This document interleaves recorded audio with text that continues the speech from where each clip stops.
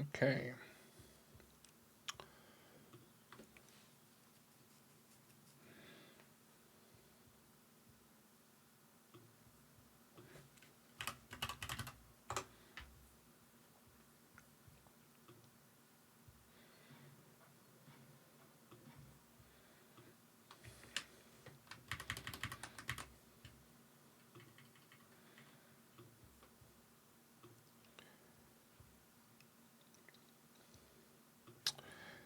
Just have to tweet out that I am live. I usually tend to forget that, so let me do that.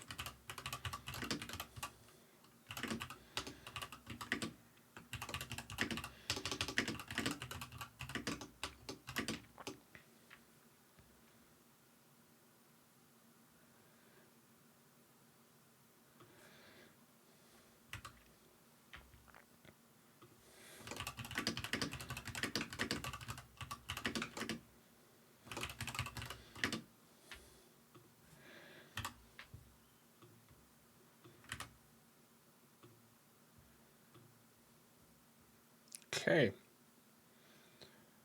Tweet is out.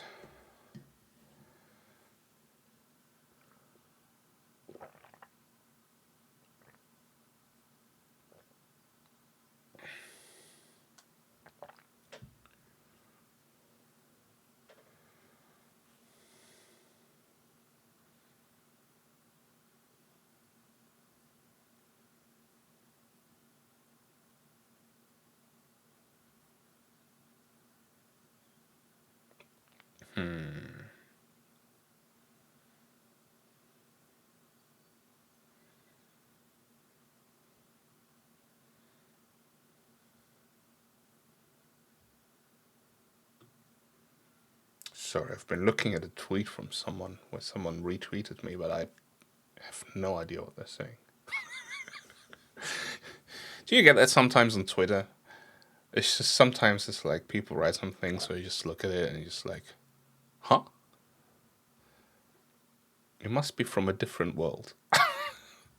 It's just. Oh, good morning, Kakalanjo.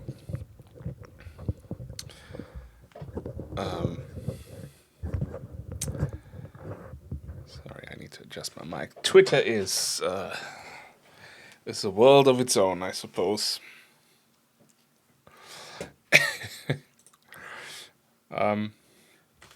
Okay, I'm gonna chew on my little ROM because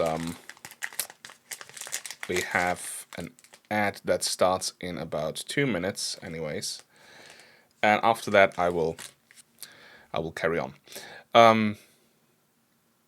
Let me just explain what I want to do today, right? I want to take a little break from the assembler and actually start working on, maybe a little game. That would be nice, but I don't just want to use like an engine like Godot or Unity or Unreal Engine or whatever. I want to learn DirectX directly, so the graphics APIs, right? And yeah, I will be going back to the assembler eventually on stream, but I started to look into this stuff yesterday a little bit, and it keeps being stuck in my head, so I just have to like focus on that now and just do something in that direction, because it doesn't help that I'm thinking about like DirectX and what I want to do with that one, while trying to work on an assembler, right? I will always have that in the back of my head, so I can't fully focus on the assembler part. That's just how my brain works. I think it's an ADHD thing where I just have to chase the next thing that's occupying my mind. But that's what we're doing today. Morning hour means live. best kind of tweets or X's or whatever it's called now. I think we settled on excrements. Excrements. Because that's what they are now.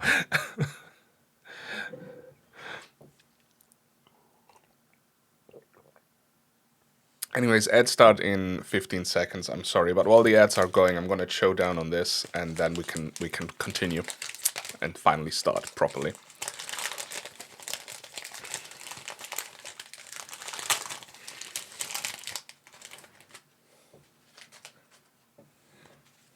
So apologies if I'm eating on camera. Actually, let me mute myself while the ads are going, right?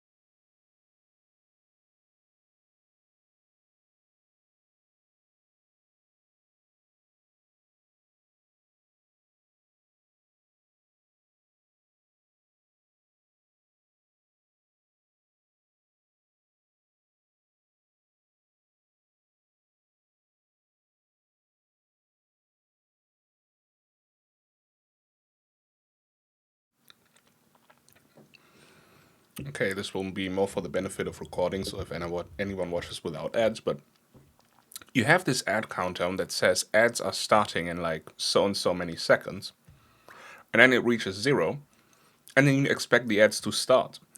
But somehow there is still like a period of like 30 seconds or a minute where just nothing happens.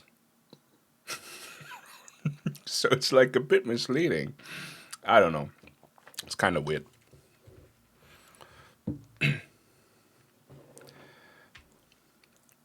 I'm new to this whole ad stuff, anyways.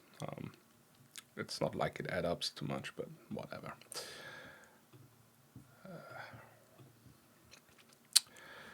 Okay, so in 30 seconds, about 30 seconds, we can start.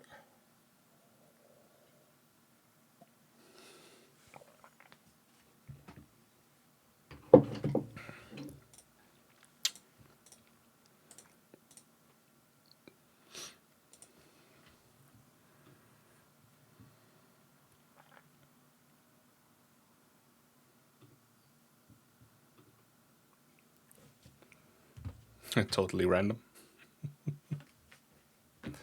Sometimes I even wonder if ad breaks are on, I have the little pop-up saying ads are in progress, and then I just like, stop what I'm doing so the ads can continue, but I don't know, man.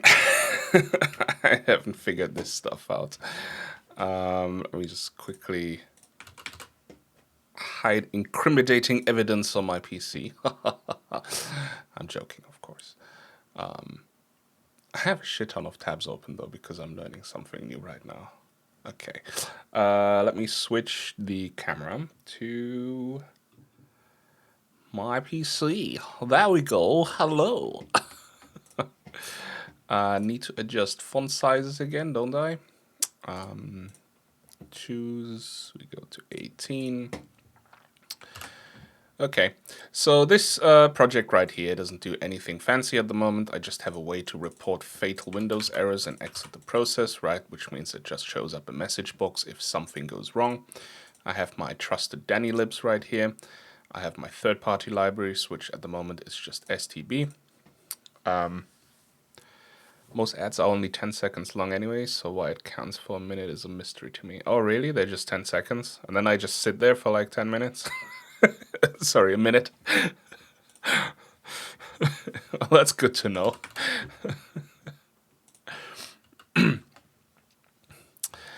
One thing I changed is like my Arena allocator library now has the possibility to specify macros, what happens when you panic. So that means if memory couldn't be allocated because of whatever reason, it calls this memory arena panic macro, which whatever you're putting there is what will be executed, right? And I have it so that it calls this memory arena panic, and all it's doing is getting the last error from Windows and then reporting a fatal Windows error, which means it will pop up a message box saying what's wrong and then exit the process, right? And then, because I'm not using the C library, again, we have like this C stuff right here again. So I have my own entry point and all this kind of stuff, right? If you want to see the error messages in action, I can actually quickly show you. I just have to comment some stuff out real quick. Let me just, because I don't think it builds at the moment. I was like in the middle of something. But let's try.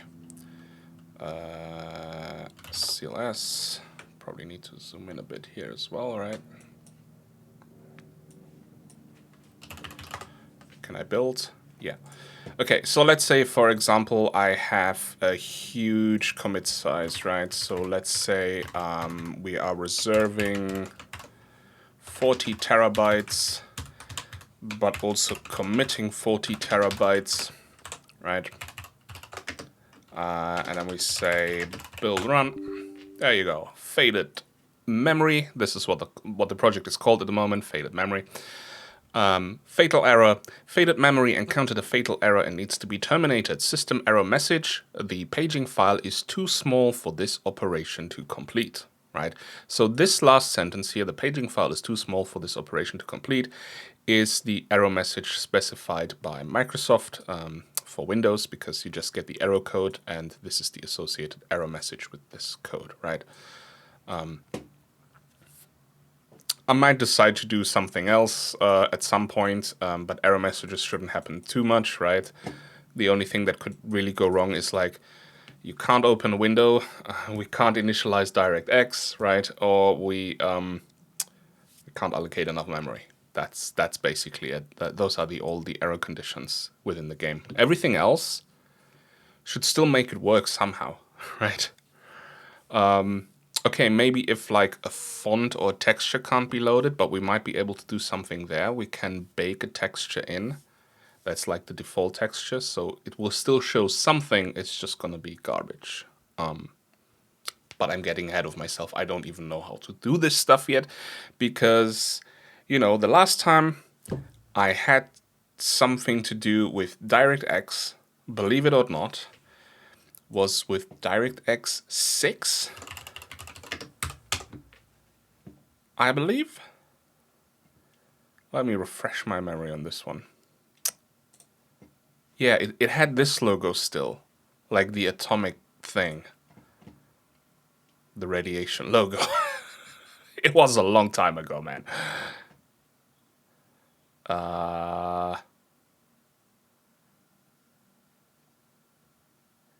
Direct Draw, I remember that. I have been playing around with that a little bit. It was like way in the early days when I tried to like, was like, hey, I want to try and do some programming stuff, right? And games are fun, so let's make games. Which never materialized, by the way, so that's great.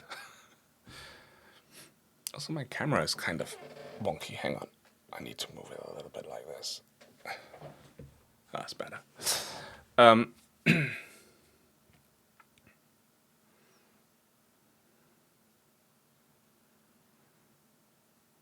Oh, well, this is nice. I didn't realize that Gabe Newell led the project of porting Doom to Microsoft, to MS-DOS. That's fun. That's your fun little internet tidbit of the day. But yeah, I did some stuff with OpenGL. So because DirectX was a bit, I don't know, it just didn't really sit right with me, right? So I went on this website, New Helium, or just Helium. Anyways, this website right here, and that was my go-to thing to like. So okay, I believe those are legacy tutorials now, but that was like my go-to website to do like OpenGL stuff. So you're setting up an OpenGL window, right, and you have all this code right here. So I was following mostly that, and that was kind of interesting.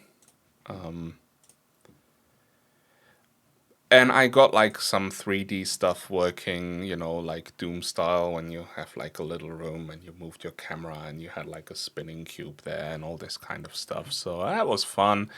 And then I heard about, oh yeah, programming games with just the graphics API is nonsense. You all should use engines, right? Because engines are like what drives everything. So you need the graphics engine to make anything. So I started looking into graphics engines and stuff, and there were like a whole bunch back in the day. Not like right now where there's only basically Unity, Unreal Engine, and Godot, right? I mean, there's a few others, but they're rarely used, right? Back in the day, there were tons, right? Really a lot of engines. You could have had an engine for basically everything. I'm trying to remember the name.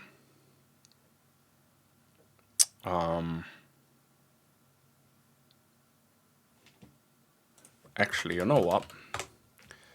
I think I might still have Genesis 3D. That was the one. So I got a book with the Genesis 3D engine from Wild Tangent. Oh, will you look at that? I think they made some visualizations for Winamp and stuff, if I remember correctly. It's all been so long ago. Game engine.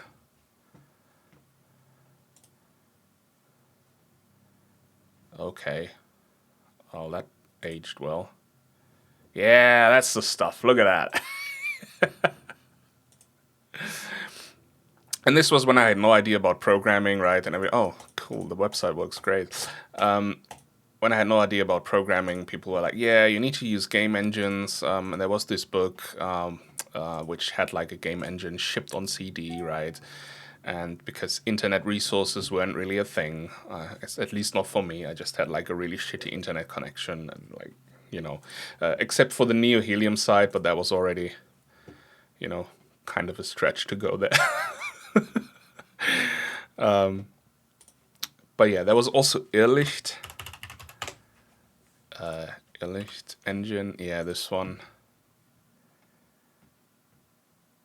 I think this one was still in use for quite a while, to be honest.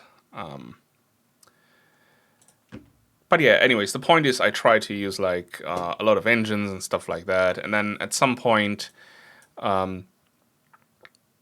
there was also then XNA and things like that, so I tried to play around with this. But I mostly like dabbled around in this stuff. I never got far enough to materialize anything in gaming, even though I was like really interested in it, right? I was really interested in it, but for some reason, yeah, never materialized. I tried to get a job in the games industry at some point, did like some interviews with Rockstar Games and stuff like that, but that was when I came to the UK. But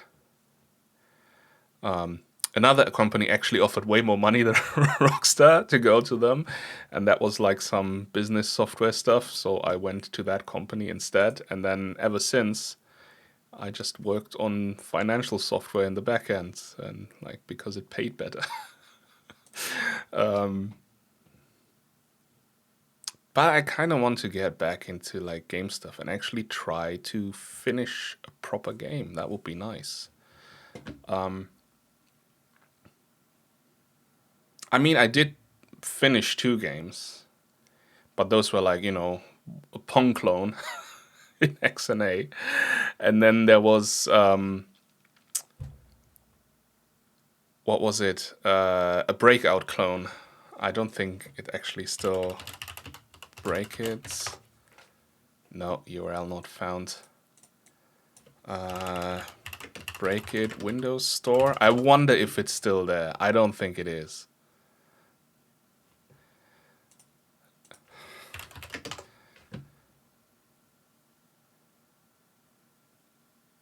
Break-It 3. Can I browse the Windows Store without having to like open it here on my machine? So that was definitely not it. And this also looks way better than what I did. It seems like someone took the name, which, I mean, it's fine. Oh, it's a German company. Interesting. Okay. No, that was not my game. That was, mine was way shittier than that. Ah, there we go. Oh my god, it's still there. Oh my god. Yeah, you can see mine was way shittier, right? I'm actually surprised it's still there.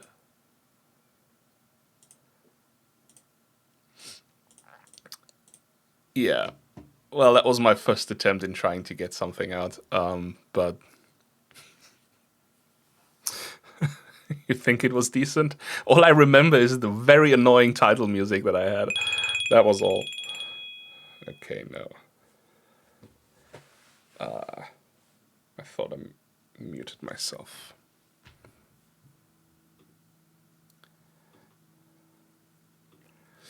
Do not disturb. Okay.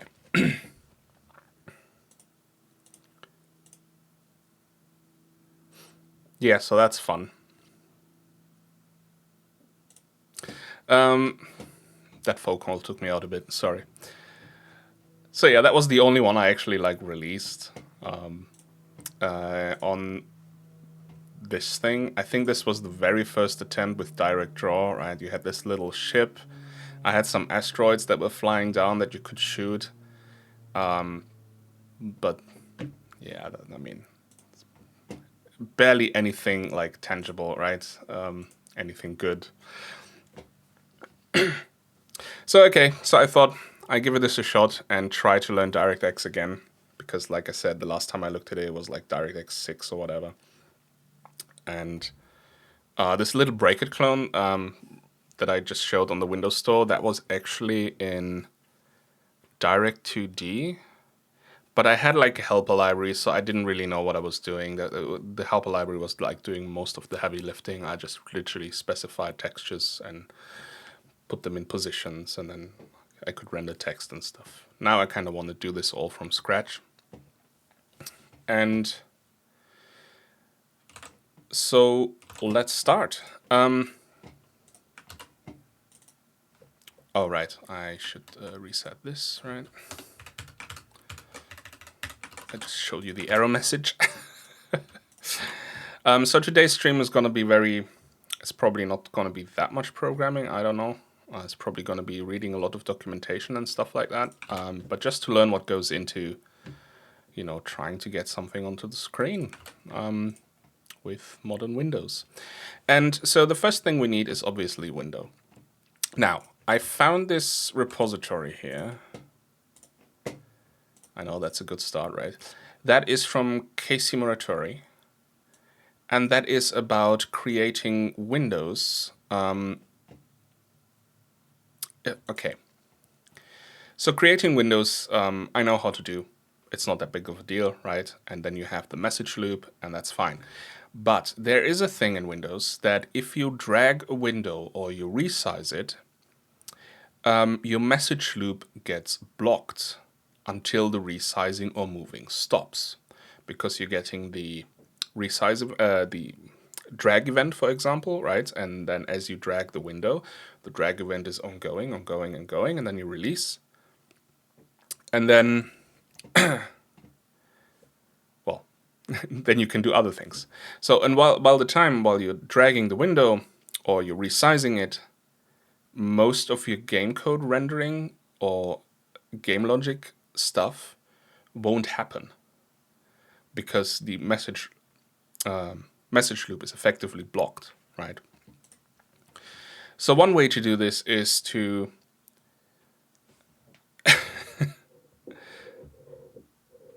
you remember some DirectX in Handmade Hero?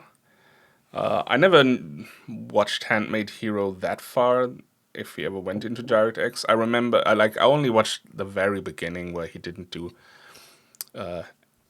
where he didn't use any graphics API except like, well, that's not quite true. He used GDI, right? Which is like the built-in Windows drawing stuff. But that's about it. That's as far as I went.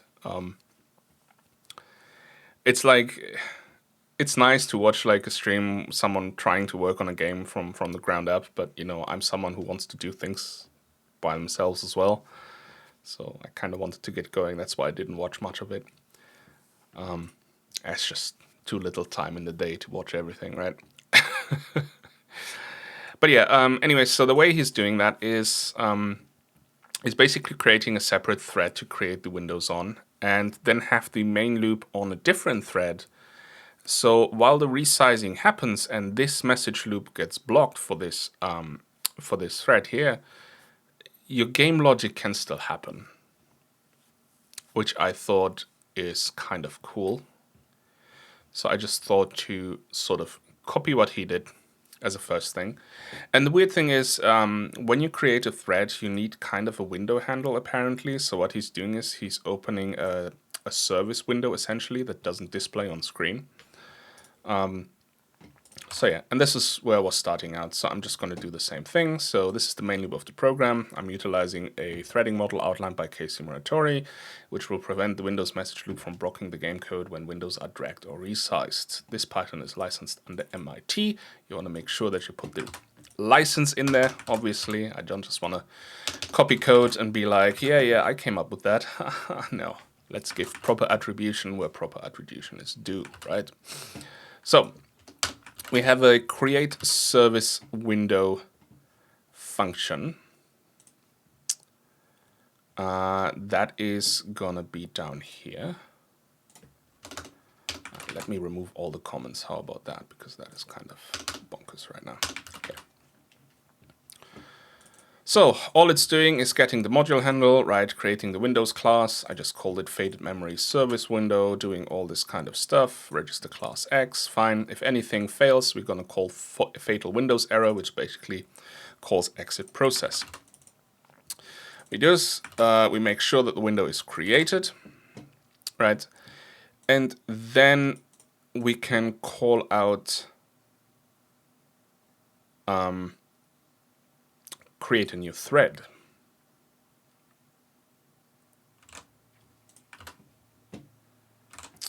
This is the main thread.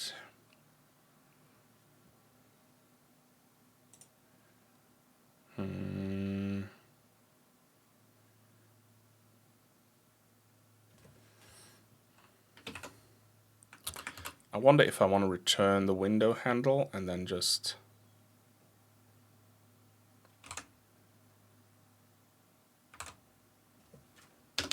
No.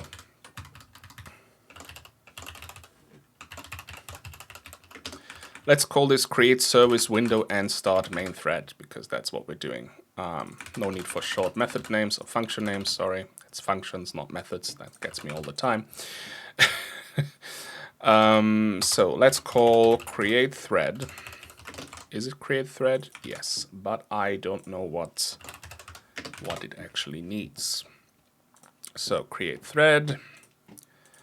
We have thread security attributes, which can just be null. The stack size, the initial stack size. If this parameter is 0, a new thread uses the default size for the executable. Each new thread of fiber receives its own stack space consisting of both reserved and initially committed memory.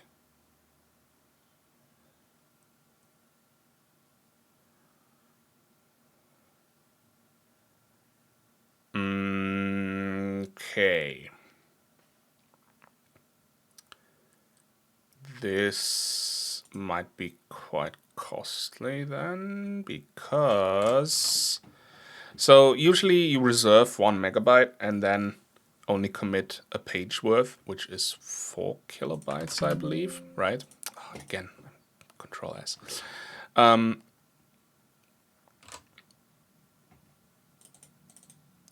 But because I'm not using the C runtime, I'm specifying a stack size and a commit size of 1 megabyte immediately. So every time I create a new thread, it would have 1 megabyte available as well. I mean, that shouldn't be a problem though. It's fine. It is the main thread after all, so we do want to do that. But then I have a lot of space wasted on this stuff. But we can tweak that later, I suppose.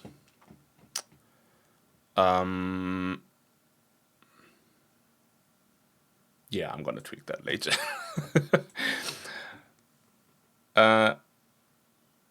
A pointer to the application-defined function to be executed by the thread. Well, that will probably be something like main thread, right? So let's say void main thread void, right?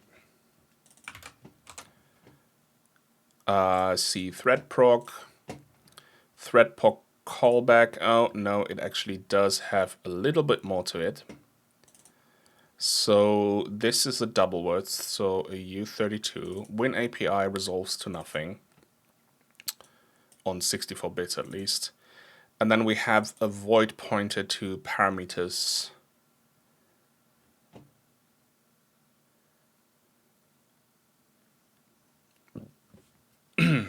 Excuse me. So what is the return? Is the return just the error code? The return value indicates the success or failure of the thread. It should never be set to still active. Get exit code thread.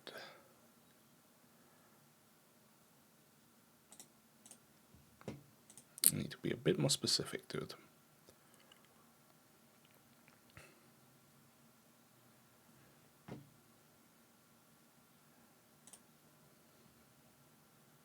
Okay, there's exit codes for threads. Are they different than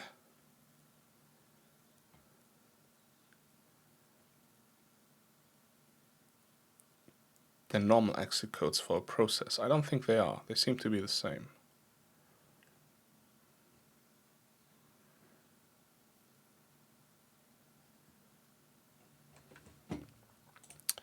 They seem to be the same. I closed it, didn't I? Okay, so we need more something like this. So dword is U32, right? I think. Data types. Actually, I think I still have this open somewhere. Oh, good God.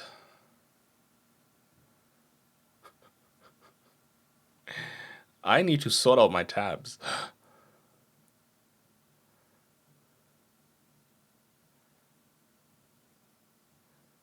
Shit.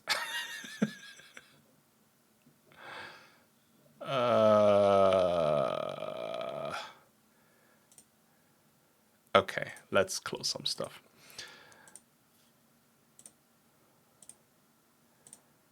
Flash window, message text files. Okay.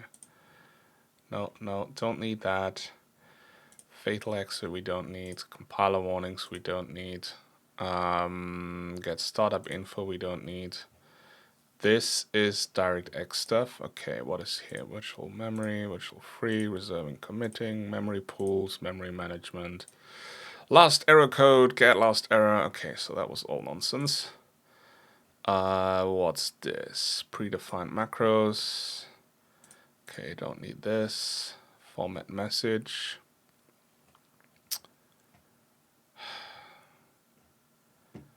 No.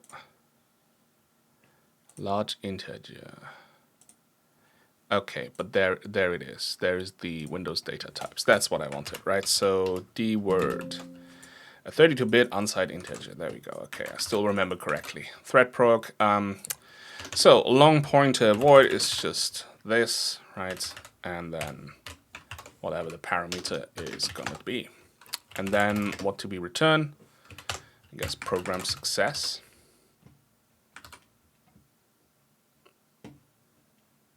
Yeah, I suppose. So main thread. I might rename this to something else. Main thread, right? Okay. What else do we have? Parameter appointed to the variable passed to the thread. Okay, so this is the parameter we're passing in. I don't think we need to pass in anything. Let me just check if Casey did pass anything.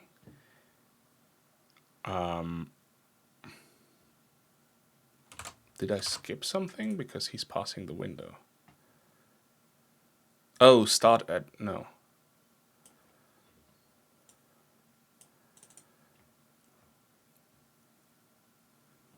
We're passing in the window? Why are you passing in the window? Oh, excuse me. Someone is at the door. I'll be right back.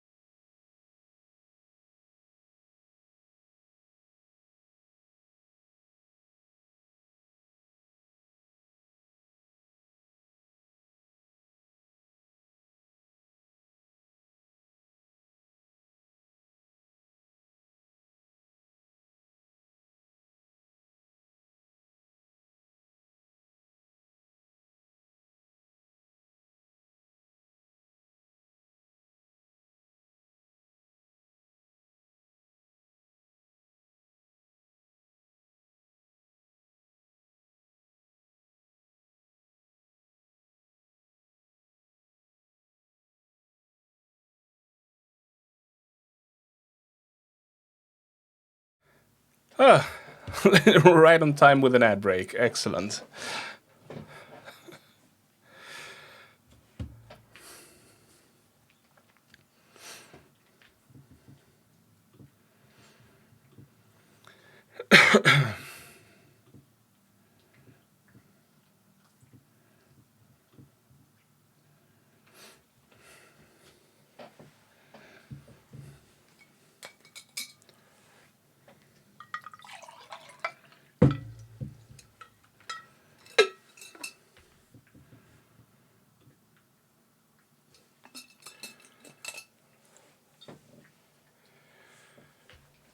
Okay, should be over in 10 seconds or so.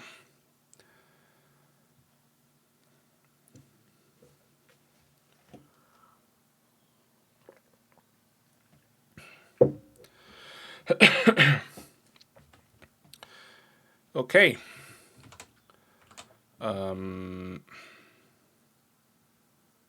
Yeah, all right. We're back. Okay, so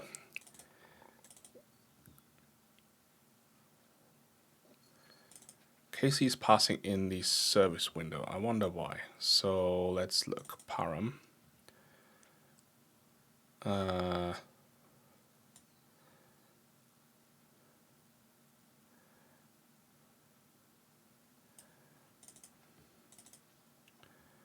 Service window. Why do you still need that? Whoops.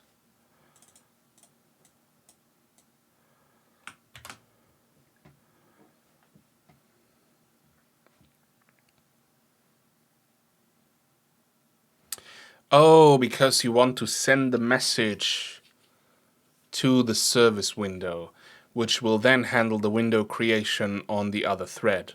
Right. That's it. The whole message loop is just happening on the main thread, but we're sending messages to the service window, which then creates the window for us, the actual game window.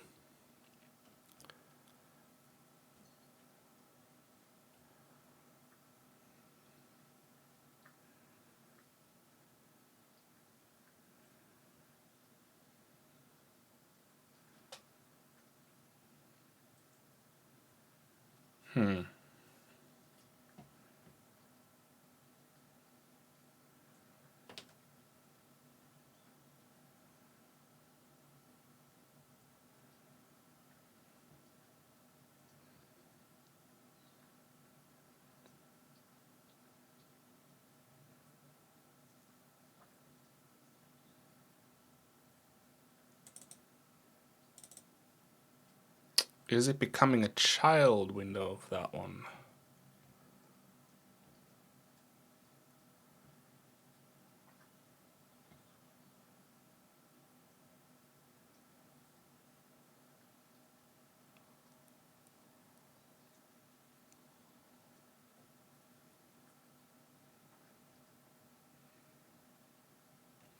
Thanks. No, it's actually not. Okay. Anyways, main thread, we want to pass in the service window, I suppose. That is all right. So that will be our parameter. And then creation flags.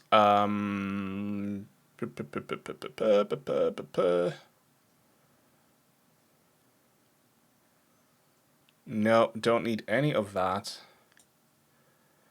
Pointed to a variable that receives the thread identifier. Don't think we need that. Unless I'm not understanding something, but which might be the case.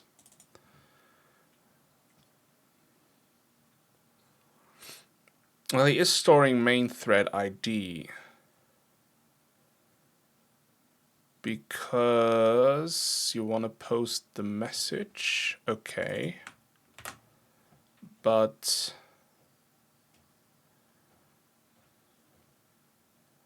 well, that works great, doesn't it?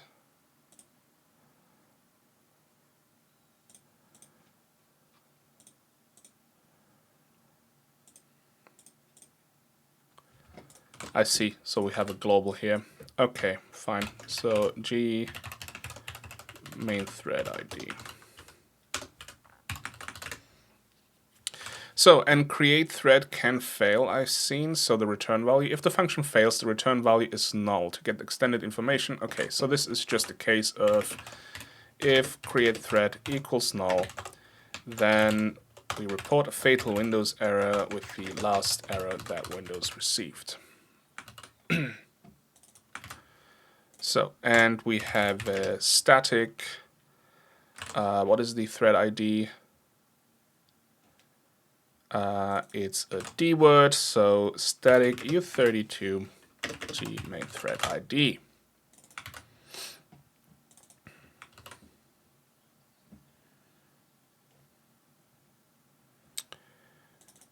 Okay, then we have a service window procedure, which is basically the callback, right? So let's just copy the main one that I had here. And that is the service window procedure.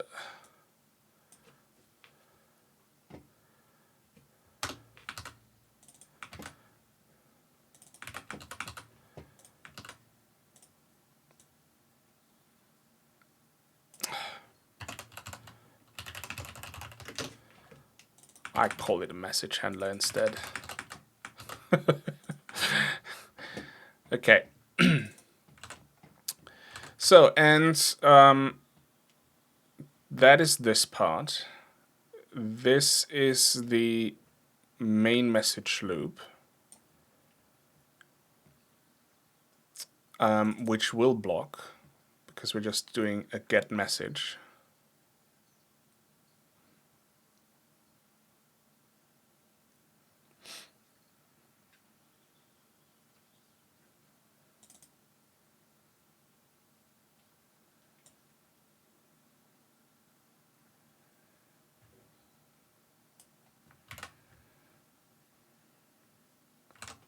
I have to check out get message. I don't remember what it returns when there's no message available. I know it's blocking until there is a message, but then if we want to close, I think it just returns 0, so we can just do a while loop with the 0. But then I need to tell the thread that we're quitting as well. So see what we're doing there. Anyways, so the service window procedure, where do we have this one? It's this one. So let's see what Casey wrote. This is not really a window handler per se, it's actually just a remote thread call handler. Windows only really has blocking remote thread calls if you register WND proc for them. So that's what we do. This handles create dangerous window and destroy dangerous window, which are just calls to do create window and destroy window here on this thread when some other thread wants it to happen.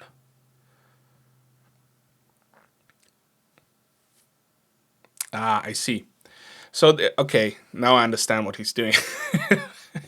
So basically all the windows and stuff like that get created on the actual main thread of the process. He just called this, the other main thread is just the game thread, basically.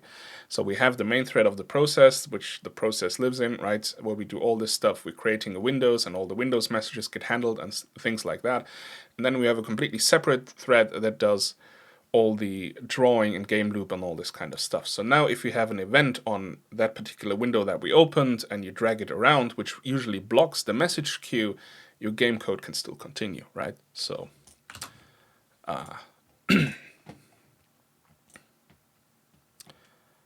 so fine. Let's do, oh my god, I should stop doing it. What is WM user? Is this the last used to define private messages for private window close? Ah.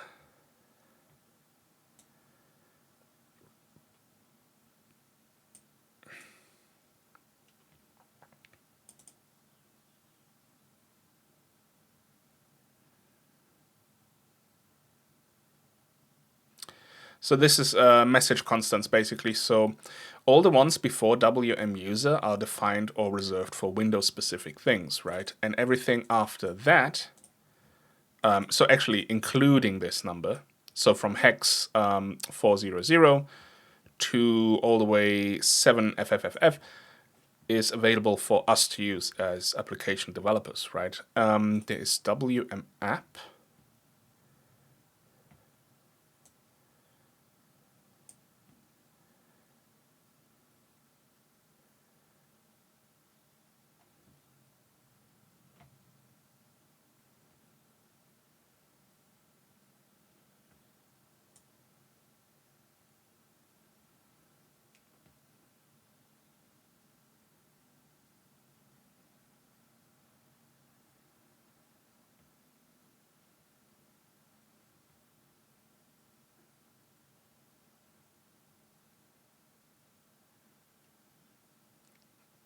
Okay.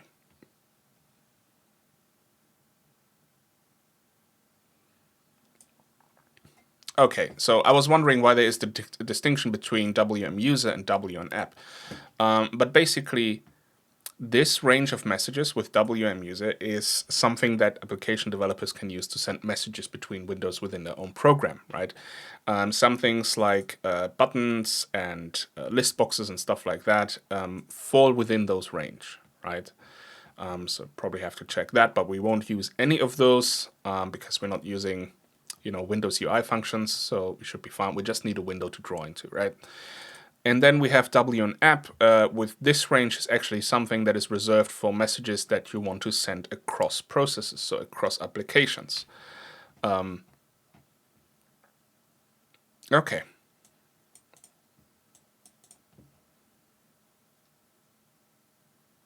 That way, you don't have one application that's specifying something within the WM user range to another application that might use this for a completely different message, right?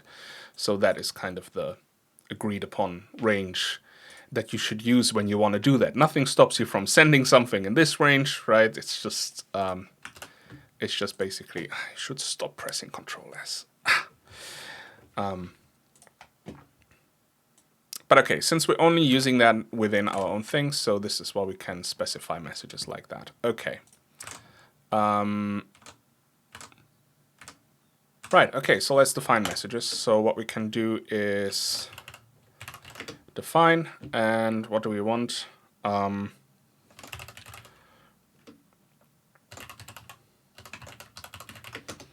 Create window message, right? And destroy window message.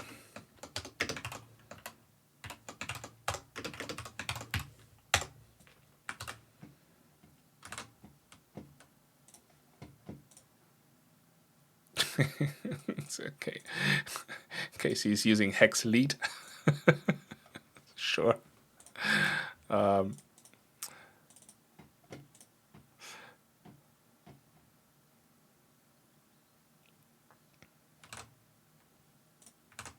mean, whatever you want to use, right?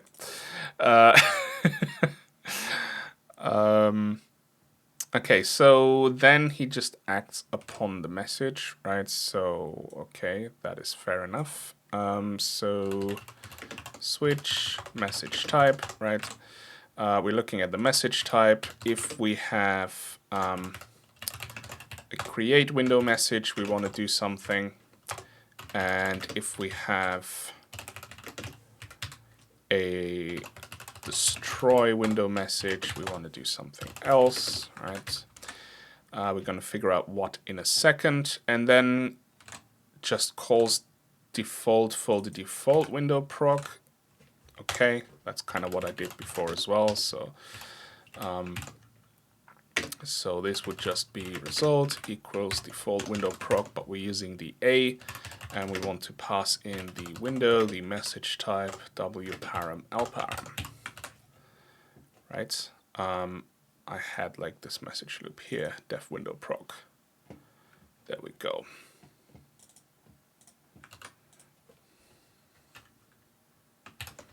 Fine, let's do it this way, whatever. Okay, so this is the service handler, and now on the destroy window, we're just gonna call destroy window, okay. Destroy window. What does that one have? Win32, destroy window.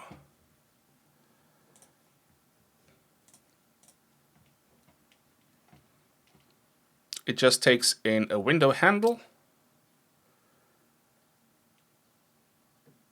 and it has a boolean of whether it worked or not. Do we really need to know if it worked or not? Not really.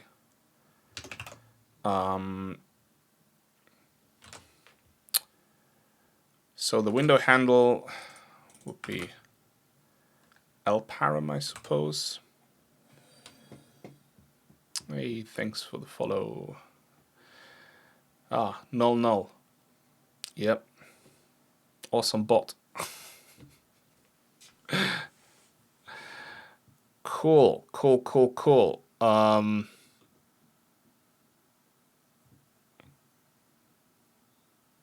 Likely ban evader.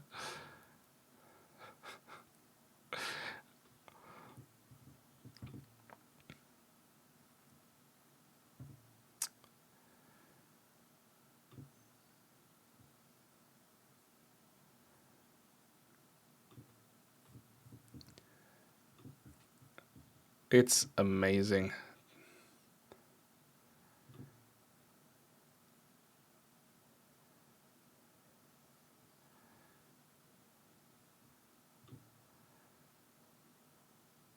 Can you report users like that? I don't know.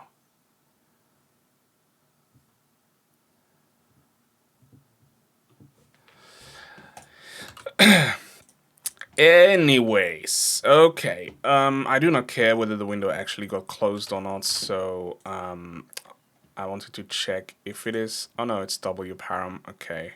Don't know if that matters.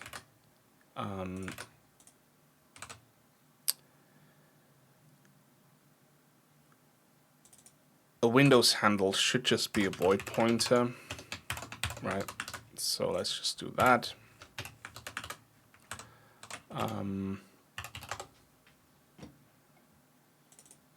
Yeah, it's undefined for now. Okay. 106. What did I do wrong?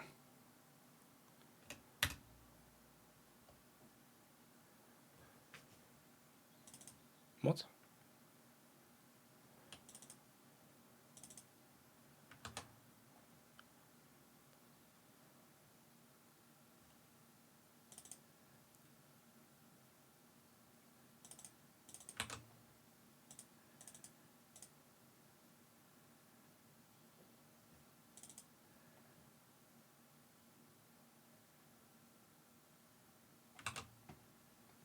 What do you want from me?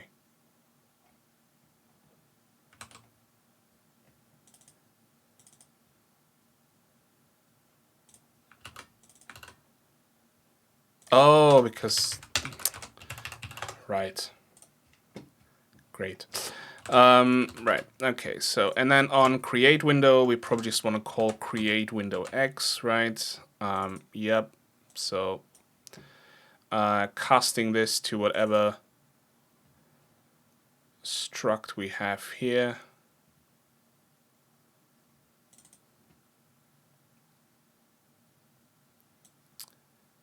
Why are you specifying a struct like this when you can just use the Windows class?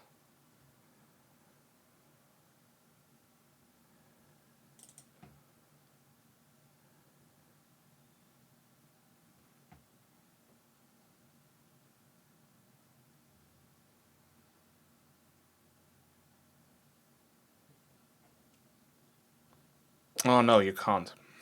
Right. Okay.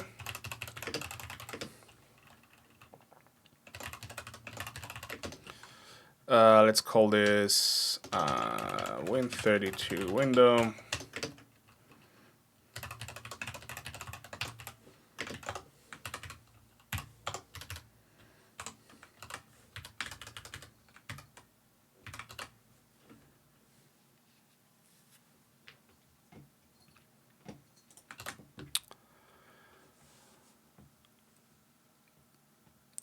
Couldn't we just send wm create and w destroy?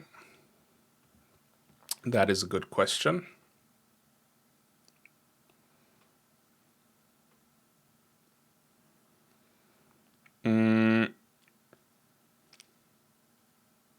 Not quite, because I think if you send wm, or sorry, if you send create and destroy, it's usually messages that are associated with this window for this window handle, right? So yes, you could overwrite it, but then what if the service window needs to be destroyed? And now you're getting a wm destroy message. How do you distinguish if it is for the service window or if it is for the window that, you opened? I mean, you could just destroy them both, right? Which in our case would probably be fine because we probably don't have multiple windows. But if you would have multiple user windows, then you probably don't want to do that.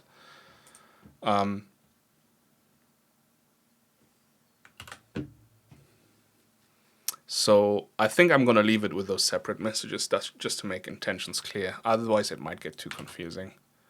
Even though, yeah, you're probably right. In our instance, we could probably just use that and just destroy the main window and the service window at the same go and be just like, yeah, whatever. But okay, since he already has all of this, I'm just gonna use that. But okay, struct win32 window. But I don't like using those D-word stuff and things like that because that just confuses the hell out of me. So this would be U32, right? Class name S8. Also don't like the names, to be honest. No, let's just say style X. No, it's extended style, right? Nah, it's fine. Style X. Then we have an S8 for the window name, a EU32 for the style, And then just U32. Actually, not U32 is an S32. Interesting. X, Y, width, height,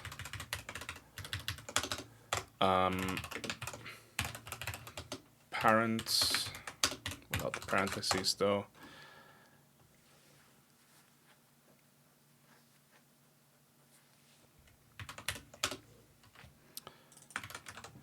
What is H menu?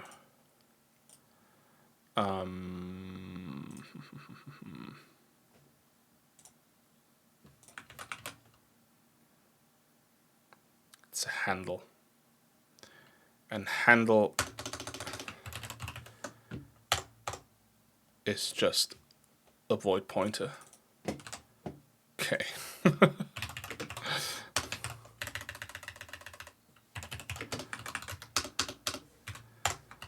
Microsofties were really afraid of void pointers, weren't they?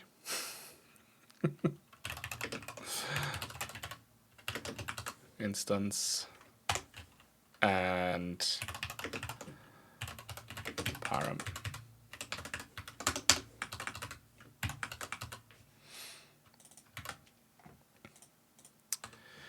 Okay, so we have a window, and what we want to do is cast wparam to that window, right? So this should probably be a pointer. We want the pointer of wparam, right? Yes, cool. And then we just call create window X with all that stuff. Create window XA. Let's just copy this. Okay, so this is extended style, I believe.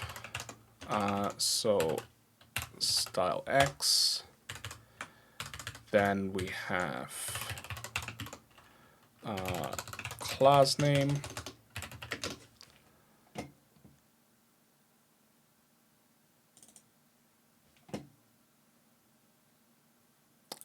Isn't that a title, really? The window name?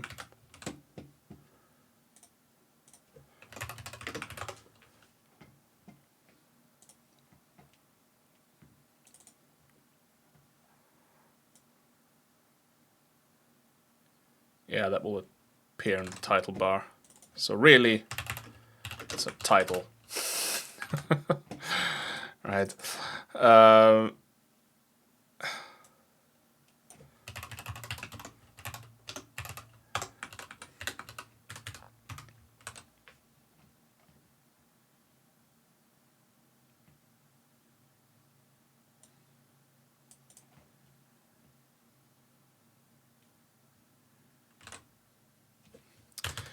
Okay, then we have style,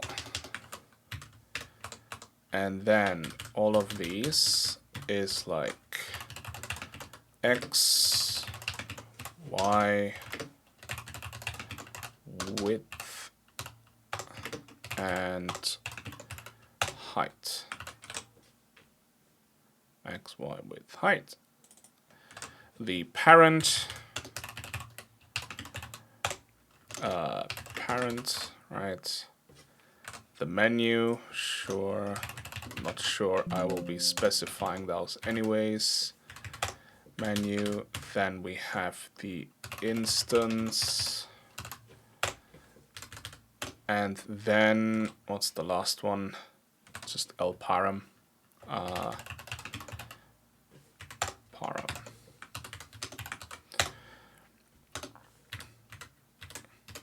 Ah. Jesus. Okay.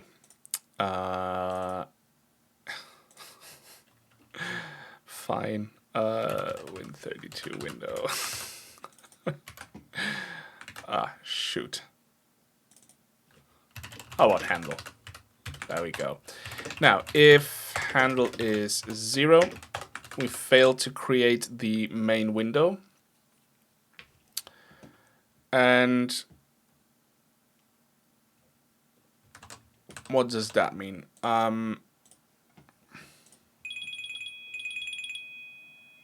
Okay, I have to pick this up 1 second.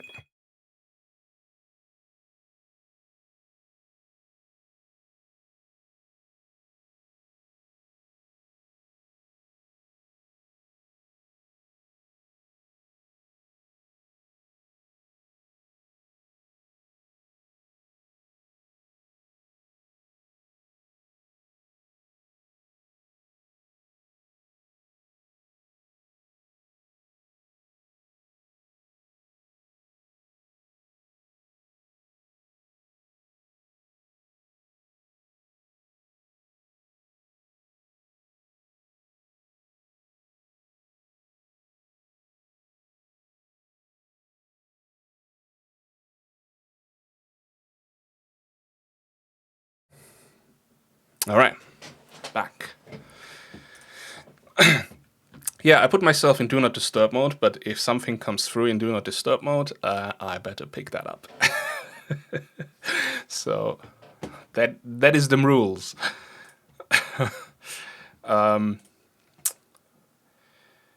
Okay, so create Windows X. Why does it not do anything with the results? Oh, it's just the callback result. Okay. But how? Doesn't that create the Windows handle? Okay, but if it is 0, then the result would be 0, right? So, and I guess the result of 0 would mean stop the handle.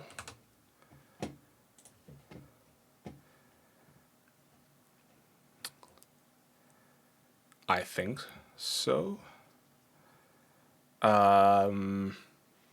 Let's look at dev window proc.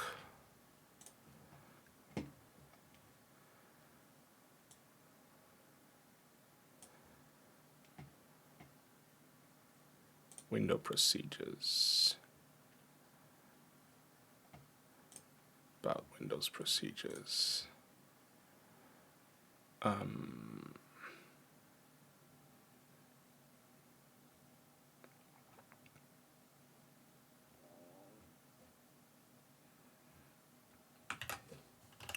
Return. The interpretation of the return value depends on the particular message. Consult the description of each message to determine the appropriate return value. Thanks for that one.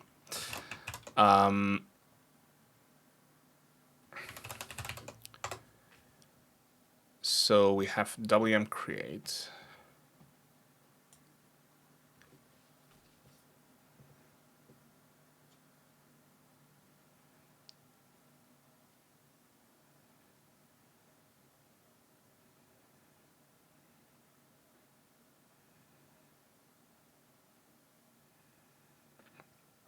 If the application returns -1, the window is destroyed. And the create window and create window function returns a null handle.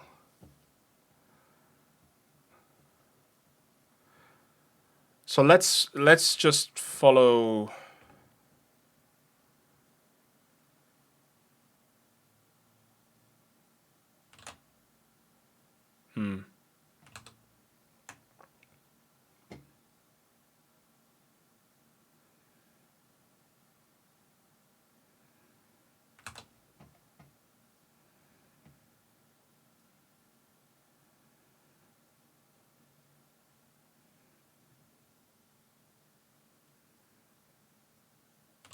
So let's say we return null. Where is the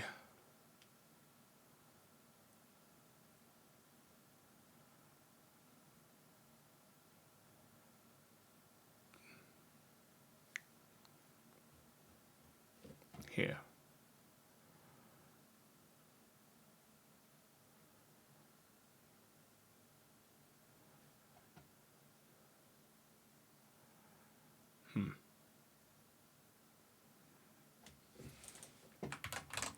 How would that ever fail, actually?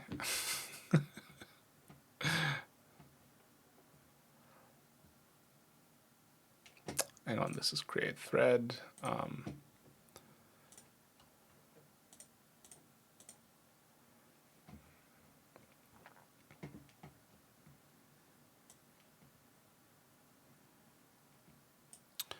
An invalid parameter value. The system class was registered by a different module. The hook is installed and returns a failure code. If one of the controls in the dialog template is not registered or its window procedure fails, create.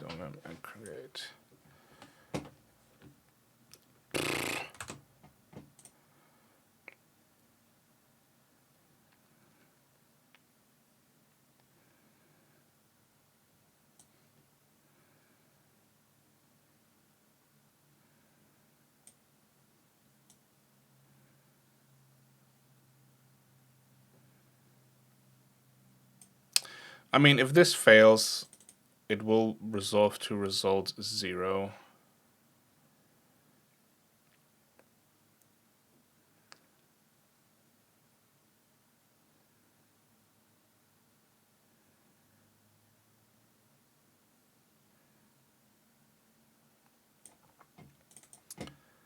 But I mean, on the destroy window, I just returned 0 as well. So I don't think I can just return 0 regardless, I think.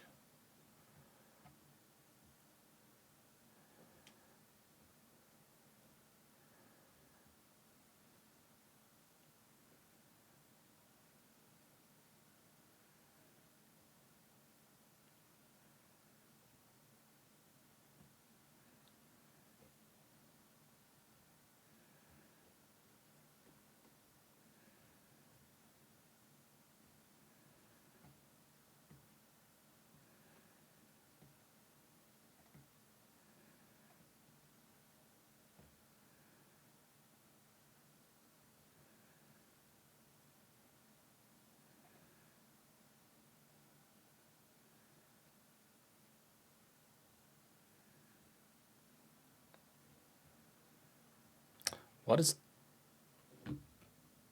WM char?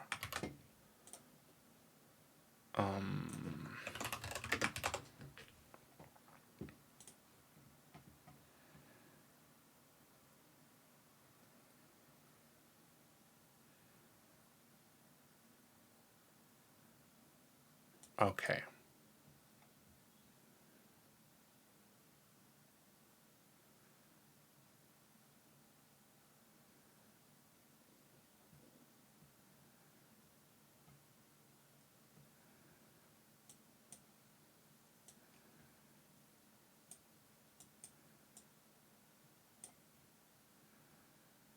So that is the key press.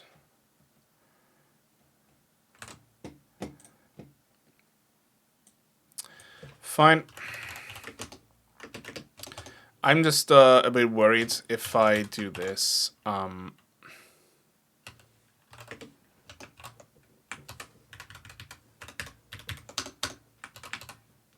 That I don't do a proper error handling here. Really, I would like to exit the process if I can't create the window. Because like, yeah, I need to check this out. To do, check how I can exit process safely if window fails creation.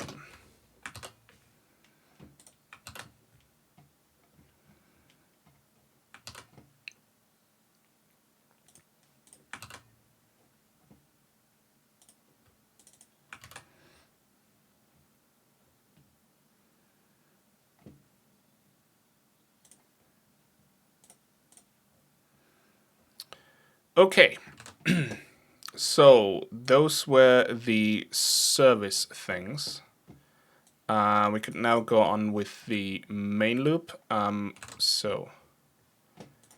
Which is basically here, right? So we have an is running. No, this is actually going into the main thread now. This stuff, because this is more like the game loop where you use peak message. We don't want to use peak message. What we're going to do is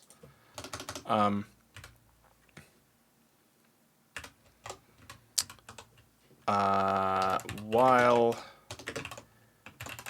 get message A and message 000.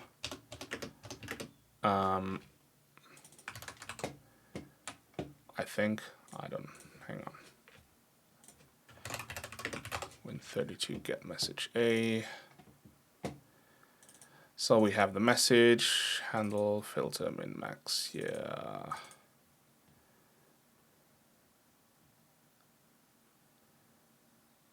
If the function receives any other message other than when quits, okay. The function receives when the return value is 0, okay.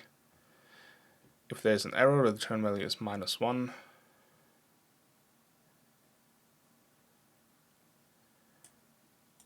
Okay. Oh, because the return value can be non-zero or -1, avoid code like this. This is exactly what I wanted to do.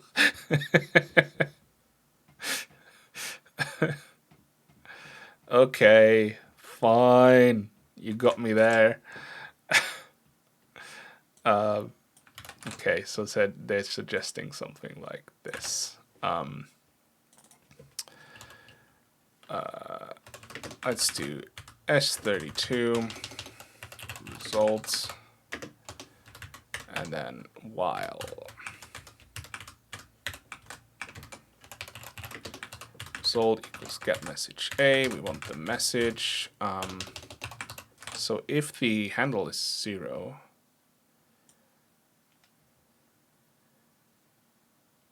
for any window that belongs to the current thread, fine. That's pretty much okay, isn't it?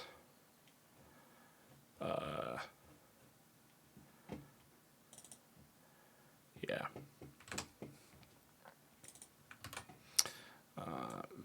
Message, right?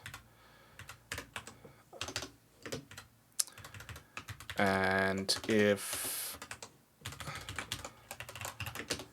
result equals -1 to do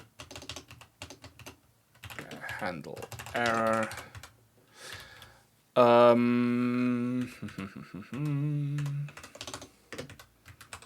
Otherwise, translate message and dispatch message.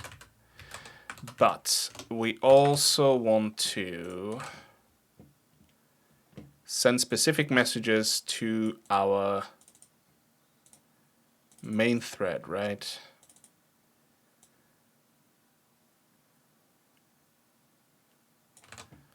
So you want to do translate message all the time, and then messages to be sent to the main thread. Switch. Message dot just message, right? Message dot message. Don't you love that?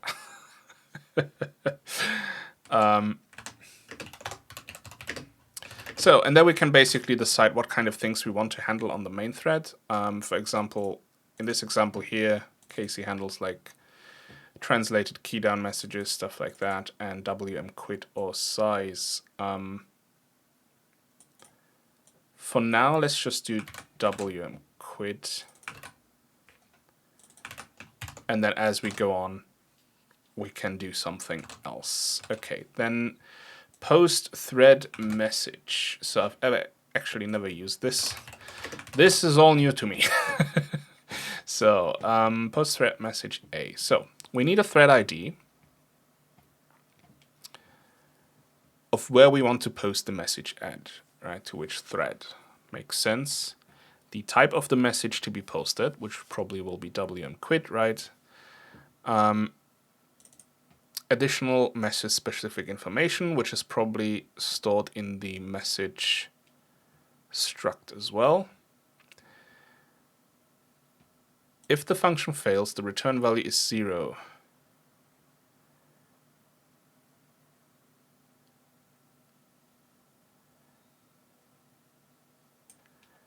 when a message is blocked by UIPI. What the hell is UIPI?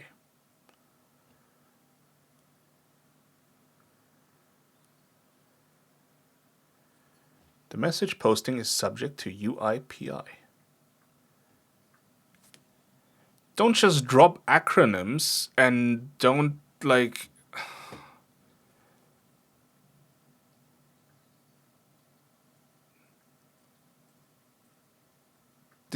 I hate that Microsoft is doing that. They do this so much. Like, I have this book here of, like, that I'm going through at the moment.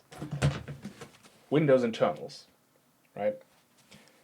And the amount of acronyms there that they just don't explain or just explain later down the road is just batshit insane. They just love to throw around acronyms to make everything seem so much more complicated than it actually is. It's ridiculous. I'm sorry, that was a tiny side rant.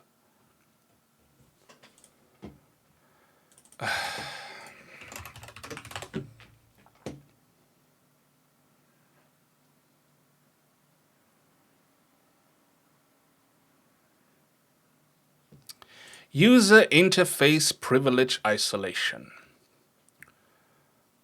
to combat shatter attack exploits. It prevents processes with a lower integrity level from sending messages to a higher integrity level process, except for a very specific set of UI messages. Okay. Good for you, dude. Don't think we need to worry about this.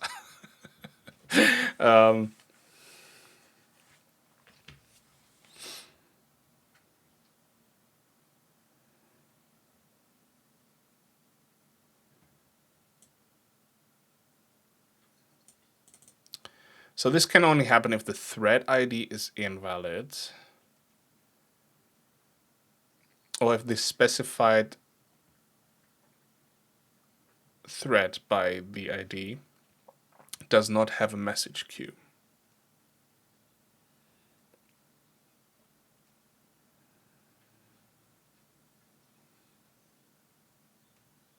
Does not have a message queue.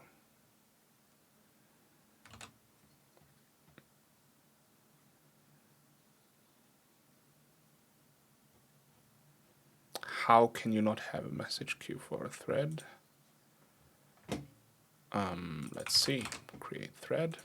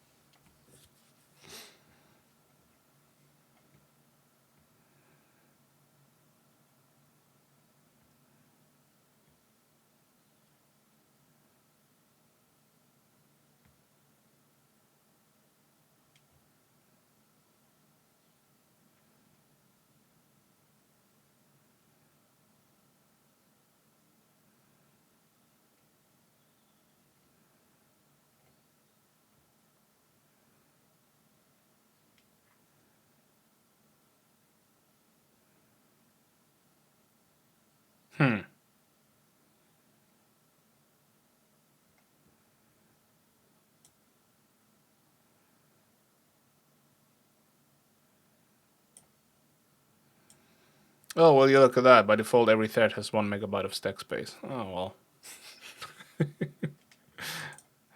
Didn't even need to worry about that.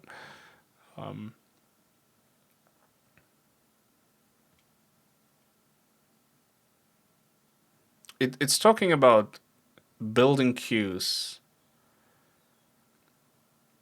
for, like, well, building queues by yourself, right? To maintain one thread per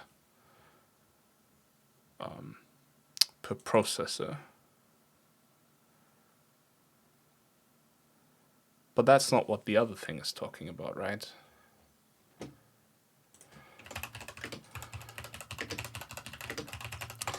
It would have been good if I went through the threading chapter in the Windows internal book, but that is chapter 3 or something, and I'm on chapter 2, so I didn't really go there yet.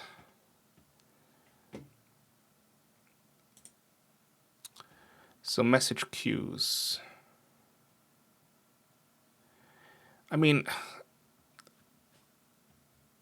a window has message handling attached to it, right? But a thread?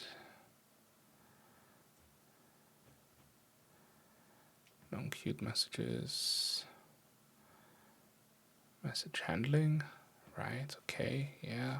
Those are Windows messages though, so don't think we're talking about that.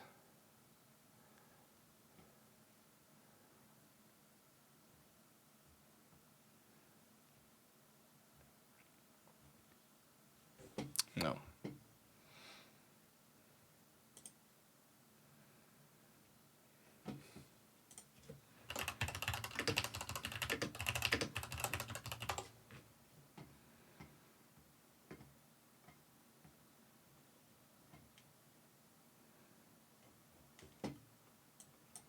Okay. Win30 to thread without message queue. Maybe there's something more in the...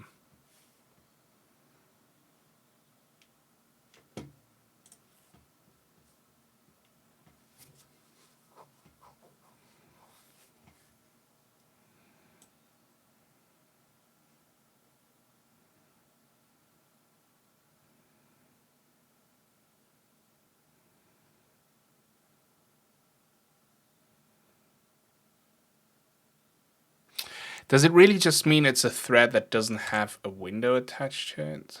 Is that it? No, it can't be, right? Because, like, I'm just calling main thread.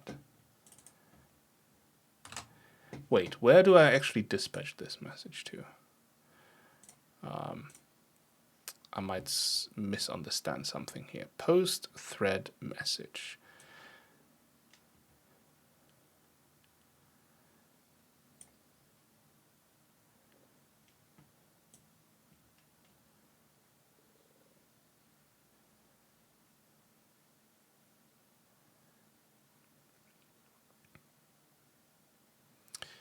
The system creates a thread's message queue when the thread makes its first call to one of the user or GDI functions.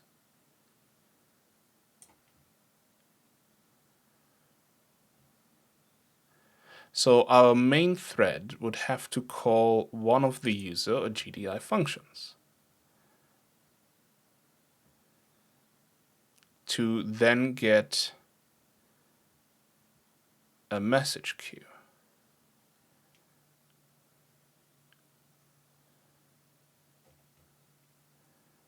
See the remarks section.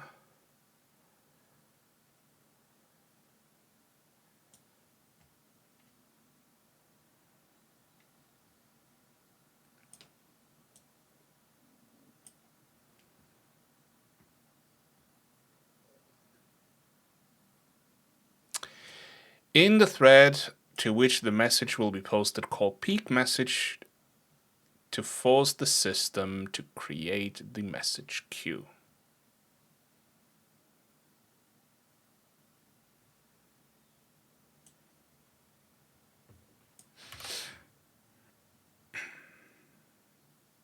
Okay, which is what the main thread is doing anyways. So here on the main thread, we also call register class X and sending a message to the service window, but then calling peak message right here.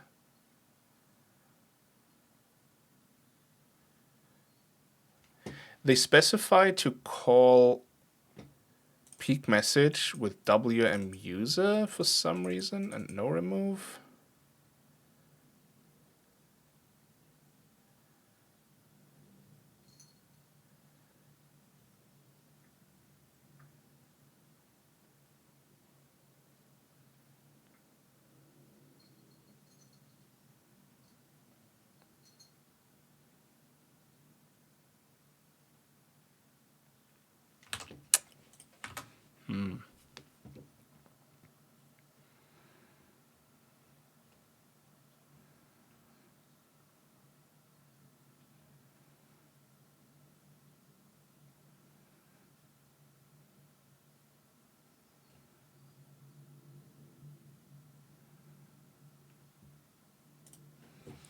I am wondering. So let's remove that.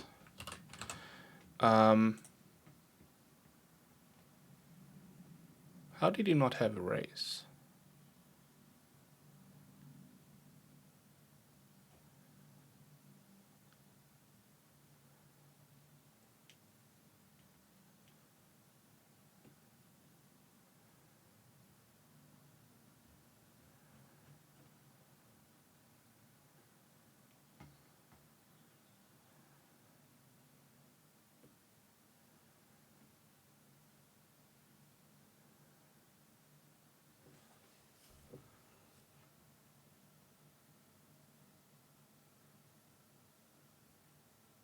Hey, thanks for subscribing with Prime.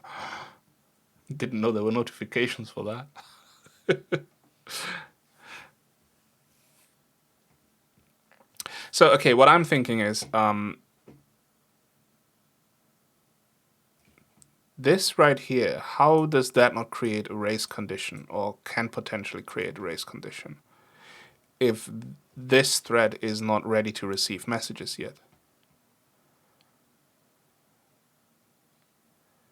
Does that matter? It kind of does, doesn't it?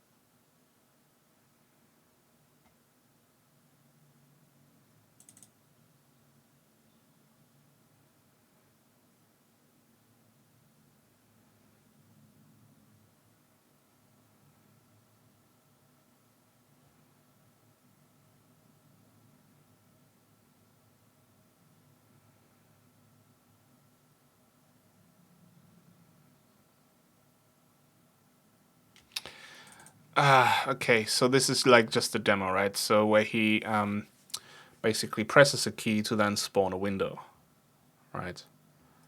So that's why. But I'm just now worried about like,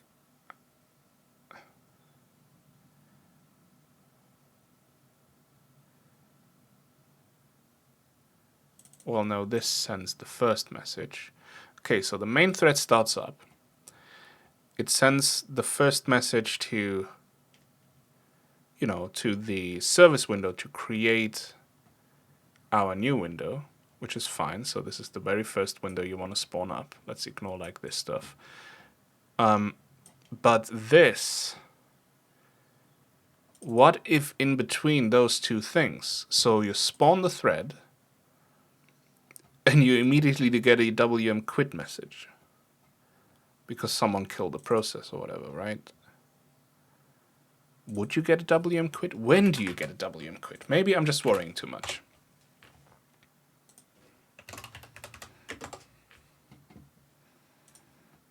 Sorry, I know this has nothing to do with DirectX so far, but we'll get there.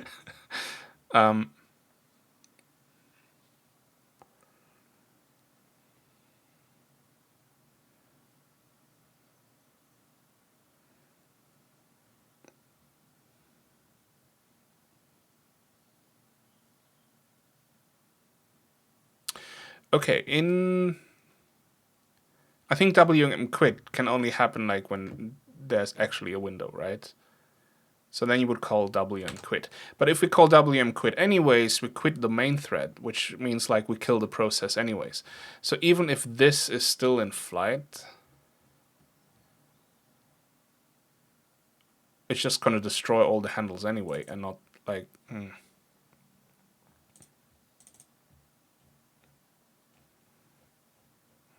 Maybe that's why he's just ignoring the return of this.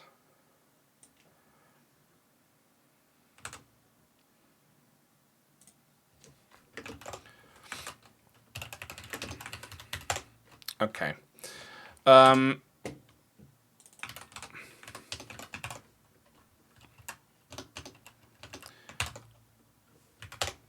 So main thread ID, and we want to post the message, the message w param, and the message. Pretty sure it's capitalized, isn't it? Yeah, thank you. And the L param. Let's just not worry about this for now. But I make a to-do.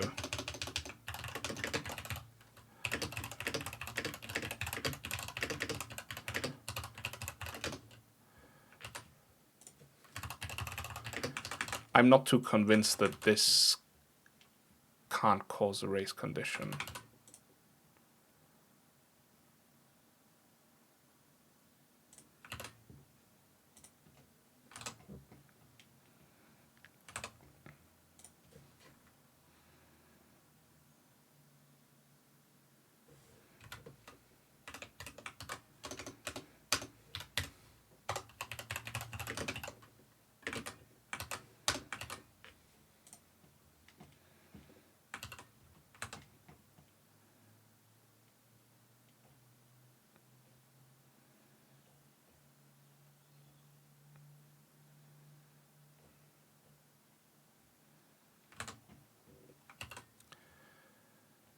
Okay, well, that is the service stuff at least done.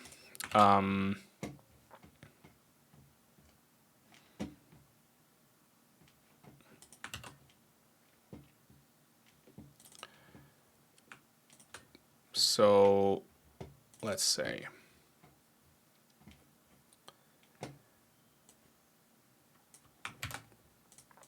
create service window and start main thread, right? So we're gonna do this until we call create thread. We have the service window message handler, okay, which we just do these things, which is fine.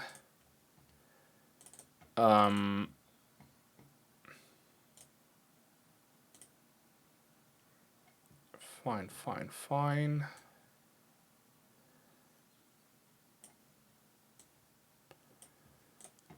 These should probably go.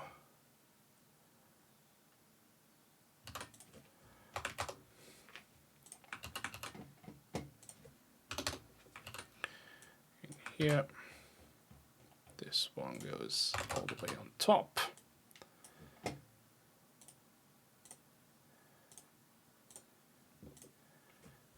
Okay.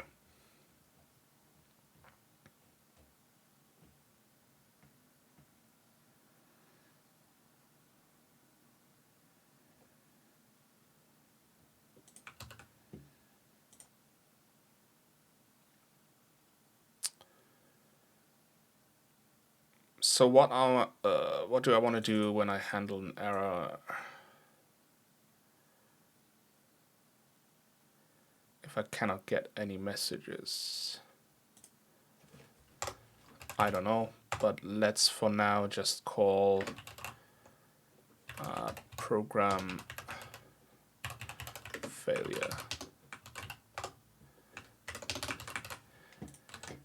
And there was something about Win32 exit codes where only a specific range is for users.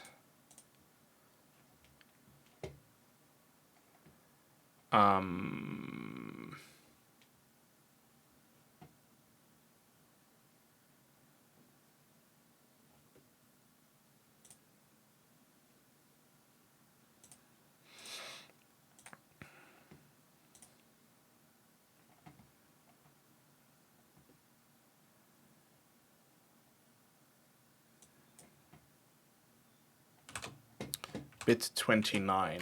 So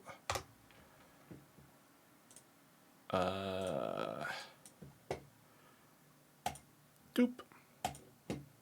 This number right here. So this should really be...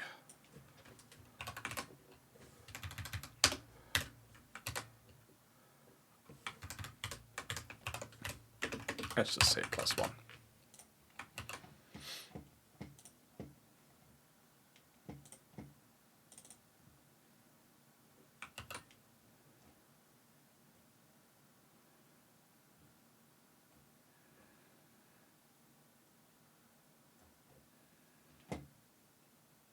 Okay. So now that is the service stuff done. Now we want to kind of have our main window, right? So I shouldn't have closed this.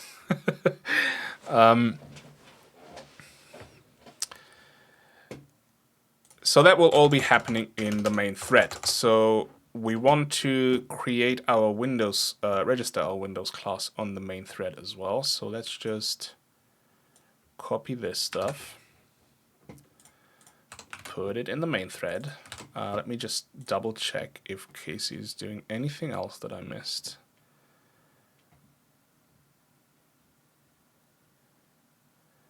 Okay, I need to check the display window prog, that's for sure. You know what, let's just copy this, right? And then I'll deal with that in a bit.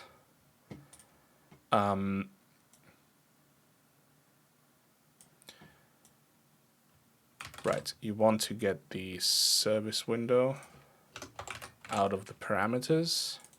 So you can use that for send message. And so the register class is still the same, but instead of doing this stuff right here, we're creating our own struct and sending it to the other thread. Okay, and then is basically just message handling, right?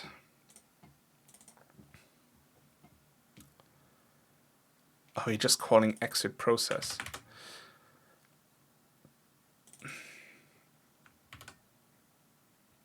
So exit process, I learned recently, there's actually a chance that it can deadlock, which now has me paranoid.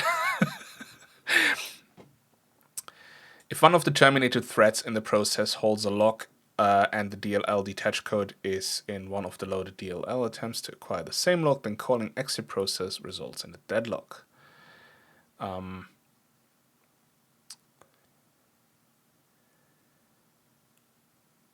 If one of the terminated threads in the process holds a lock and the DLL detach code. I don't think this can happen because I'm not using like specifically some DLLs that handle code like this. It's just something to be aware of. But yeah, threading is fun.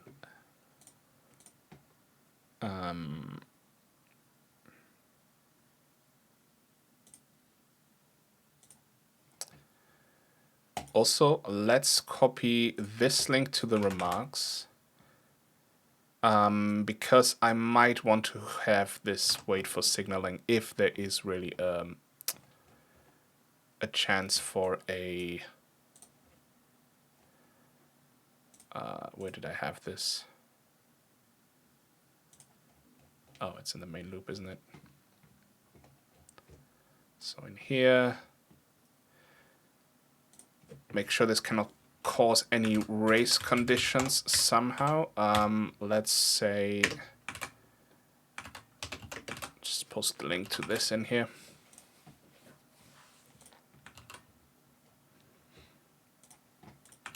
So when I look at the code later, I know where to look for. And why I got concerned in the first place. Because I might forget. Right. Okay. So what else is it doing? Then there is like the peak message. So this is like the main loop, right? Well, you have this while right here. And then basically it's doing some stuff on the window.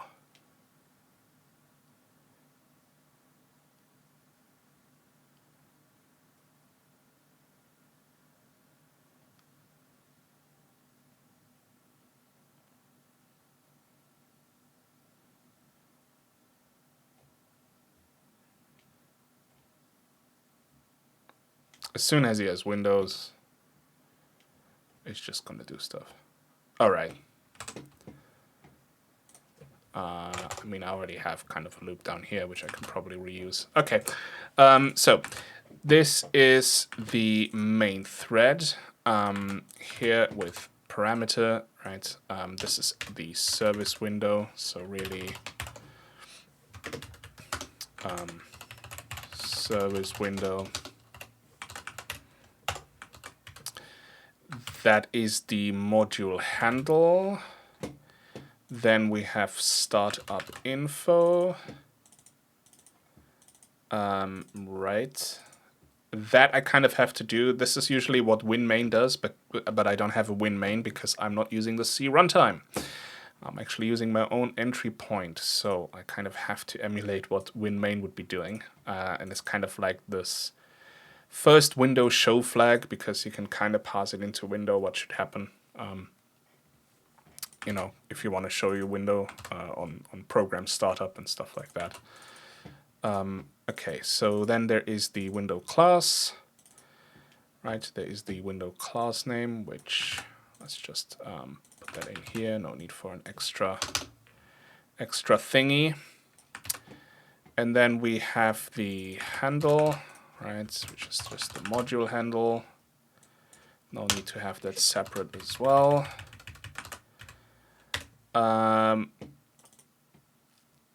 Main window message procedure. I called it message handler, didn't I?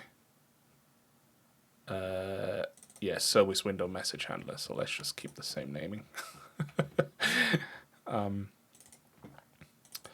Okay, icon, cursor, the brush. The brush is actually not this one. I kind of want the other one. This one, color window. That is the right one. Okay, we don't need the window atom at all afterwards, so but we're gonna do the register class, and what we're gonna do is, yeah, just window class. If it's null, report a fatal Windows error. Okay. And then the baby. The baby is the Win32 window. Right, so this one right here. Where we now can do our stuff. So window.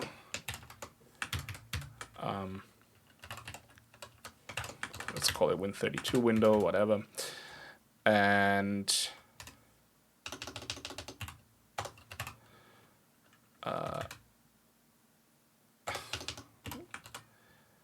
so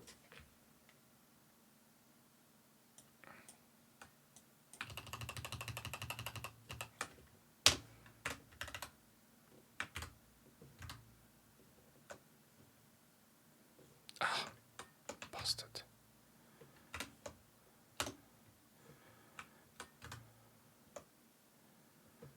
No.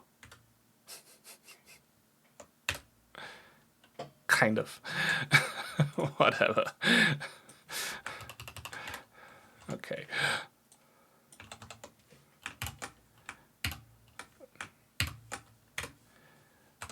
So Win32 window equals, and whatever we want to do there, right? We're gonna fill those up.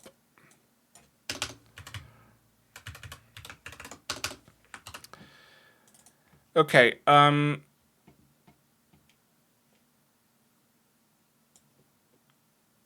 overlapped window and visible as the style. I think that's okay.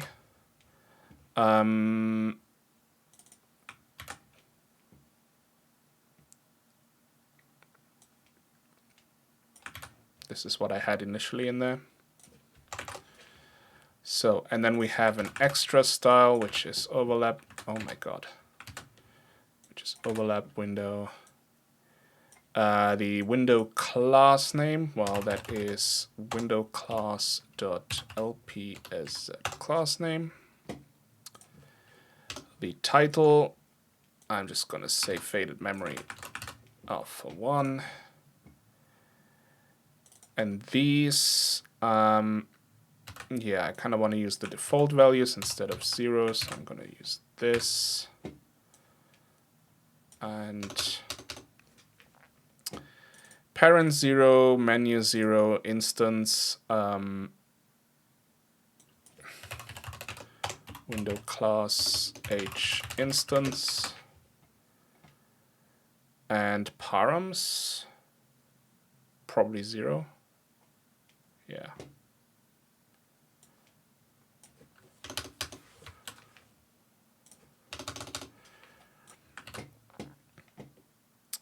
Okay, send message.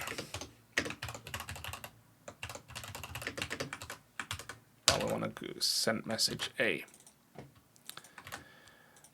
We want to do this on the service window, and what we're sending is, what did I name this? Create window message. Do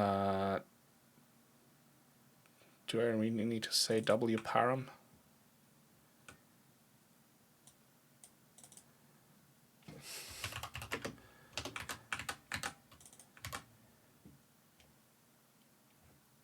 Wait, isn't wparam just the address?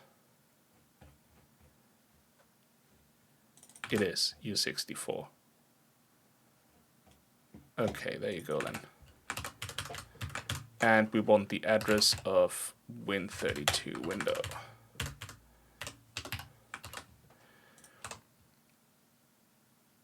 Ah, okay, now I get why. Yes, of course. So on the service window handle, what we return here with the result, I don't need to worry about exiting the process here, because this is the result that I'm actually getting back from sending the message right here. So this is the window handle in the end, right? So I can then say if window handle is 0, well, good gosh, fatal Windows error, this one. There we go. And this will effectively kill this thread anyways and the whole process, and then exit the application. Okay. I was overthinking it a bit too much. Right.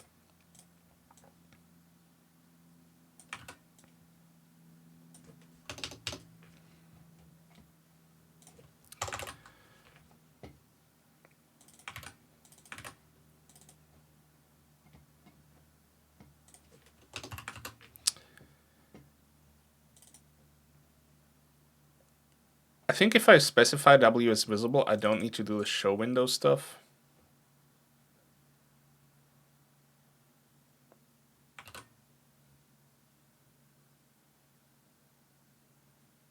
But I'm not sure.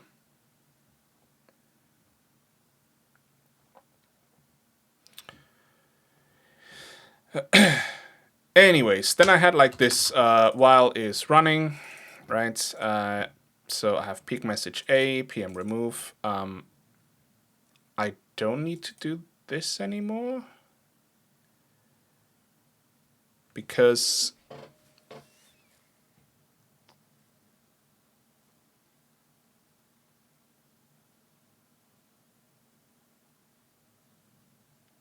this happens in the main thread anyways, right?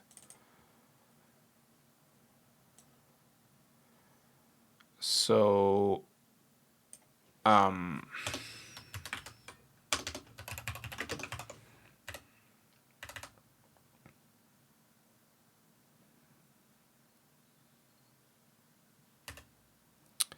this can kind of block if you get a lot of messages though, so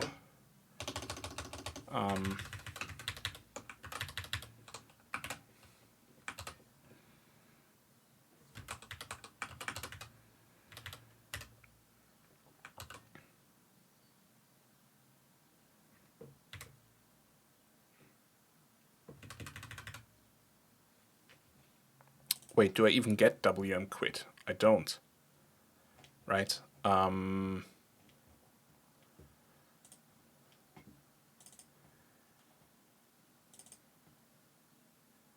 I do get WM quit.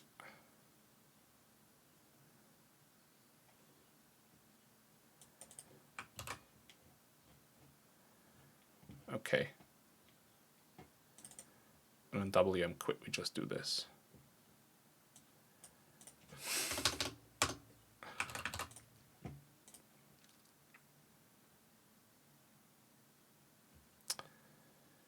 I could destroy the window here, but I'm not sure I want to.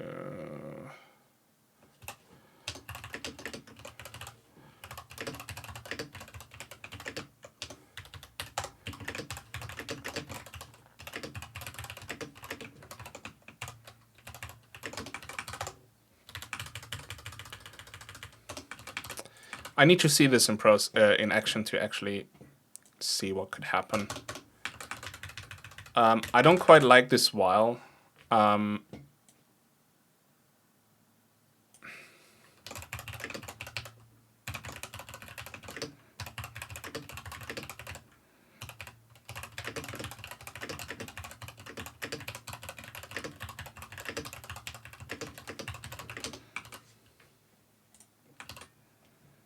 But essentially this is where our game code would go.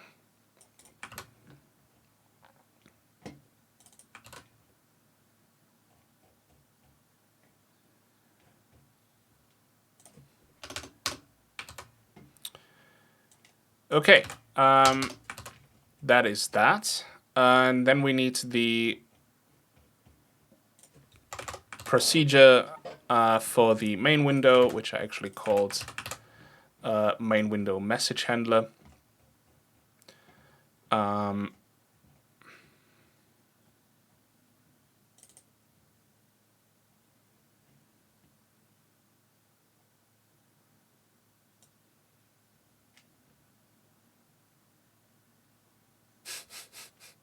Gotta love Casey's rants. Oh, it's funny.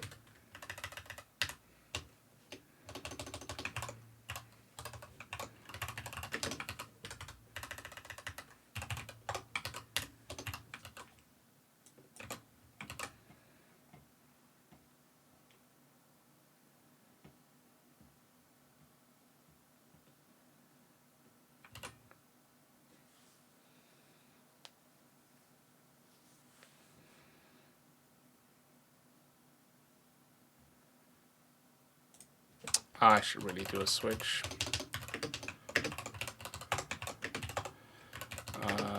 WM close.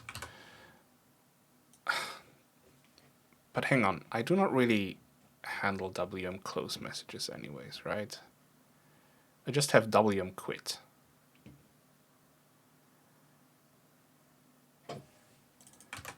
When do you get WM close?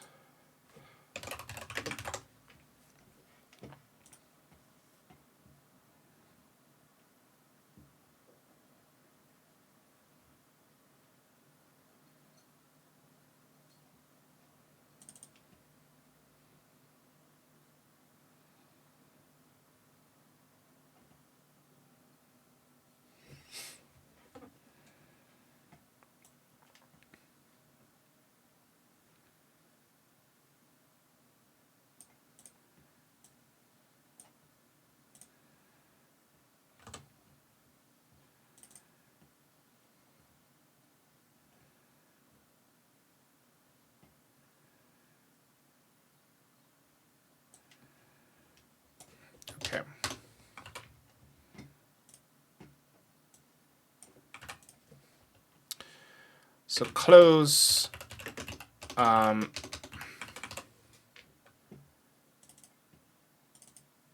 is giving the window, the main thread, to maybe do something on the close message. So we press the little X on the window, and then we can do something if we would like to. And then there is WM quit, which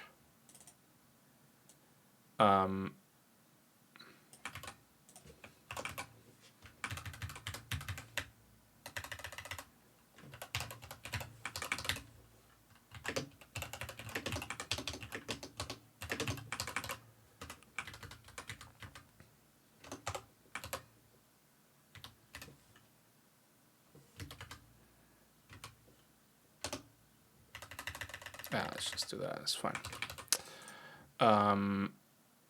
And then default would be this.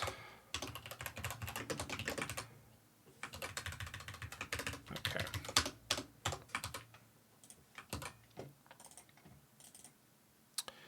So if our window gets a close message, we notify the main thread as well.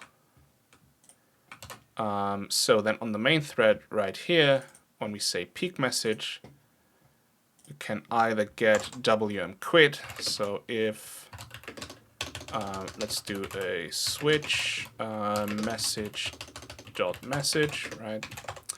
We can get a WM quit where we want to maybe do something, like we can destroy the window.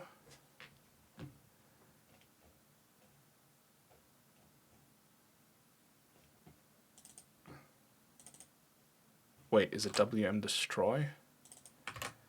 It's destroy. And when do you get WM quit? Why is there so many quit messages? Man, Windows.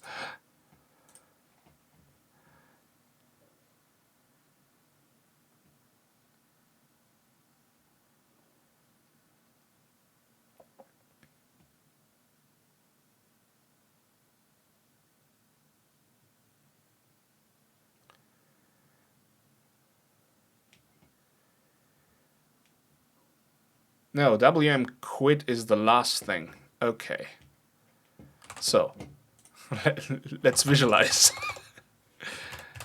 WM quit. The message loop is gone and no more messages will be posted. Okay. WM destroy.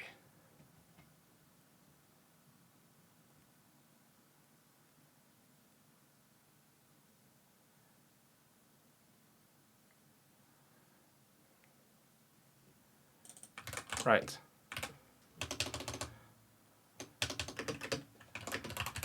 The window has or is about to be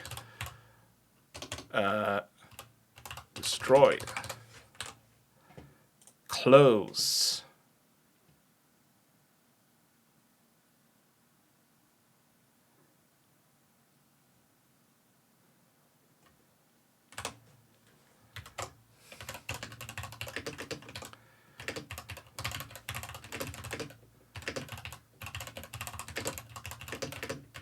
An indication that an application should be closed. Okay, so first you get a close message saying, hey, I think this application should be closed. You can handle some stuff like displaying a message box saying, do you really want to close this application? Right, some editors do that, or they're gonna be like, oh, do you want to save your data before you close the application? Because, yeah, why would you ever want not to do that, right? So you can handle that stuff. On WM close, you would then send a window destroy message to then indicate that, okay, if the application is truly closing, then I want to close all my windows, right? Which will then cause a WM destroy message to be sent because you're destroying the windows. If you no longer have a window, what do you want to do? Well, you're posting a quit message after you have done some cleanup or whatever, although cleanup is kind of unnecessary because once the process is gone, Windows will clean up anyways for us. But let's say there is something you want to do, right? Save something to a file or whatever. Although you can also do that after the WM quit message, but I digress, right? So this is usually when you post the quit message, and then you get the WM quit message where it's like, okay, now we're truly gone. You may exit.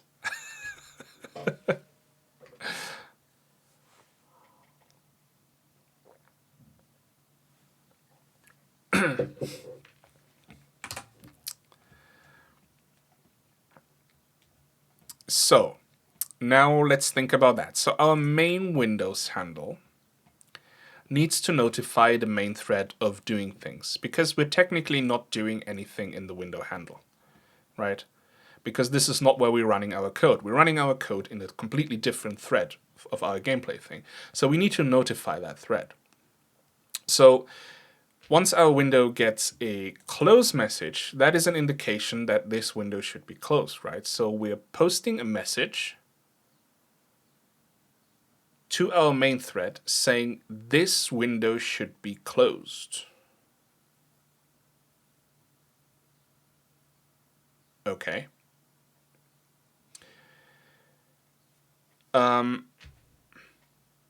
Then we might receive a WM quit, well, WM destroy really.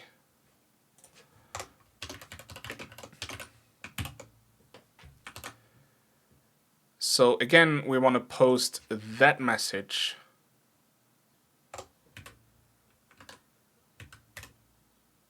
to the main thread as well, saying, okay, a window is about to be destroyed or has been destroyed.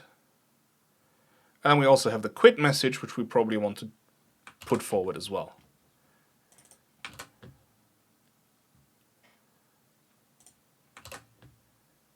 If we would want to handle those scenarios specifically, right? Okay, so what about the service message handler? So we have the create window message and the destroy window message. That's all the service handler is doing, right? It's just responsible for creating and destroying windows. So we need to notify that one.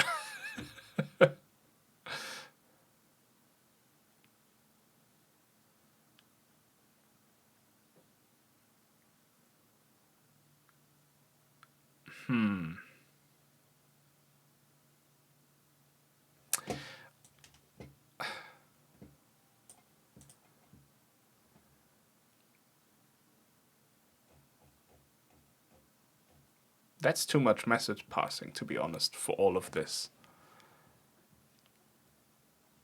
Like, I get why in the example from Casey, he's doing that because, you know, it's a demo application where when you press a button, it just spawns more windows. But we don't have that. We just have one window, right? So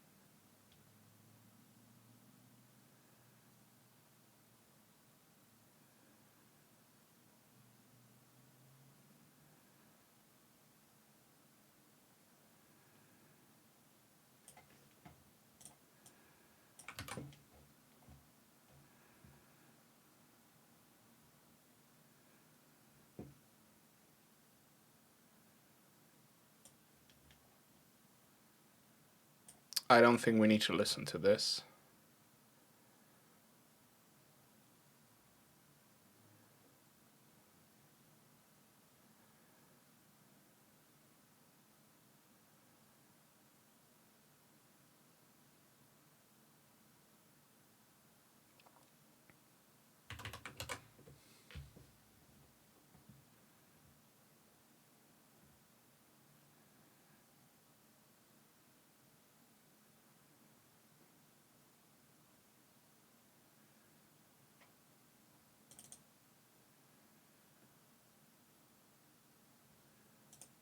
Maybe. I don't know.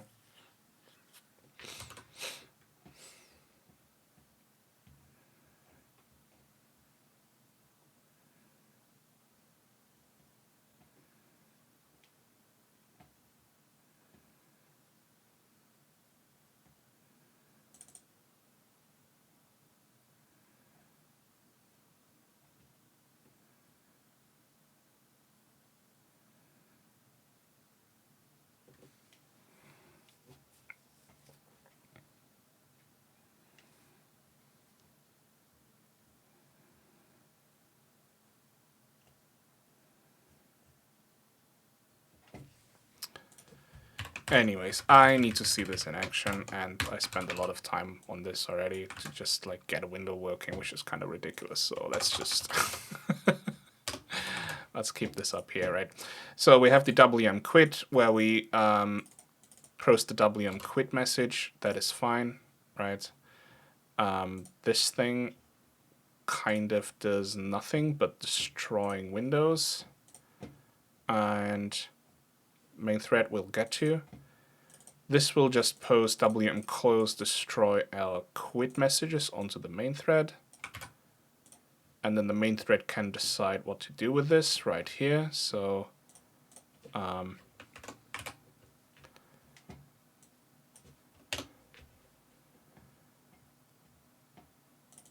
and we probably want to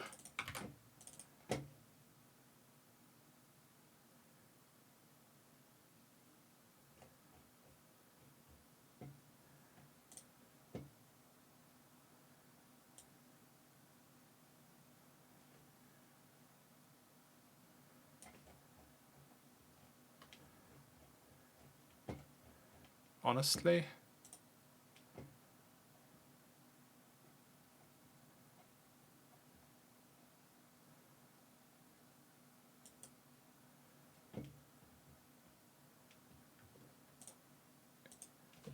yeah.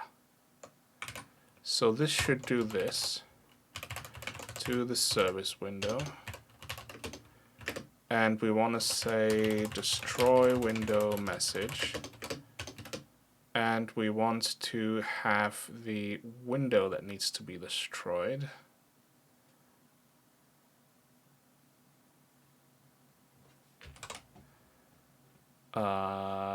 Which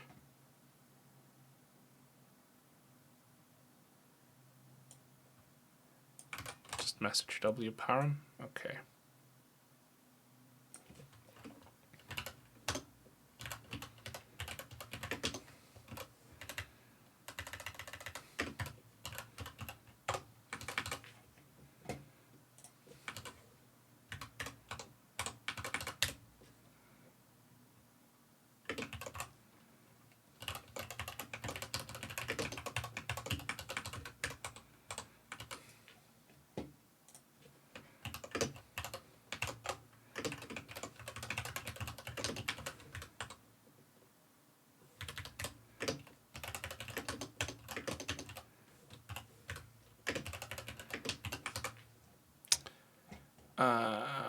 To be honest here,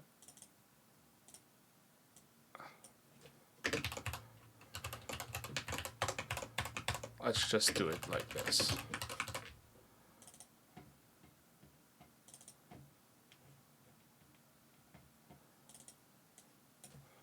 And let's not handle it in here. And then we just have WM quit.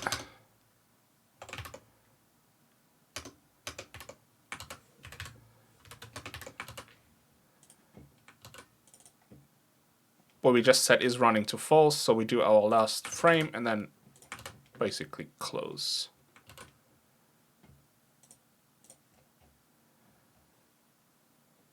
That looks okay to me. That looks okay. Okay. Now, build.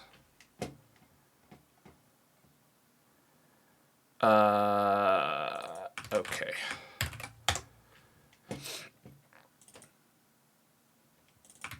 That is correct.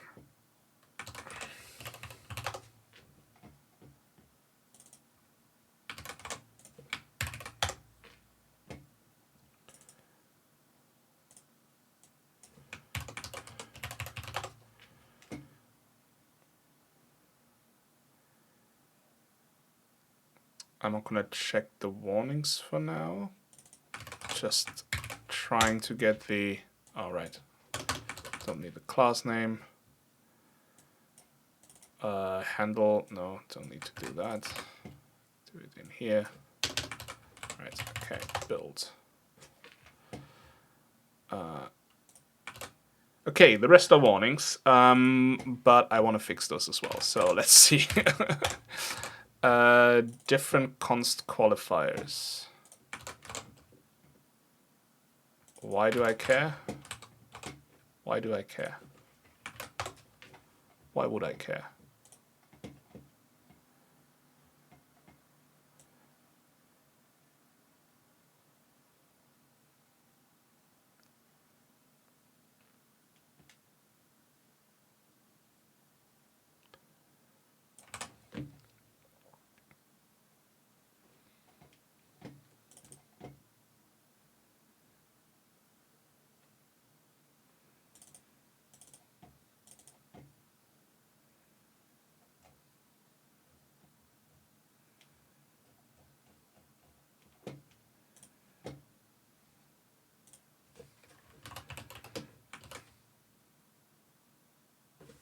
Are you happier with this?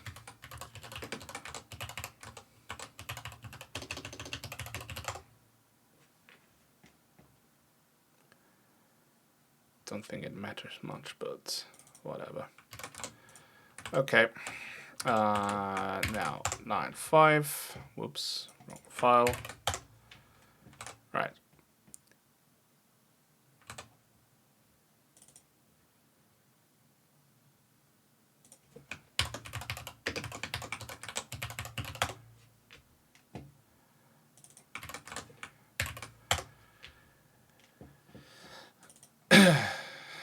Right.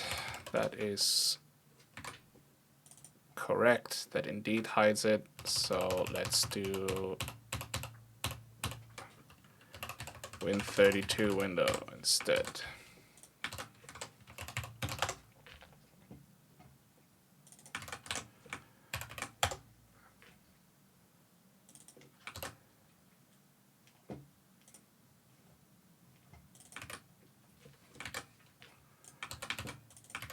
What do you mean undeclared identifier? What?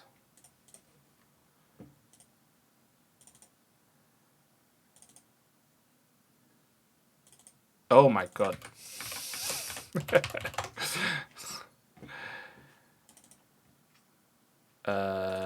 What? Oh no! Overwrote too much. Okay. 166. Create thread. LP thread start routine differs in indirection to slightly different base types from U32.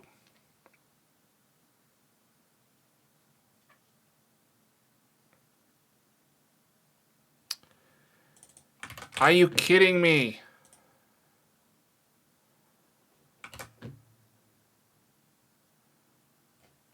It's the same shit.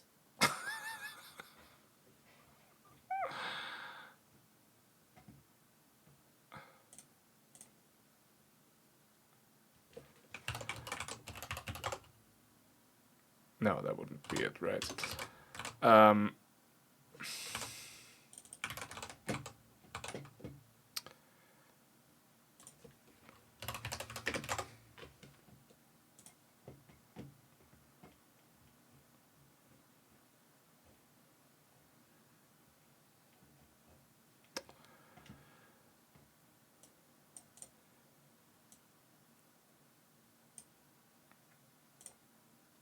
just needs to be the start address, dude.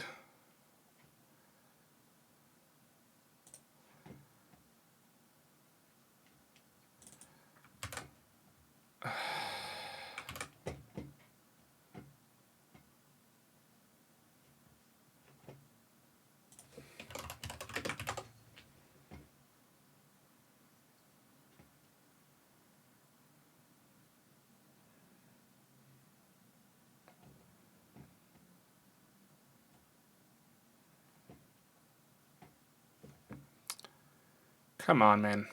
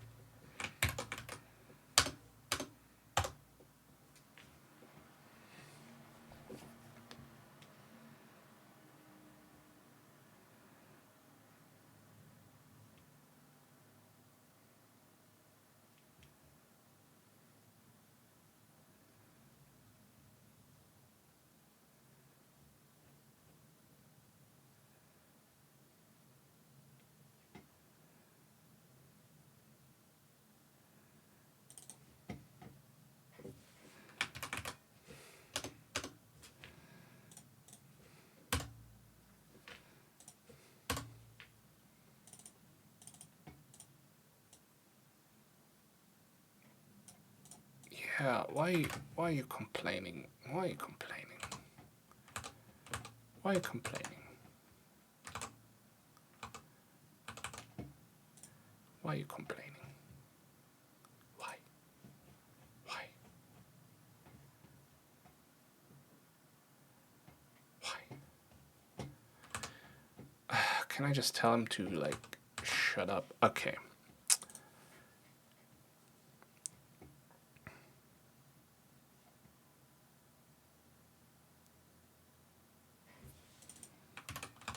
Wait, it also complains about an LPD word? Where? Is it this one? Oh, for crying out loud.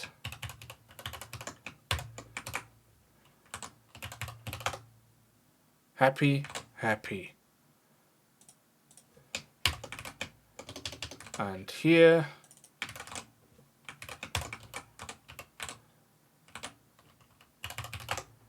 Happy, happy. This is why I hate stupid type devs like this. I mean, it's just a warning. I could just ignore the warning, but whatever. Okay. Okay, build, run. Yay, cool. So we have a window. Can resize stuff, can do stuff. Now, can I close it?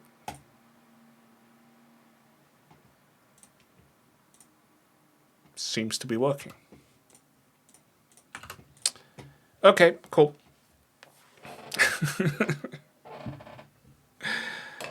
So after trying to solve this, so just so when windows get dragged around or resized, you do not block the message queue, right? You can finally go over to DirectX stuff. But before I do, no, actually, let's start already. I wanted to make a coffee, but I can make a coffee in like 30 minutes or something. Or, nah, let's say 20 minutes. That's when an ad break happens anyway, so I'm just gonna do that. Okay, cool. Right, this is all just in the program C for now, because it's really messy. But now we're actually gonna go over to DirectX stuff. And DirectX. Right, so let's close all this stuff. I want to use DirectX 11 because DirectX 12 is just way too complicated. Basically, in DirectX 12, they kind of changed the API to be more closer to Vulkan. So you have to do a lot more work to get something basic working, right? Because all the dispatching stuff of things to the graphics card and stuff like that is all handled by you. gives you a lot of control, but for a beginner like me, it's very, very hard to do anything. Vulkan is fun. You have a weird definition of fun. To be honest, I never touched Vulkan, right? I just looked at the basic code on how to get it even running, and it was just so massive that I was just like, no. But yeah, Vulkan is interesting. I would like to play around with it a little bit, but I have done way too little graphics API stuff in recent times, so I don't just want to dive straight into that thing. So I'm just going to do DirectX 11. And for that, what I found out so far is that there's this thing called DXGI, which is kind of responsible for you. I mean, you can see what it's doing right here. So the topology of things, right? It's on the lowest level to actually talk to stuff. You always end up with a ton of code when you do graphic stuff. Yeah. I mean, you shouldn't have to, but that's how it's designed, so...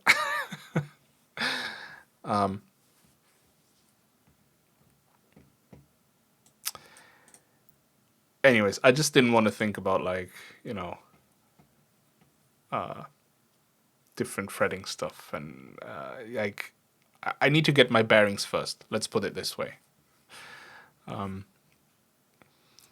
So DXGI kind of handles some low-level things for you, like enumerating all the adapters and showing you all the monitors that you have, like,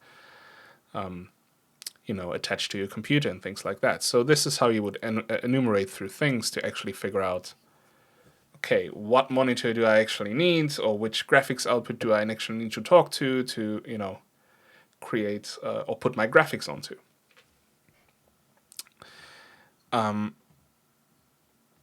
It is also responsible for creating the swap chain for that specific adapter that you're then using. And a swap chain, from what I understand, is basically, as they mention here, it's just a, you know, it's basically two buffers or more.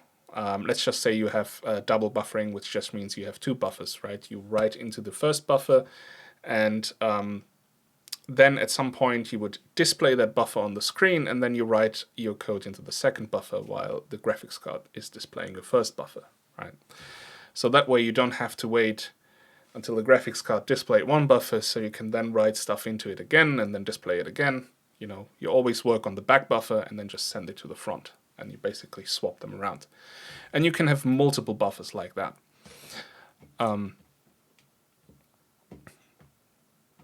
So yeah.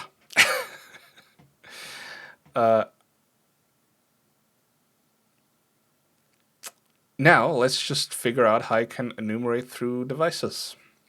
And handling windows resizing. Okay, cool. So you do that with that as well. I don't know if I already need a direct 3D device or anything like that. Like I said, I'm completely new to this stuff. The last time I touched DirectX was DirectX 6 and DirectDraw. And that was, I forgot everything about it and did not do anything of substance with it, really. So I dabbled around a little bit with OpenGL, but that's also a completely different beast. So I kind of do understand the COM APIs a little bit because I had to deal with that before. But that was mostly in C++ when I used it. So I don't know how to use it in C. So that will be fun.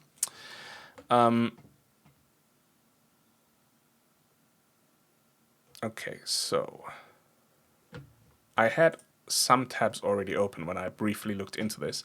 So to call this, we need the DXGI lib and DXGI.h, right? Both of which I already have specified. So if I look at my build batch, there's the DXGI.lib, and I do have the, the header is here, dxgi.h.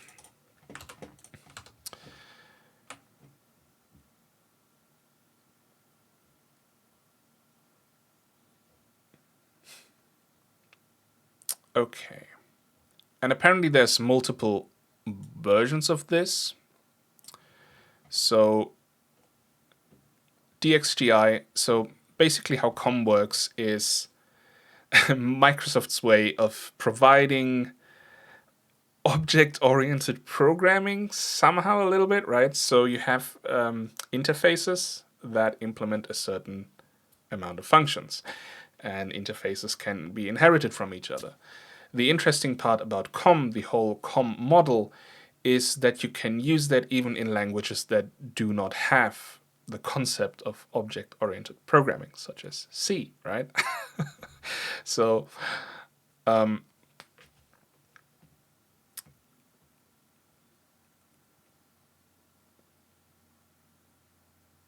well, that's the idea actually. But like I said, I've never used it in C, so it will be interesting. And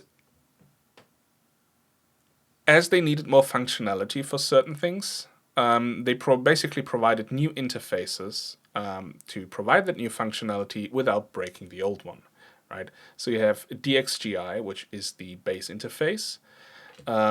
So actually, let's look at this factory, for example, right? So you have DXGI factory, which is the base interface, which has these functions right here, like create software adapter, create swap chain, enum adapters, get window association, make window association, right? That is the base interface. Then we have DXGI Factory 1, which has a different version of enum adapters, which is called enum adapters 1, right? And it also provides an isCurrent method, right? And then that continues further on. So there's DXGI 1.2, which has been released in other Windows versions. Hang on. So if I... no, I didn't want to click the header. Apologies. So there they provide the DXGI Factory 2 interface, which again comes with a lot more stuff, right? So it has a lot of other functions that you could start using. You can still use the DXGI 1 interface, right? And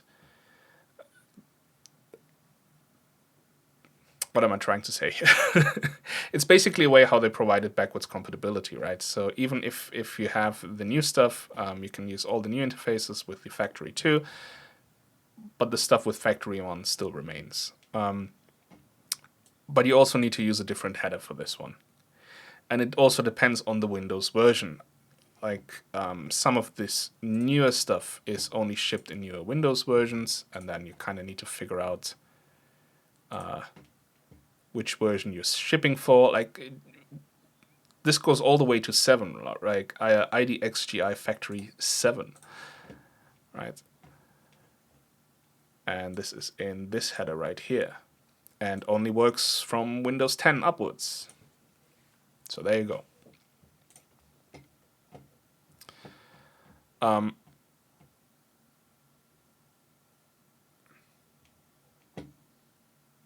And to make things even more confusing, DirectX 12 now has a different way of enumerating adapters as well, apparently. So you can still use DXGI, but there's also a different one. But I forgot what it's called.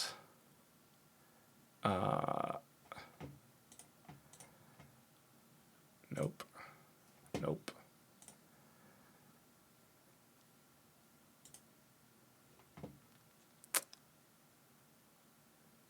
Is it DX Core? I'm not sure.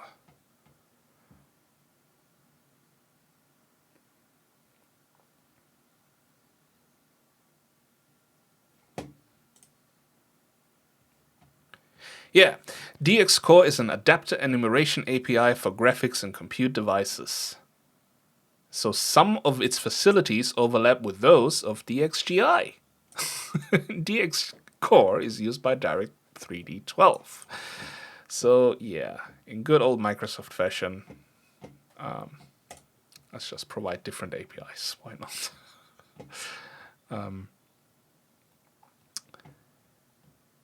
I guess it's probably because of the compute devices. I'm not sure if DXGI does that. I have not looked too much into this to actually figure out the difference between those two, but I figured since I'm not touching DirectX 12 for now, I don't worry about this, right? I'm just gonna go DXGI 1.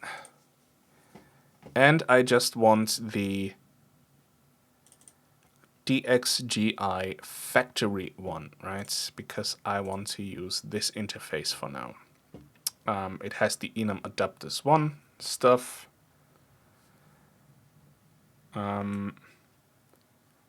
This interface is not supported by DXGI 1.1, okay, 1.0, with shipped with Windows Vista.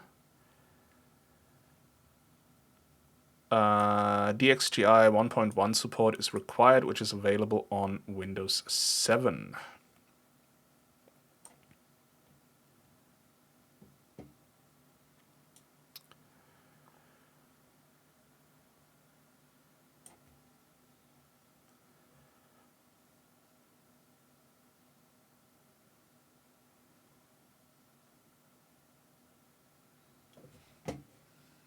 Okay.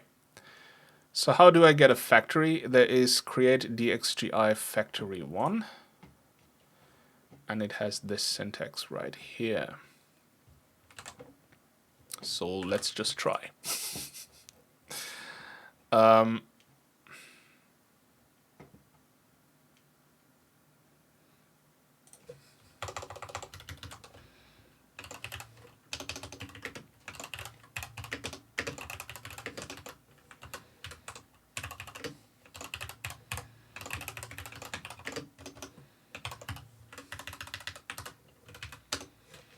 Let's just put it in here and let's just have a little function that's just called setup DirectX, right? I'm not going to worry too much about where it is at the moment,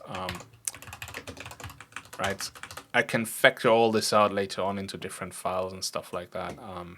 It's just right now, we're just experimenting.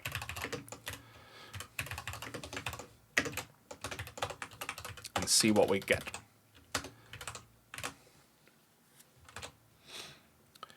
Okay. So there is this stuff. Now, an H result, as okay if successful, I think there is like,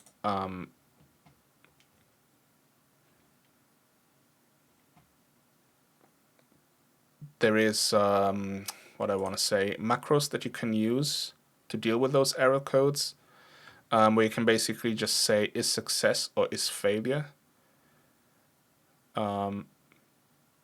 Yeah, failed or succeeded. So what we can then say here is if failed, create DXGI factory 1. Right, let's not worry about the outputs for now. So if this fails, we want to do some error handling, right?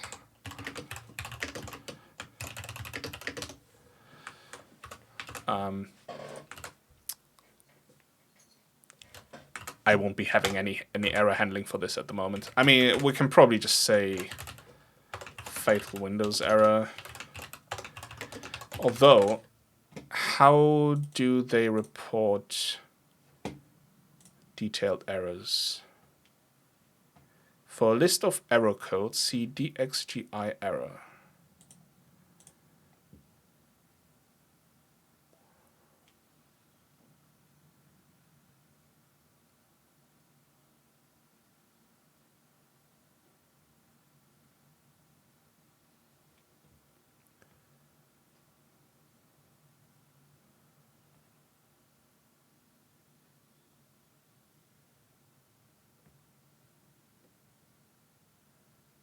There's so many notes on this, Jesus. Do not mix the use of DXGI 1.0 and DXGI 1 in application. Yeah, okay, that is fair enough. I'm just going to use that one. Okay. DXGI error. Okay, those are the error codes.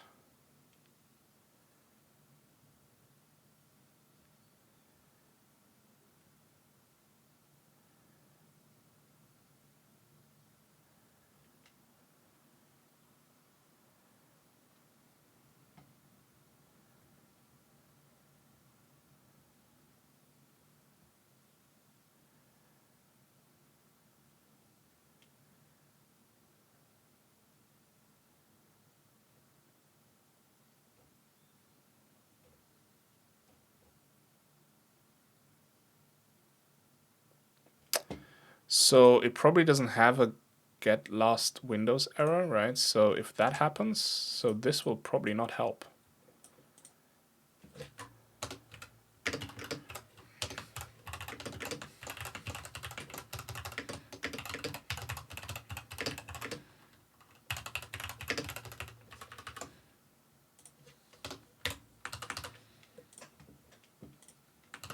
I'll just leave it in for now, but okay, so what does this function want? It wants a ref IID. Cool. I mean, duh, right? No. So the way this works is every component in COM has a unique identifier, which is specified by a GUID, right? A globally unique identifier. So instead of a name, you provide the GUID, and it then figures out which component you want to lose, and then yeah.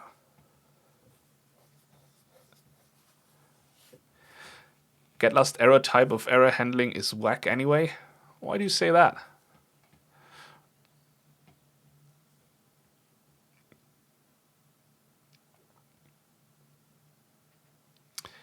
I mean,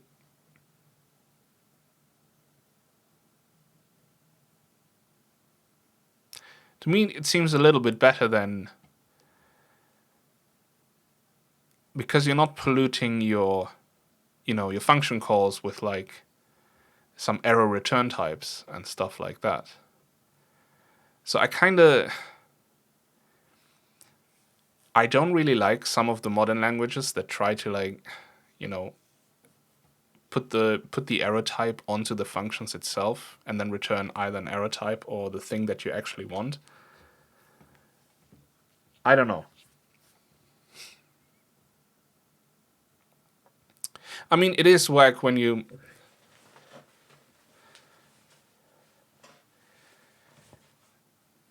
Yeah, they don't reset get last error on success because success is an error.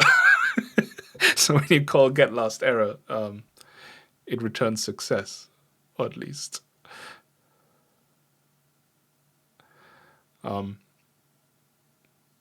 You can, however, set the error code to success, right? I think this is what I'm doing in the beginning.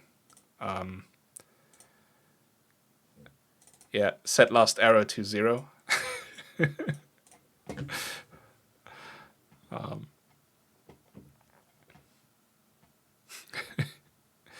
Hello, what's happening? Where am I? I don't know where you are, but we are here trying to learn DirectX. Well, I say DirectX. We're trying to learn DXGI at the moment. And how to use COM in C.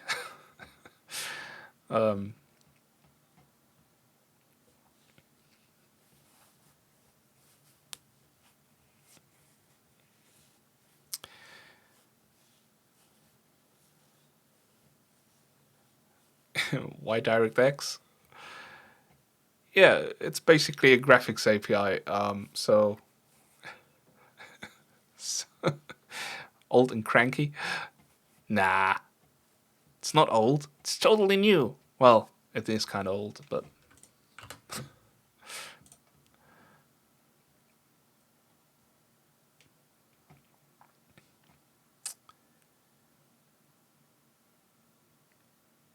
Okay. How do I get the ref IID of IDXGI factory 1? Yeah, for games. I want to get into games programming again. And I say again because I tried to do it like way back when, you know. OpenGL is old. Stop it, you. I'm not old. I'm in denial, okay? But yeah, so I did some stuff way back when and never really got back into graphics programming because, like, into games programming because my professional career, right, was then into, like, finance backend stuff and, like, yeah. I kind of want to do something creative again. And I don't just want to use an engine and just make a game because I like low-level programming and this kind of stuff. So I just wanted to look into graphics programming and how to use graphics APIs and stuff like that. So, but the question still remains, how do I get the global unique identifier of this one?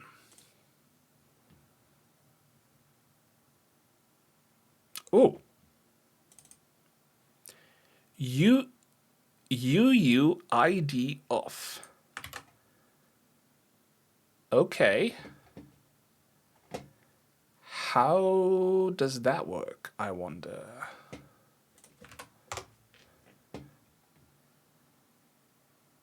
Operator?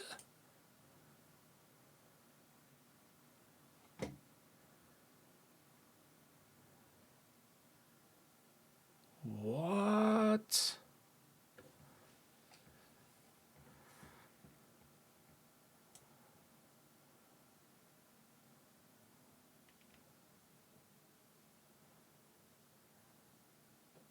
Wait, it's not just a macro, it's actually a built-in keyword for the compiler?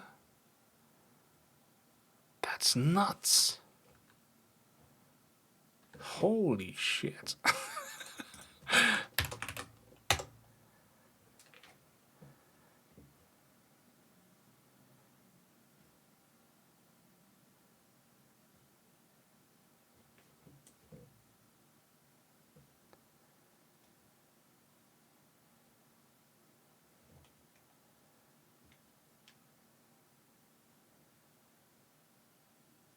So how...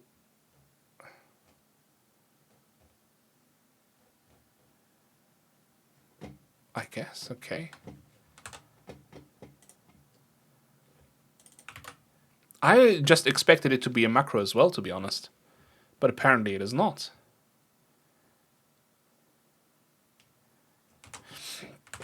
What is...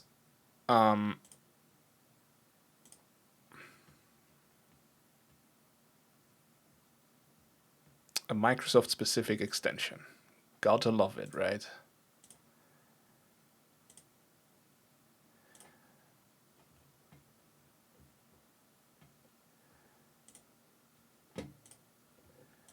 So this ref IID, what is that then?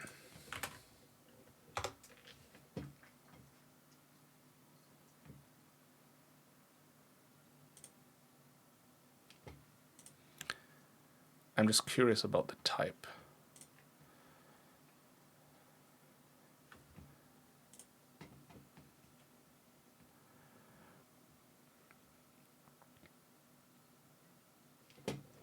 Okay, I'm gonna look up that macro. IID ppv args.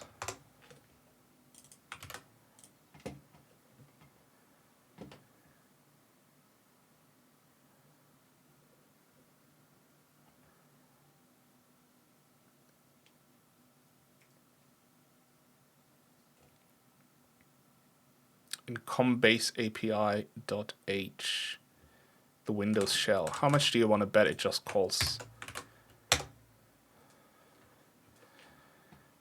Okay, let's take this one.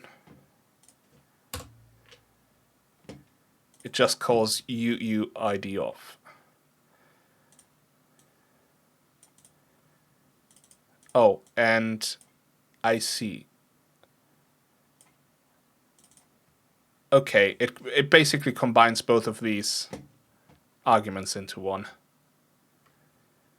might provide a similar macro then. I just don't want to use combase API.h just for that.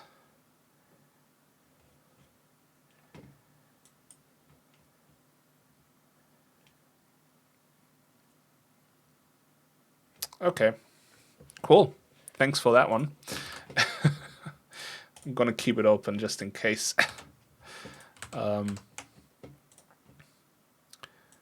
Okay, so UU ID off, right? Yes, UU ID off, and then I specify the interface I want, right? So just this one.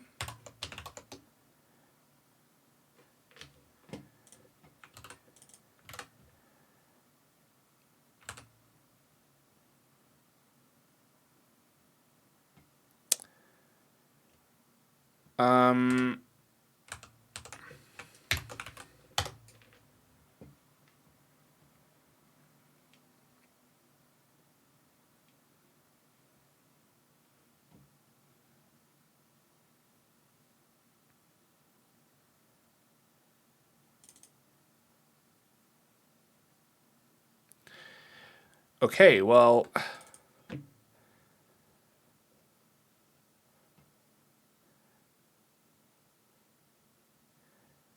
C-style interface. Okay, there we go.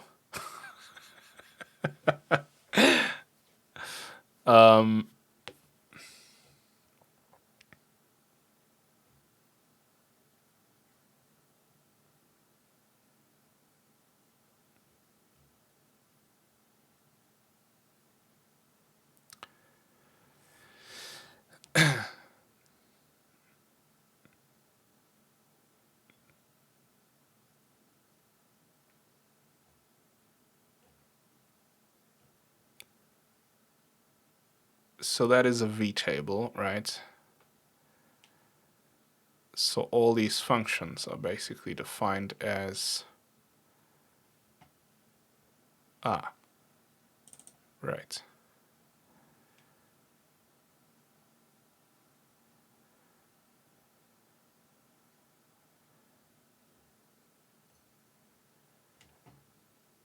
Okay, cool.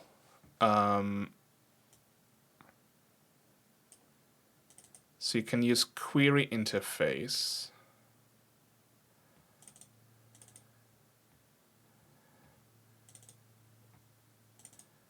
Add reference, release. It is impossible to read, isn't it? It's nuts. But okay, they have the structure pointer, right? They basically look into the virtual table, get the function pointer there, and then just call it with whatever you specify here.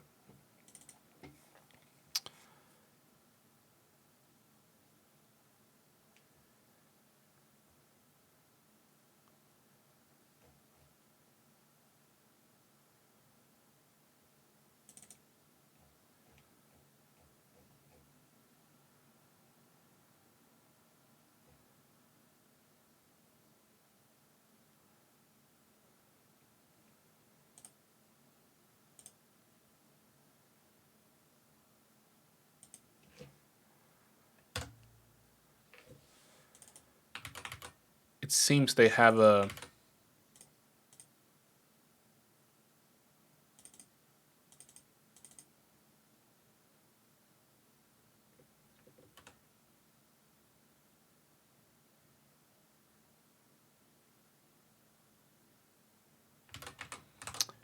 okay, so instead of right, let's just do right, so this will be our factory. Let's just have it void pointer for now, right? And then just we need the address of factory, so we can include that, right? Okay, so building this,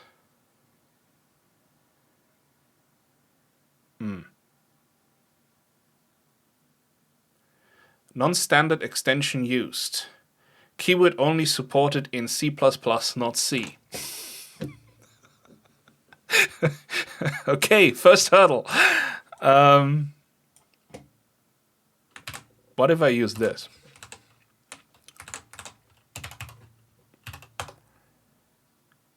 That works. Function cannot convert from const iid to const iid pointer. Okay.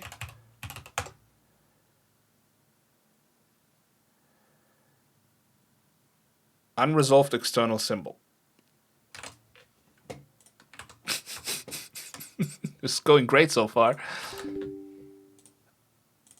But this is in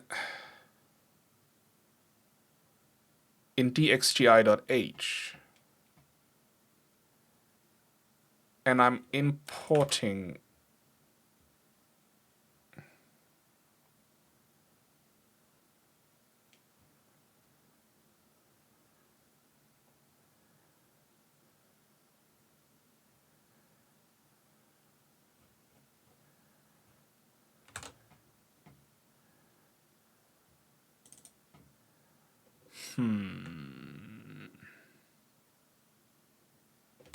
Do I import it? dxgi.lib, yeah, it's right here.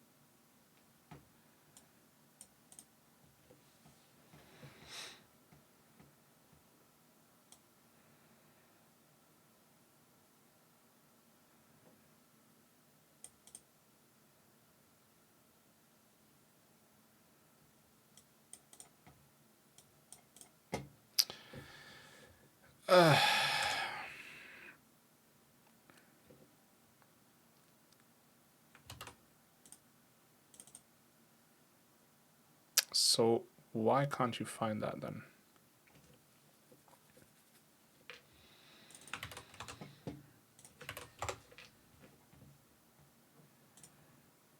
No, you're just finding this. You're not gonna...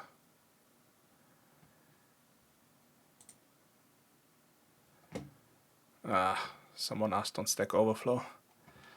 I don't want to click it yet.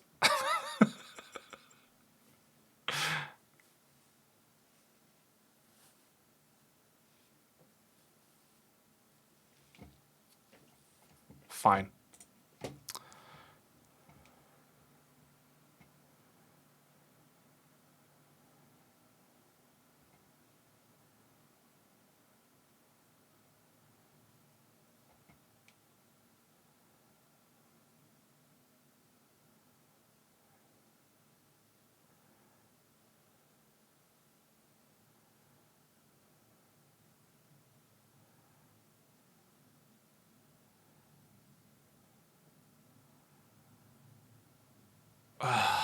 What, really?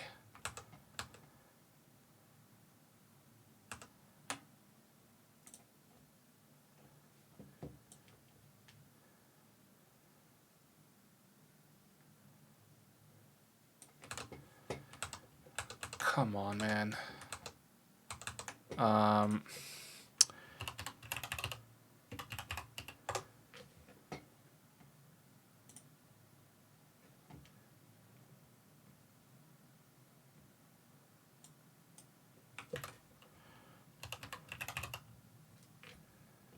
DirectX up.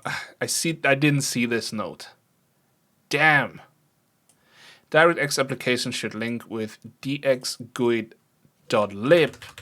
and uuid.lib to provide definitions for the various interface class GUIDs. But explicit C-star linkage with these, okay, fine, cool. So I need those two libs. That's what I forgot. Damn.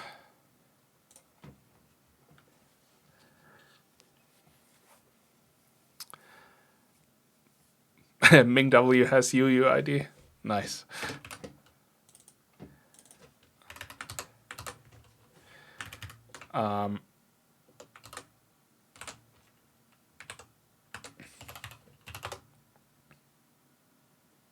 We're building. Fantastic. Okay. Now, I probably cannot use this type, right?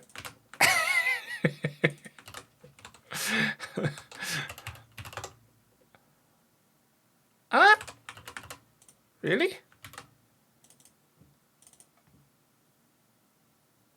How though?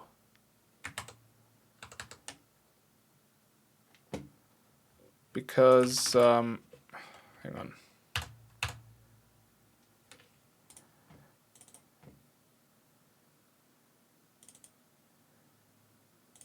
It says interface right here, but does that just resolve to...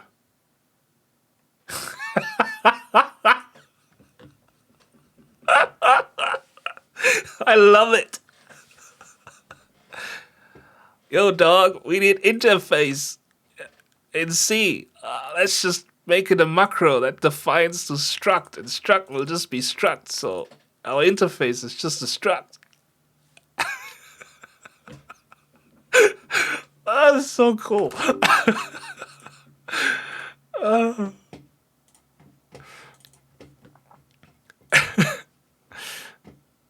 Oh, that's hilarious. I love it. Okay.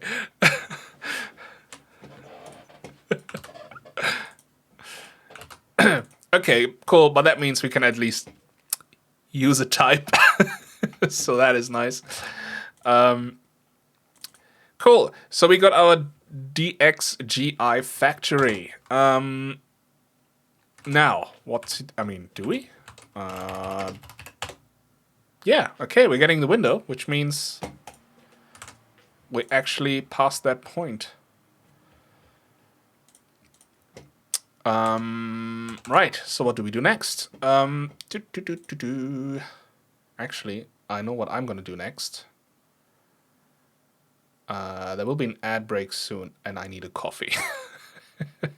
But I definitely want to continue with this. I at least want to get to a stage today where I can enumerate through all my graphics adapters and see what I have and stuff like that. Probably just in the debugger, but maybe we manage to create a direct 3D device. We'll see. But I don't think I will get anything onto the screen for today. It would be nice, but I don't think I'll get that far. Because again, my style of approaching new things, as you can see, is I don't just go through a tutorial and, just copy paste the code and hope it works. I actually want to learn, right? So I'm going through the docs. Although I also keep misreading stuff from the docs, as you saw with the libs. I didn't realize I need those two libs, but hey, here we are. Okay.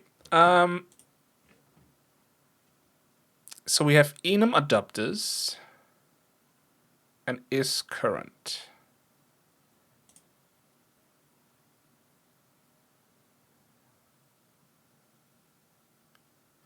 Okay, how...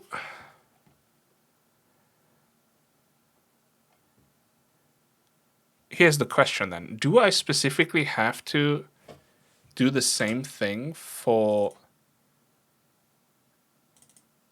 this interface so I can call the other ones? Or can I call these anyways?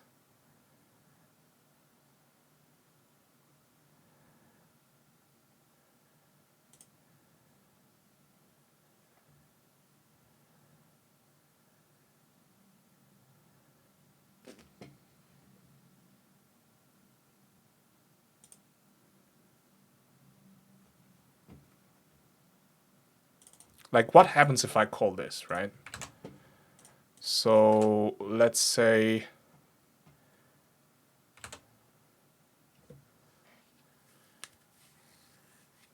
how do I call this? How do I call functions on the COM object? Okay, we'll figure it out in a second. Ad break is starting soon anyway, so I'm gonna go down, make a coffee. I'll be right back.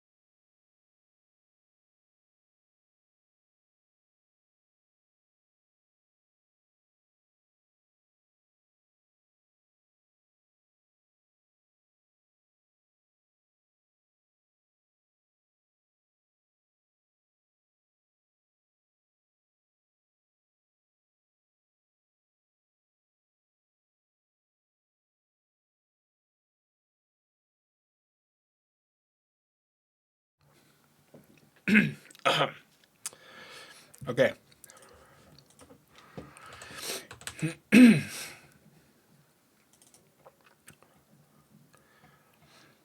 Right.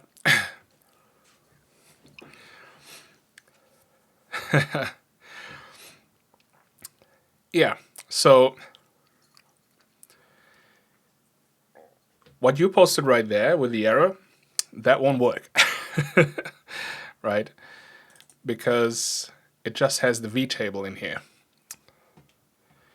So really, I think we need to use one of these macros that then, I mean, I could just write that out, right? But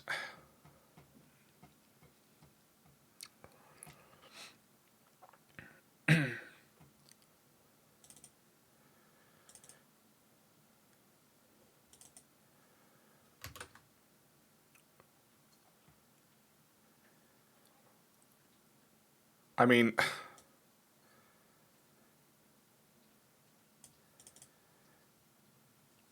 so the danger with writing this out is if they ever change this name, I'm gonna be screwed, right?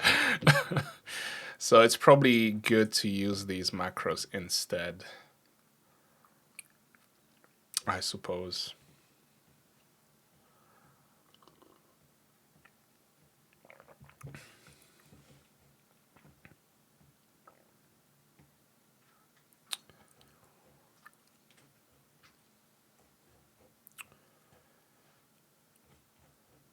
So, but it looks like it has all the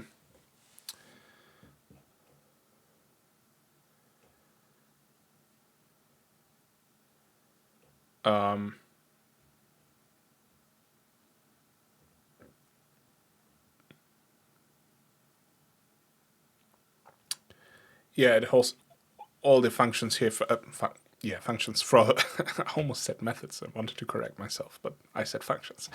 It has all of the ones from the base interface in there, which is neat. Okay, cool. So this will probably just work if I call get window association or whatever.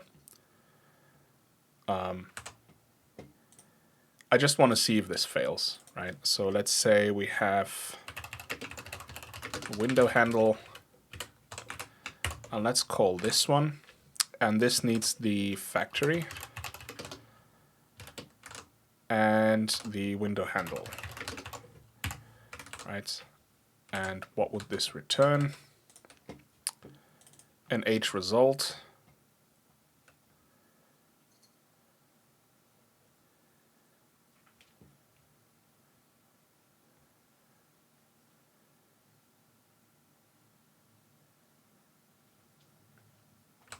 So it should just be success. Okay.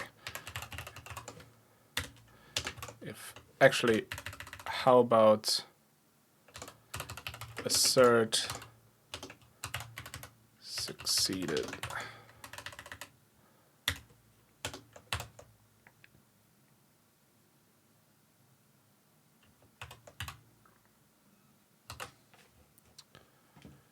And then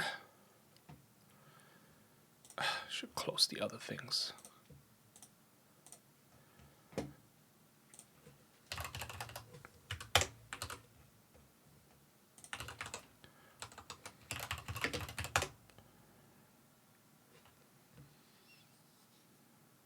Oh, right.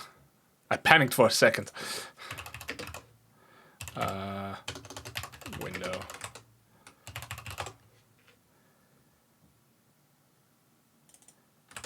Is it not succeeded? Is it just success?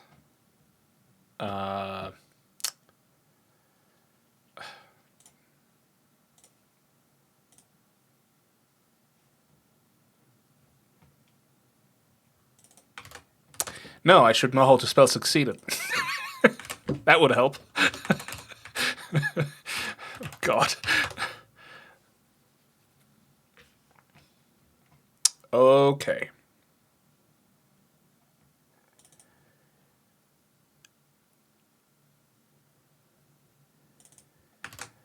IDXGI factory 1 get Windows window association undefined.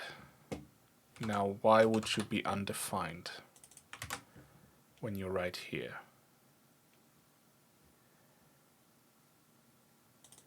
cobj macros. What are cobj macros?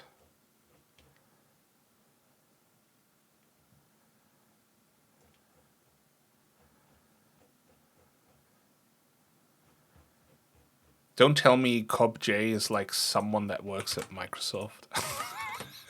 Just added his own macros in there. I could fully see that happening.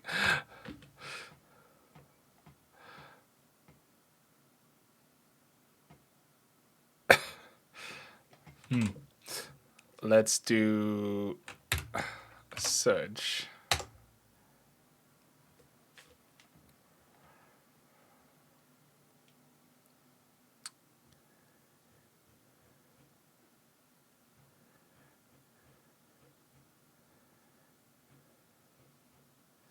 There's a lot of these.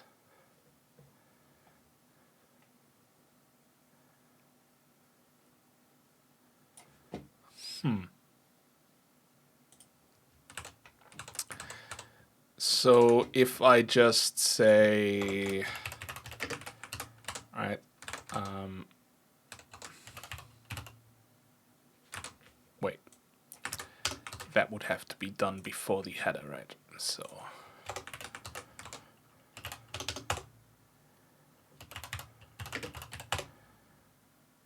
uh-oh.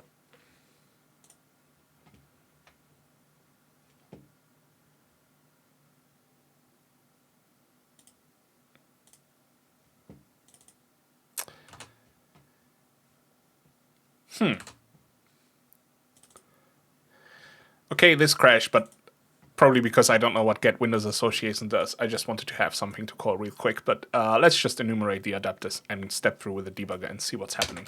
But I'm really curious about this CobJ. Like,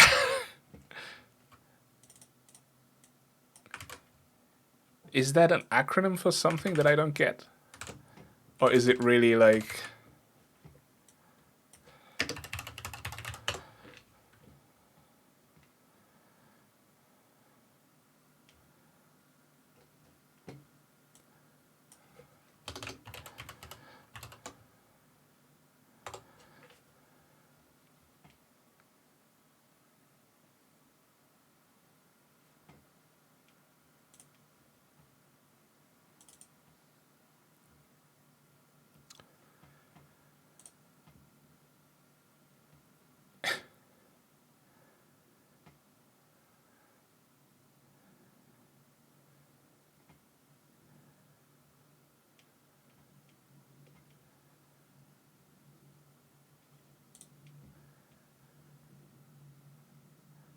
I'm just curious what it means. My brain is stuck on this now.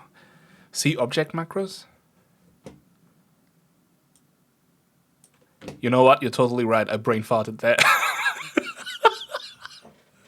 Like, who's CobJ? Who's CobJ? No, you're totally right. See object. Yeah, that makes totally more sense. Oh dear Lord. Oh. Okay, well, let's just specify that so I don't have to go through the vtable and stuff like that. So that is actually, that is cool. Right. So enum adapters 1, okay, enumerates both adapters, which are video cards, with or without outputs. Okay.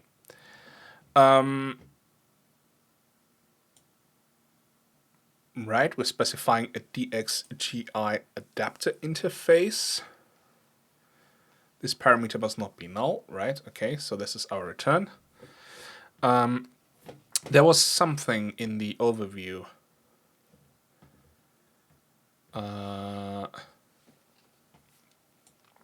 Starting with Windows 8, all DXGI factories, regardless if they were created with DXGI Factory or DXGI Factory 1,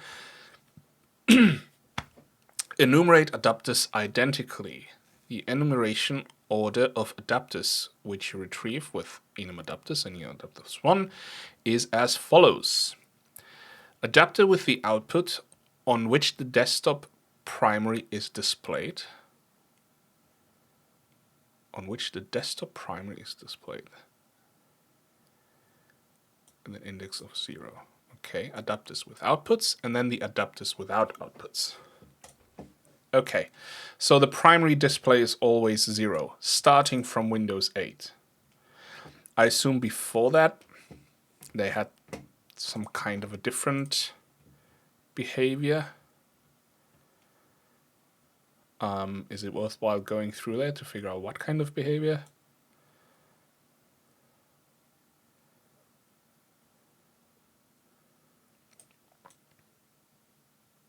Well, this states exactly the same thing.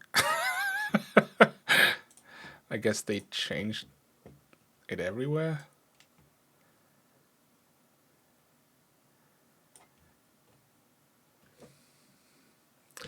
Okay, well, I do not care for Windows 7 or anything before that anyways, right? So let's just carry on.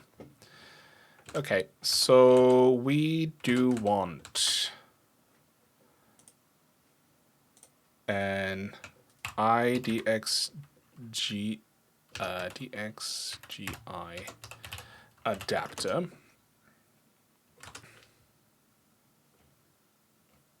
Adapter 1. And then, you know what, let's just copy this.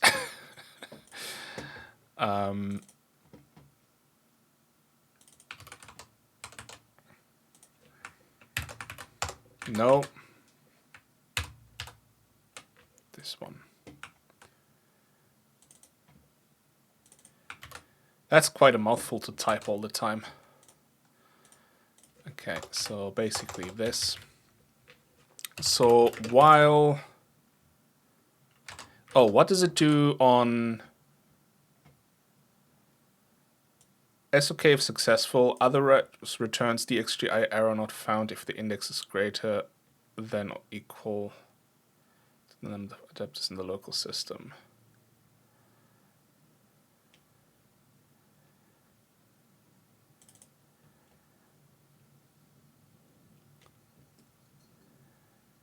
If the adapter parameter is null, which will not happen anyways.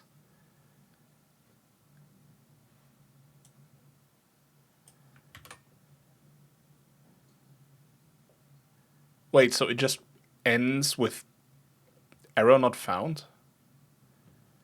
Returns to if the index is greater than or equal to the number of adapters. Okay, fine. What a weird API.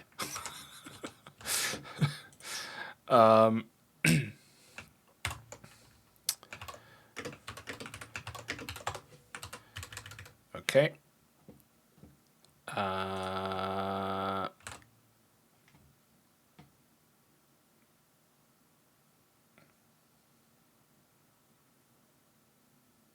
I see, and we don't know how many, but we do need to provide an index. Okay. U32. Adapter index, we start at 0. Adapter index, and the address of the adapter. And then adapter index plus plus.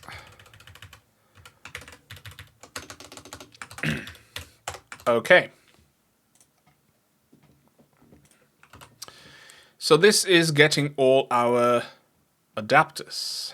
Now, what is current? Informs an application of the possible need to recreate the factory and re-enumerate adapters. Oh, so this is if an adapter suddenly changes while your program is running. You could basically pull for that.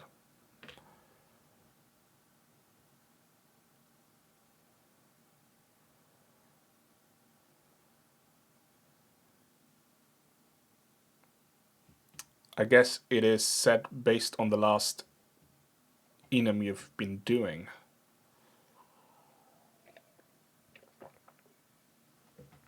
So really, this will probably start out as false and then become true after we enumerate. Just a guess. Let's say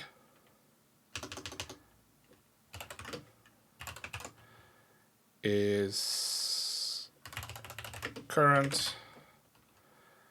I want to step through it in the debugger, so is current factory,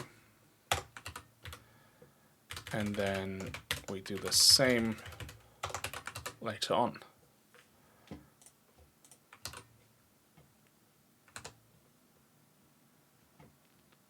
What other methods are in there? So then there's create software adapter, which we don't need yet. Create swap chain, no. Get window association. I don't, like I said, I don't know what that means. Get the window through which the user controls the transition to and from full screen. Well, that should be our window handle, no?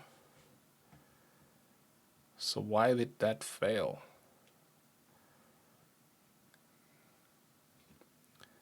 Oh.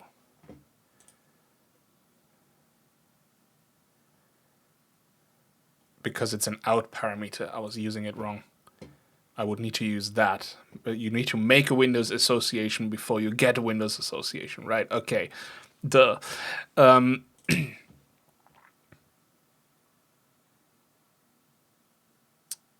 Flags. Okay.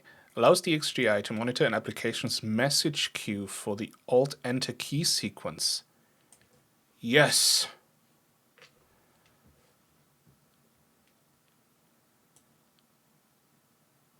I remember this because, like, for one of my games, I had to, like, when I was experimenting around, I had to do that manually. I had to specifically listen for Alt Enter to then change the display mode into, like, full screen and stuff. So you can automatically listen to that here.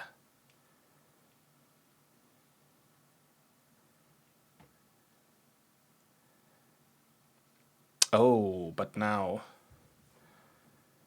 I don't know if I screwed myself over a little bit, because now this DXGI thing lives on a different thread than the actual Windows. So I don't know. Does that matter? Probably not.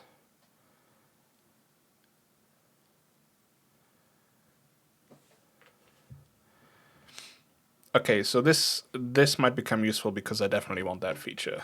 That is such a no-brainer that should be available in every single game, to be honest. Okay, but let's see what we can do with adapters. We have gotten an adapter, right?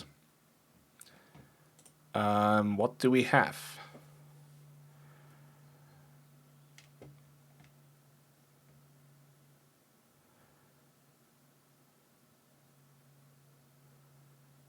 Okay. So we can get the description of an adapter.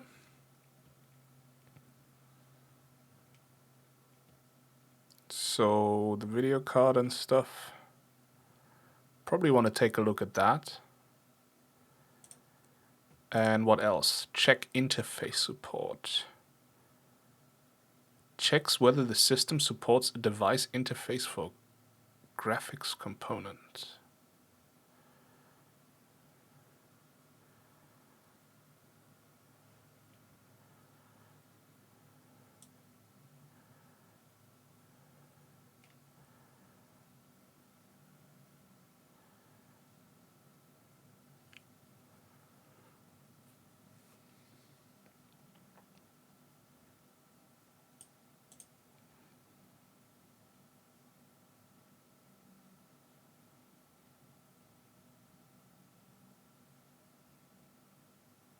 It seems to be querying the driver version, but I don't quite understand that. And then we can enumerate through the outputs. So what kind of displays are attached to this device?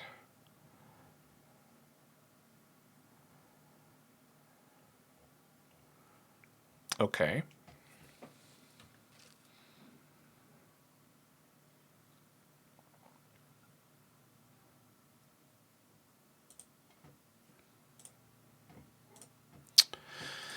Fine, let's start with the description. Right, so we have, for every adapter, we're gonna have, why is this suddenly capitalized, you know? Like, it's like, man. This parameter must not be null. On feature level 9 graphics hardware returns zeros for vendor ID, device ID, revision number, software. Okay. On feature level 9 graphics hardware. So basically on hardware that only supports DirectX 9? So you cannot query this information on older graphics cards then. I guess because they were just simply not required to put this information on there in their drivers or something. I don't know.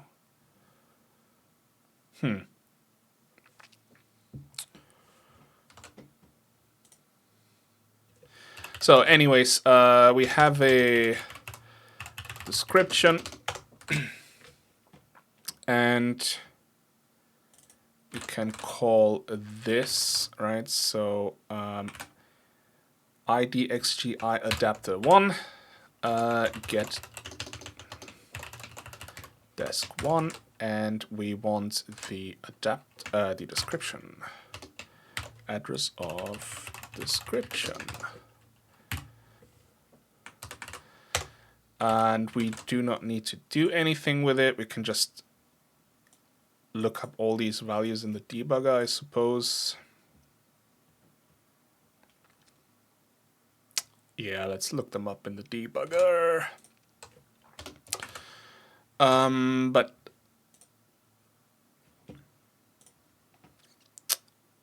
enumerate outputs. Let's do that.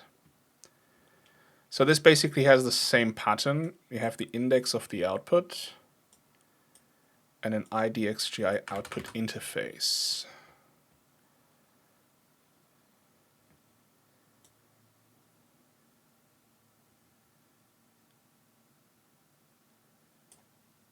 Okay, there is this driver type warp that I don't quite understand, but from what I kind of remember, you can specify a warp driver when creating a direct 3D instance. And that allows you basically to do graphics operation without an output screen, like if you want to do something with textures or whatever, I think. But I'm not sure, so don't quote me on that. It's just drive-by reading that I did on this. If anyone in the chat knows, you can correct me, of course.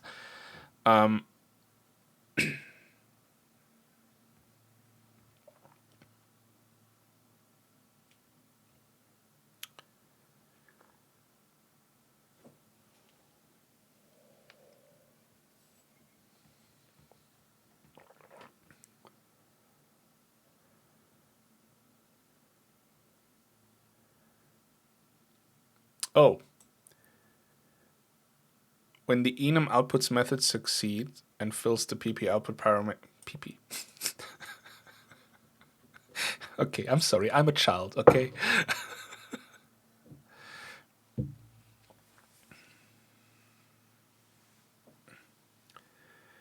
Okay, it's a software rasterizer, but why does it not have an output then?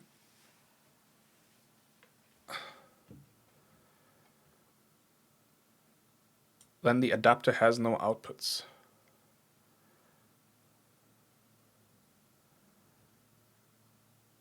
Because like even, okay, it is hardware accelerated, so it is a software rasterizer, but with a software rasterizer you could still display something. Oh, sorry, ads are in progress, I just saw, I'm sorry. Probably didn't hear.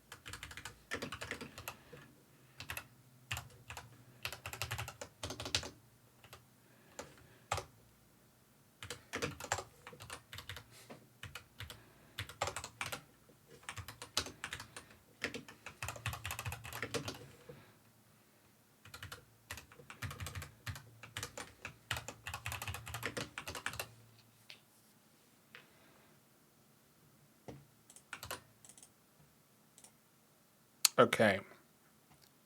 Wait, is the ad break still in progress? Was the other one just a countdown? I fucked up. Okay, whatever. Okay. Output index plus plus.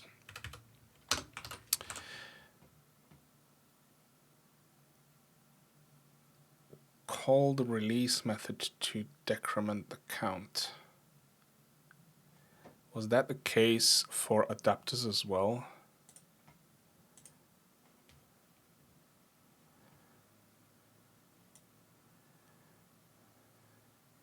Yeah.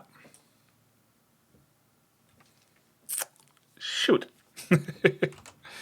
Okay, well, this is why we're learning, right?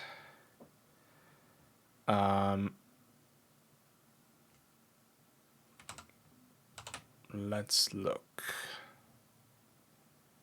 Release, yes. 7 seconds for the ad break to end, just to make sure.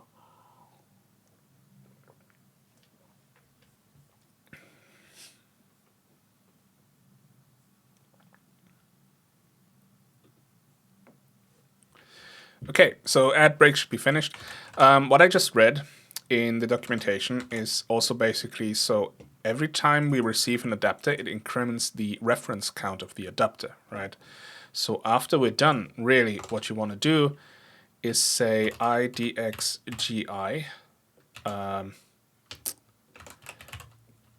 adapter 1 release, right, to decrement the reference count again. And the same applies for the output. So IDXGI output release.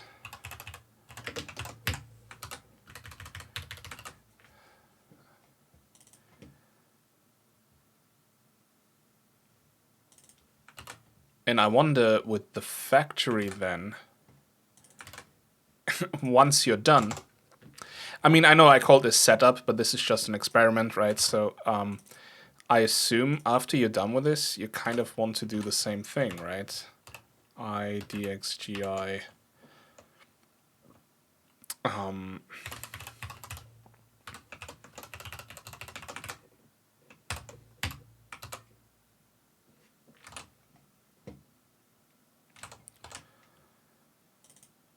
I mean, it has the release right here.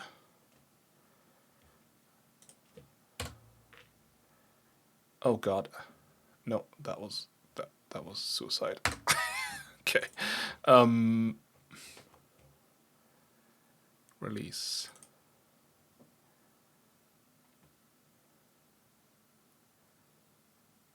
It returns a ulong.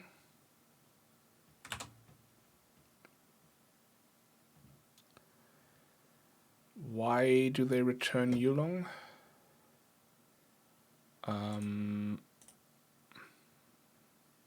Where is this com thingy?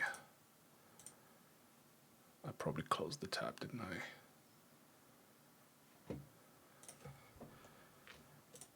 Oh no, programming with com. Okay, that is ih results, the address of a pointer, creating a com object, using com interfaces, managing com's lifetime, right? Incrementing, decrementing the reference count.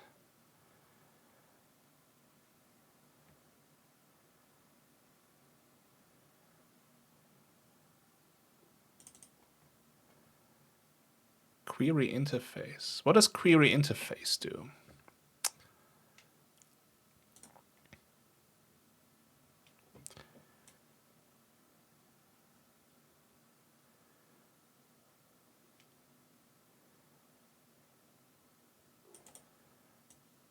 Ah, okay, so the ulong is just a new reference count of that type. Cool.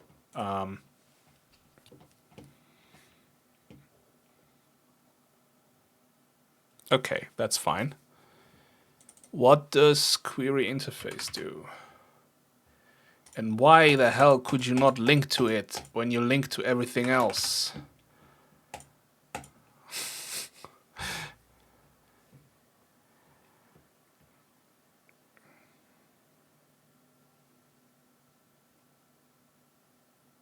Wait, that's just the give me this type kind of thing.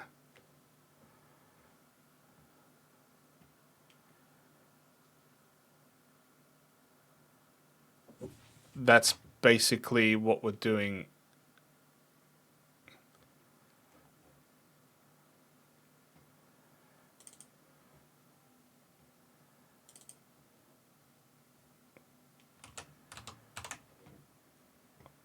That's basically what we're doing here. Whoops.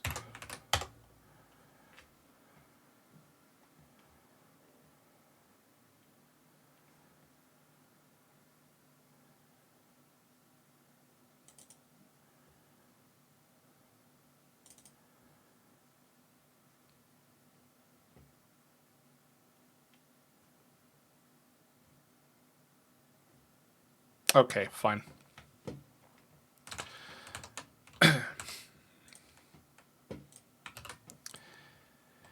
Right, so we have an adapter, we get the description, we'll look at it at the debugger, we go through the output, we enumerate through the output, we make sure we release everything, we want to check the isCurrent stuff, and now let's figure out what we can do with outputs, right? Outputs. IDXGI output. Overview. There is a shit ton of stuff. Okay. Find closest matching mode. Starting with Direct3D 11.1, we recommend to not use find closest matching anymore.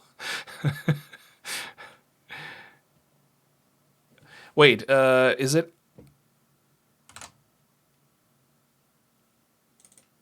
Hang on. I think I might have fucked up.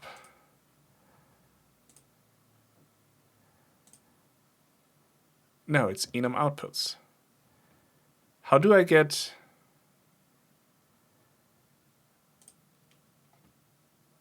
output 1? Oh, that's from DXGI 1.2. Okay, fine.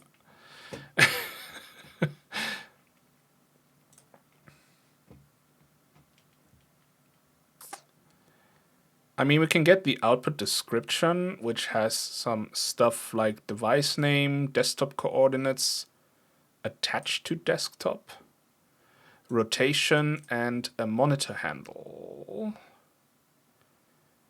Okay. Well, that would be interesting to look at, right? So let's get that out. Output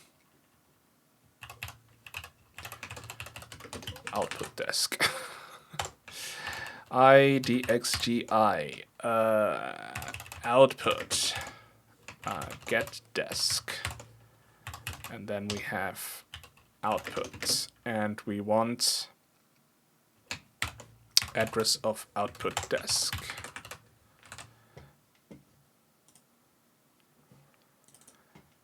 Of course, there is the H result.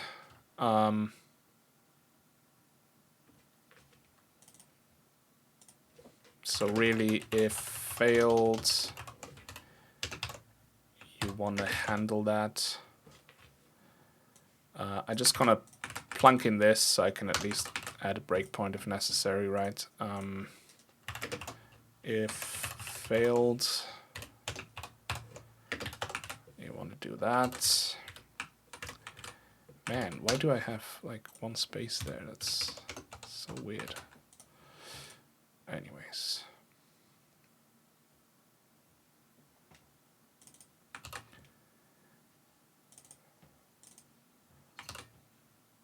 Okay. Builds. Right.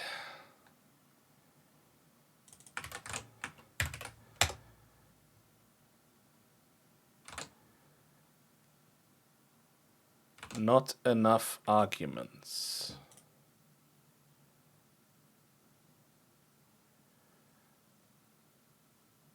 Oh, because I need the factory.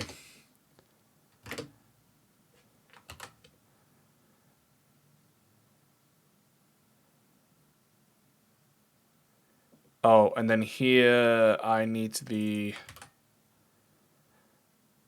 output index. And then this is probably still correct. Nope. Right, I want the adapter.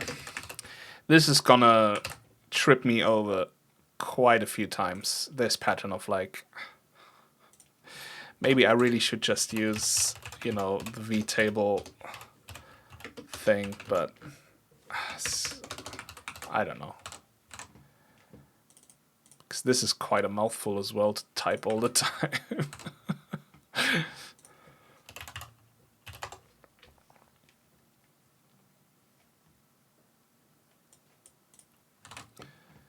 Okay, that worked. So build, let's do build run first. Cool. We still have our window, we can still use our window, which means this successfully went through. And now we can actually step through it. So run debug. Then go in here. And we want to go to this one right here. Okay. Gonna zoom in a bit. Hope you can read that. So first we want to check if is current what it returns, and it returns a 1, which means is current is true. Okay. I mean, that makes sense.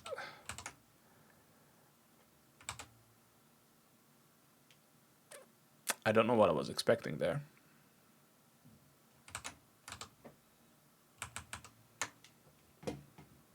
Did I misread stuff somehow? Was I thinking about something else? No, it was on the factory, wasn't it? Factory is current. Oh, only if a new adapter is becoming available or the current one is going away.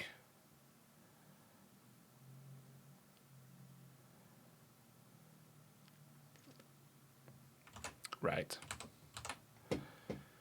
So if I now would unplug an adapter, at the end we would probably see as current being false. Don't think I can do that. Maybe I have a virtual adapter or something. We'll see. I mean, we'll figure it out, right? I'm gonna iterating through all the adapters, right? Okay. Right, so we have our first adapter, which is the primary adapter. Right, so which is this one right here. I mean, it's just a vtable. There won't be anything interesting in there. Should probably do it like that. View rule can be a bit smaller. There we go. Right, so now we're getting the adapter description, and that will be here. So description, text. That worked well.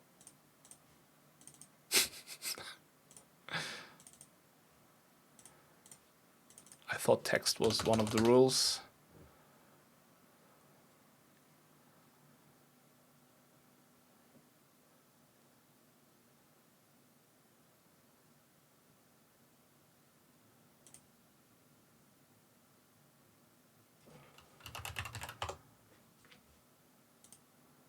No, I'm pretty sure it was text.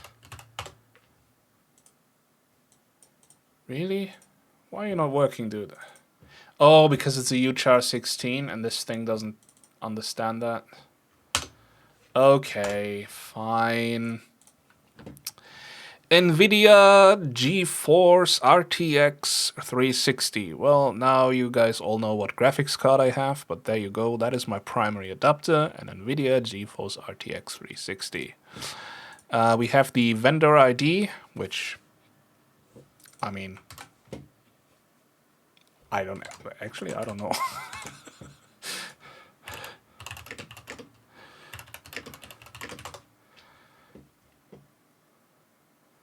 Can I figure that out?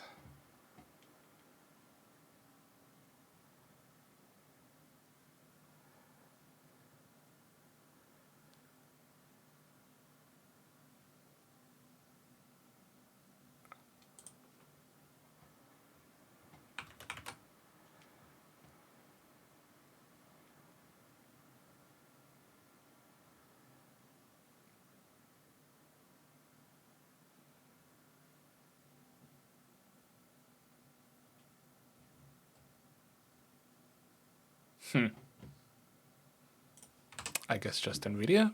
I don't know. I don't know how to resolve the vendor IDs, but there probably is a way to figure this out. Then you have a device ID, subsystem ID, revision, dedicated video memory, right? So this is in bytes and shared system memory. So, no, not hex.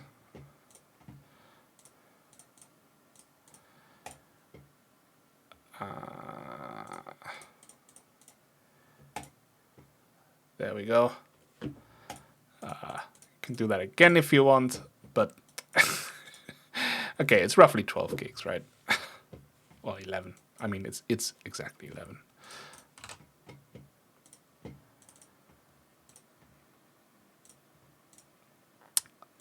Adapter LUID.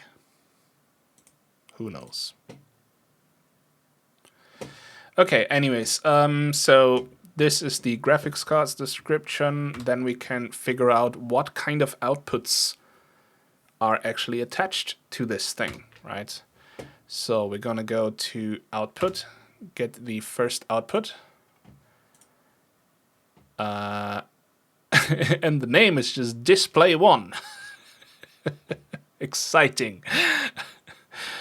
So these double slashes are Windows device path, if I remember correctly. I made a video on that, but I already forgot.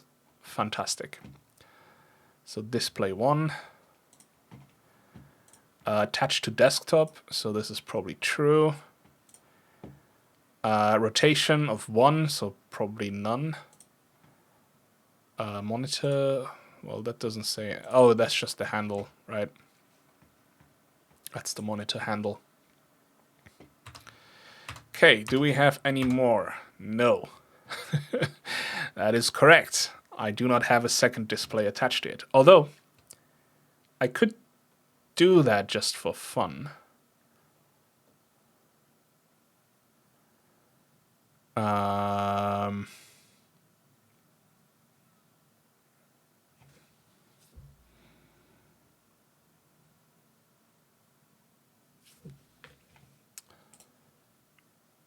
I'll figure it out later.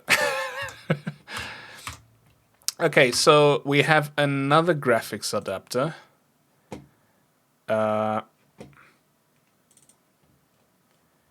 Which is NVIDIA GeForce RTX again. Cool. I don't know why it shows up twice.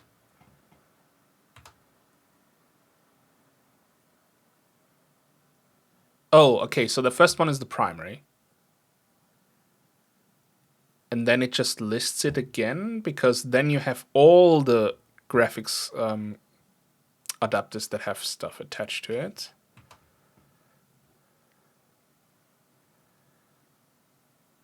Wait, no, this one skipped output completely.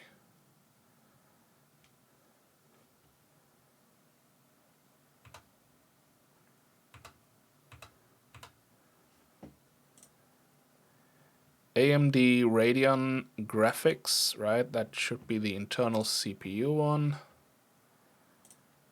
Vendor ID, okay. Also no output. And then this one where we say is current again. Okay, fine.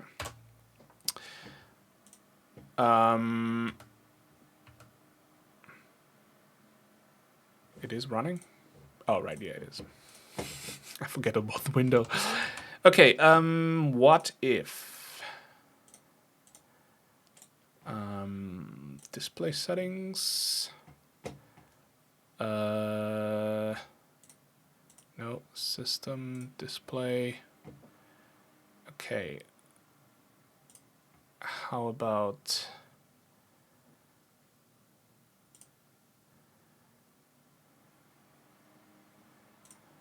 this? Oh. Apologies, you won't see anything right now.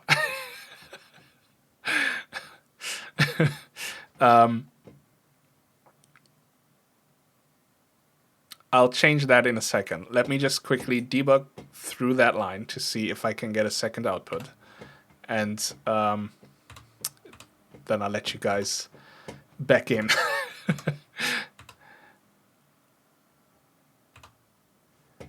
So I got display 1, and then I get display 2. Okay, let me get you back.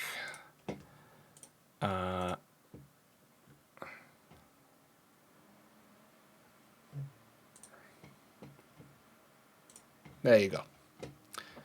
As you can see, I now have display 2, and the output index is now 1, because 0 was the first one, the primary display. Now we are on the second one, so display 2. I'm wondering, I changed the display output while I was doing the enumeration. So let's just go through this. And isCurrent is now false. Nice. Because I removed a display output, right, in the middle of enumerating. So now I can actually poll for it again and then see, okay, someone detached a display or the user changed their display settings while we were going through this. So now I could do the enumeration again to then figure out the whole new configuration, right? So that is cool. I like that.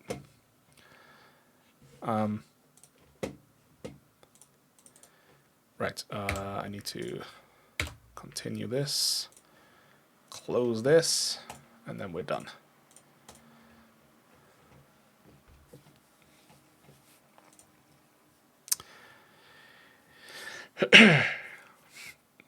Yeah, I don't quite know why my capture card is freaking out when I have 2 monitors attached, even though that's a completely separate output. It should just work, but somehow it won't.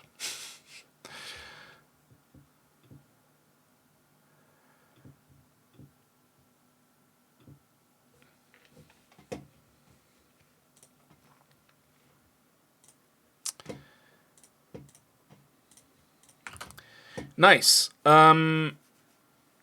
So with this, we can already figure out some stuff, and this is what you would use to then display in the settings menu for the user, right?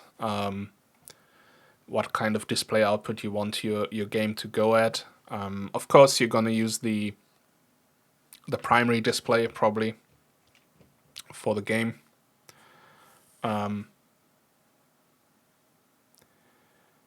Although I wonder...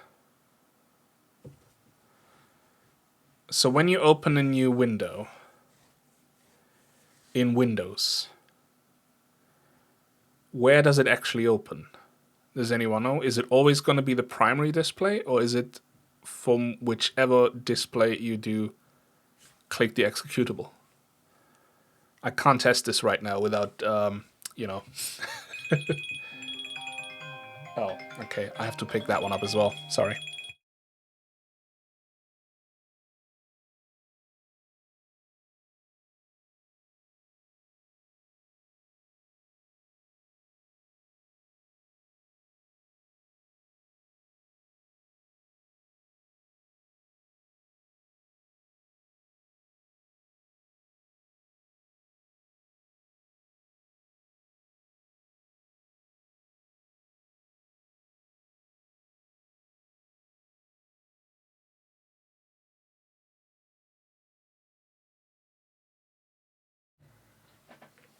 Okay, I'm back.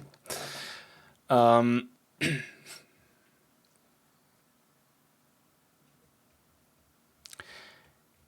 yeah, so I might have to test that too. So which display your window pops up when you click the executable, and then I'm wondering, can you figure out on which display a window is displayed at?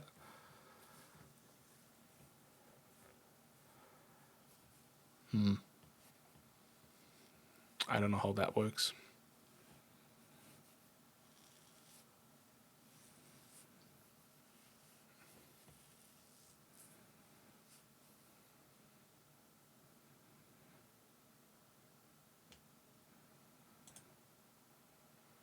What is a device?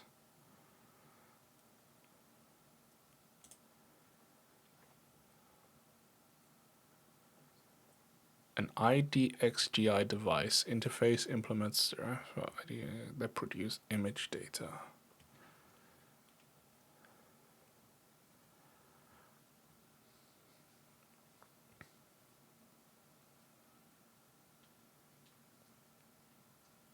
Okay, this interface is useful for applications that do not use Direct3D to communicate with DXGI.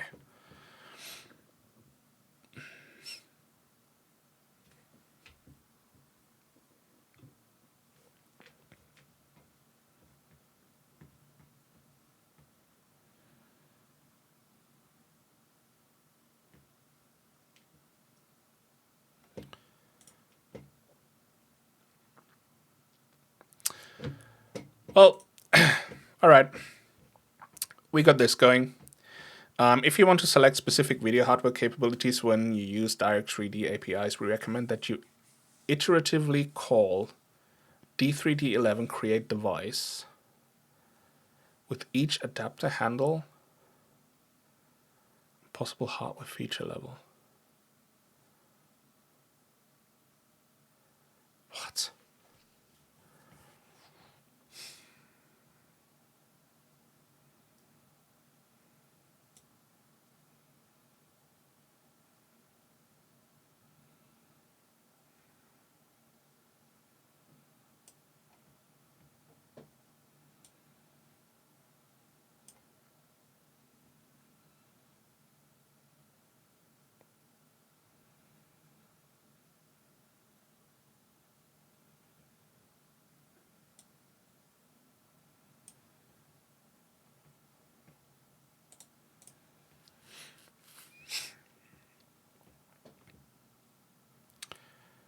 So, creating a swap chain. So basically the back buffer and front buffer, right?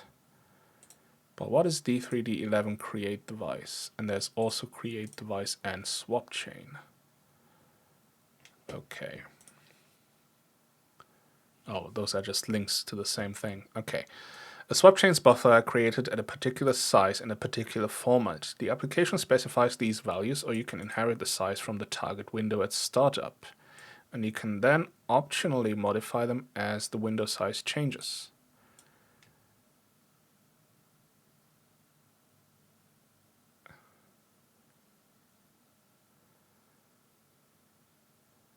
Okay, but that already assumes I have a direct 3D11 device. So let's look at the device. Creates a device that represents the display adapter. Okay, so if we iterate through the adapters, we can select the primary adapter and create a D3D device for it. Pass null to use the default adapter, which is the first adapter that in... Okay, right, so that is a shorthand for that. Okay.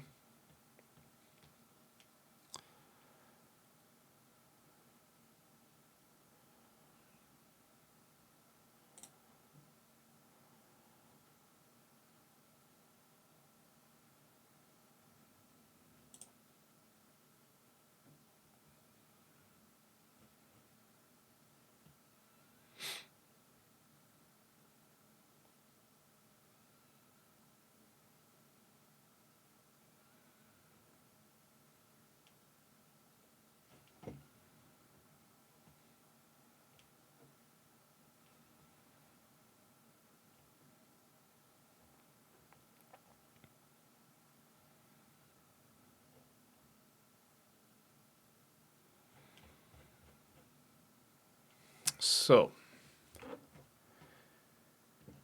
and I guess a device is which you basically use to control everything, right? So specific stuff.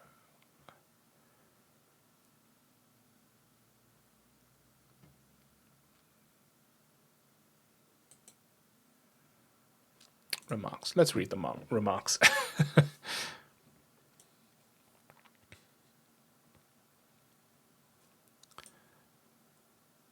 Okay, I don't care about the device one or whatever. Let's just use the default one. Set PP device. Nice. And PP immediate context to null to determine which feature level is supported by looking at P feature level without creating a device. So if we don't specify a PP device, Jesus Christ, and the PP immediate context, then we can check the feature level. What is the feature level? Pointed to an array of D3D feature levels which determine the order of feature levels to attempt to create.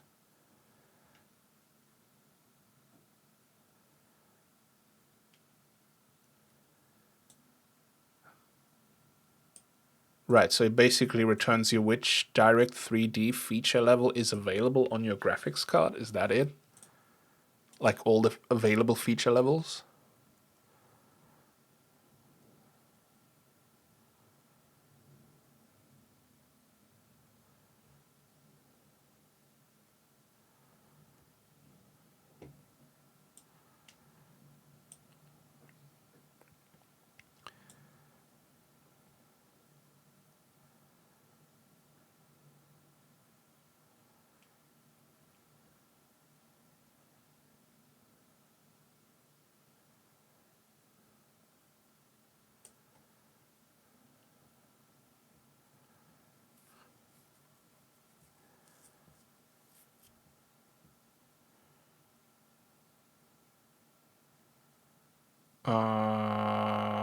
Okay.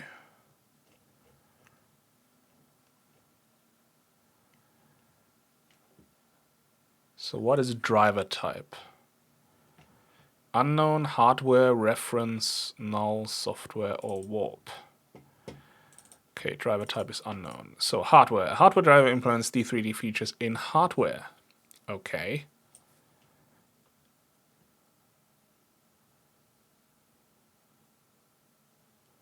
A hardware driver uses hardware acceleration on supported hardware, but can also use software for parts in the pipeline that are not supported by the hardware. Okay, cool. Reference. A reference driver, which is a software implementation that supports every D3D feature. A reference driver is designed for accuracy rather than speed. Okay. So it's a software rasterizer. It's not intended for retail applications. It's only used for feature testing, demonstration of functionality, debugging, or verifying bugs in a driver. Okay. A null driver is a driver without render capability, commonly used for debugging, non-rendering API calls. Okay. A software driver, which is completely implemented in software. So what's the difference between reference and software?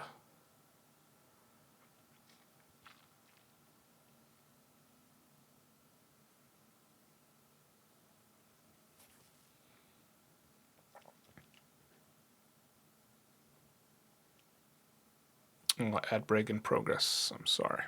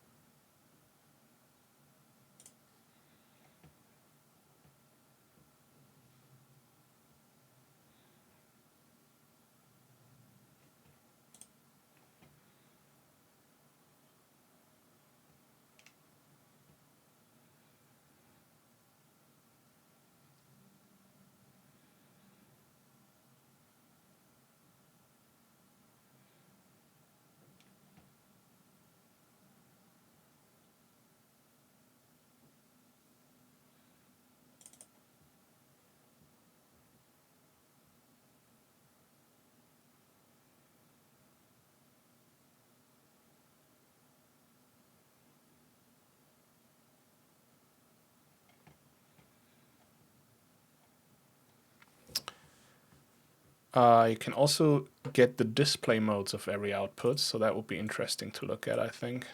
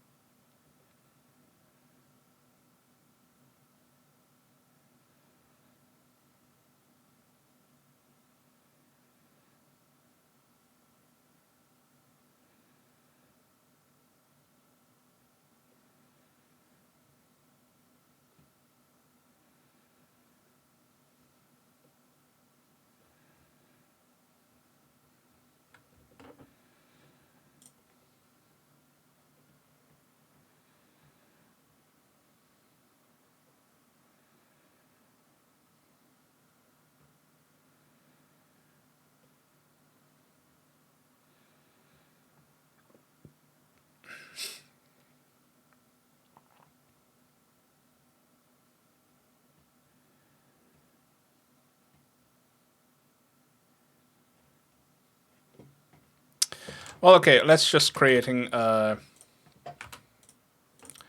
you know what? I want to see the display modes. So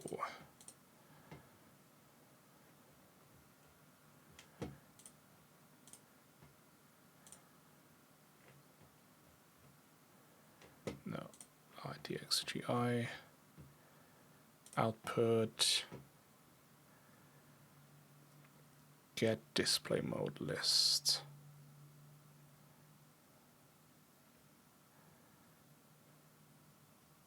I mean, I haven't looked at any of these really. I just realized. Except get description. So get display mode list. So what kind of modes are available? We need to specify DXGI format. What does that mean? Oh, wow.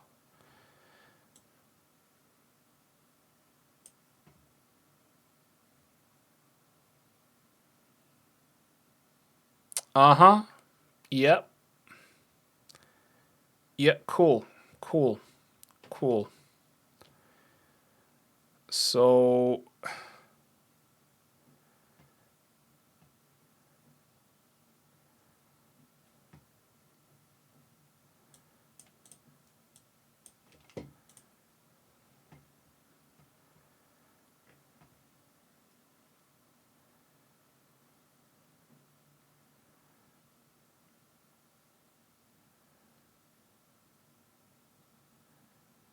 display modes that require scaling.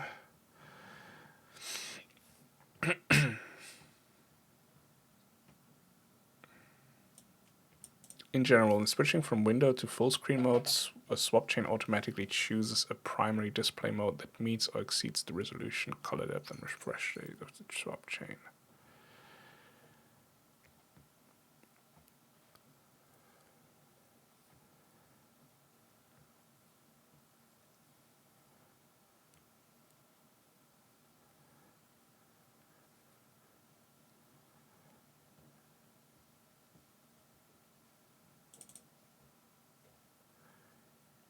Enum modes. Interlaced, stretch scaling, stereo modes.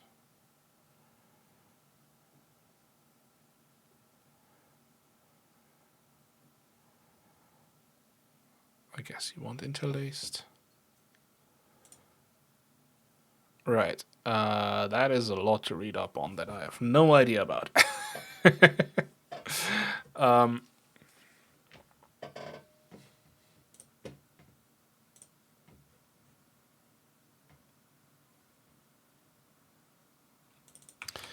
But okay, let's just do similar what they do here. So for format, let's request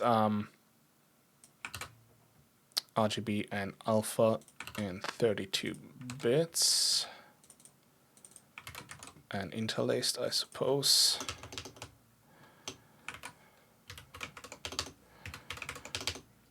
Okay, and this will return the number of modes, so E32 mode count.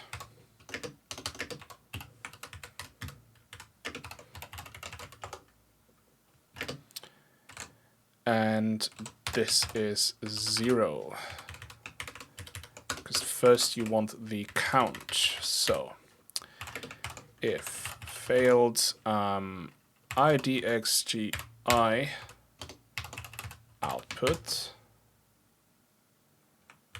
get display mode list output. Okay.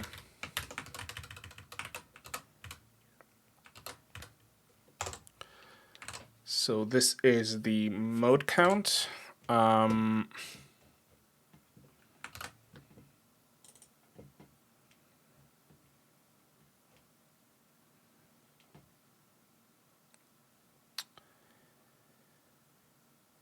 Okay, I used the arena here, but really I just should use it in the main thread, to be honest. So let's make a new arena and just pass that in here. Actually, why not like this?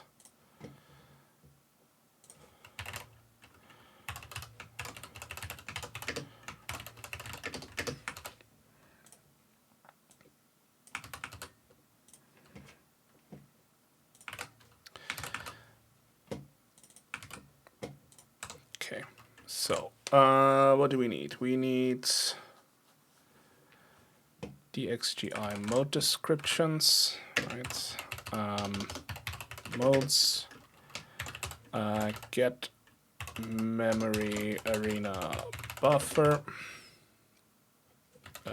arena size of this little fella right here times mode count. Oh, holy shit. Thanks for the raid. Hello.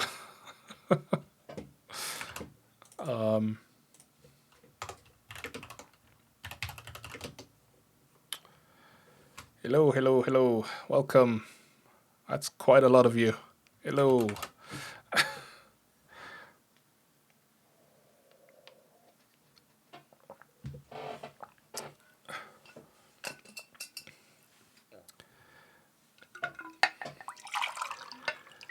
Bringing you some DirectX experts. That will be needed because I'm completely new to this stuff.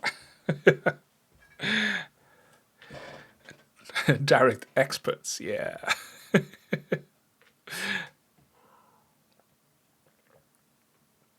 DirectX 11, yeah, that's what I'm trying to do.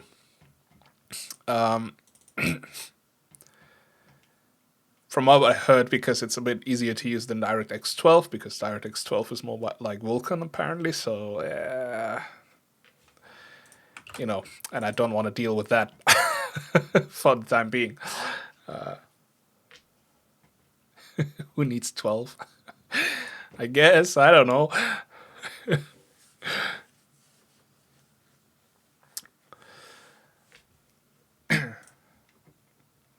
But yeah, at the moment, I'm just playing around with DXGI to like figure out how that all works, and I've had to figure out a little bit how to use com-in-c, which was fun in its own right. So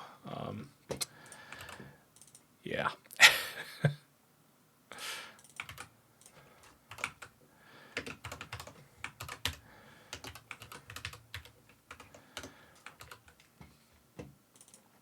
At the moment, I'm trying to get the display modes available for a specific output. So I only did enumerate through all the adapters on my machine so far, and then looked at all the outputs and, you know, got the description in the debugger just because I was curious to see what it's there. And now I'm trying to get all the display modes list for this specific format right here.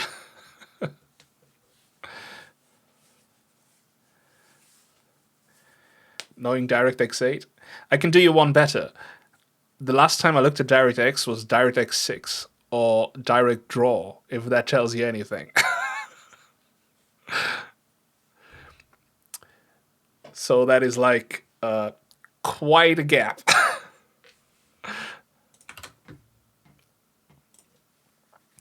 I can't remember if it was 6 or 7 or something, or maybe even before that. I don't. It's hazy. Point is, I'm old.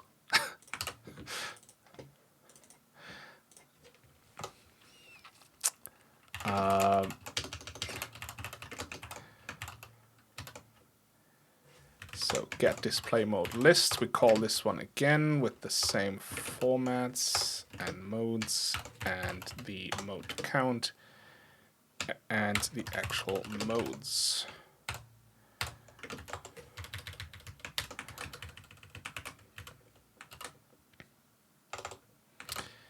And then I could take a look at the modes, I suppose. So let's do that real quick. Oh.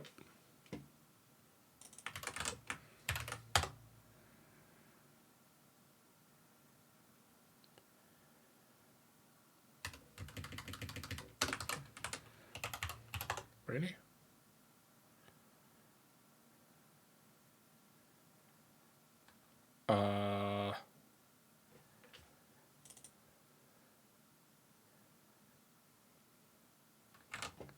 Okay.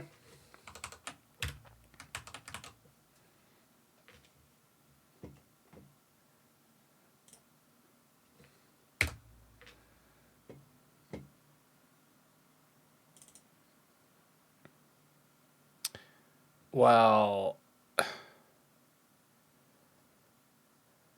that doesn't seem right.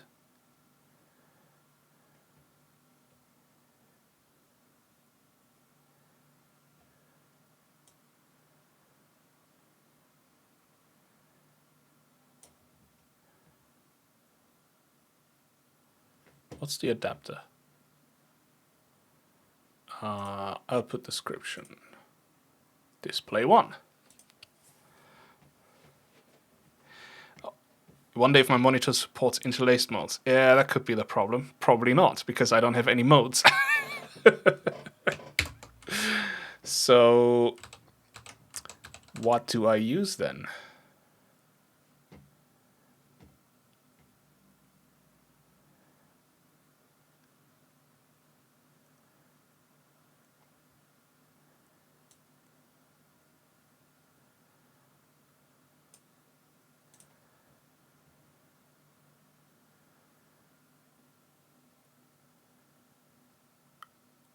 Can you just... What if you just leave it to 0? What happens then?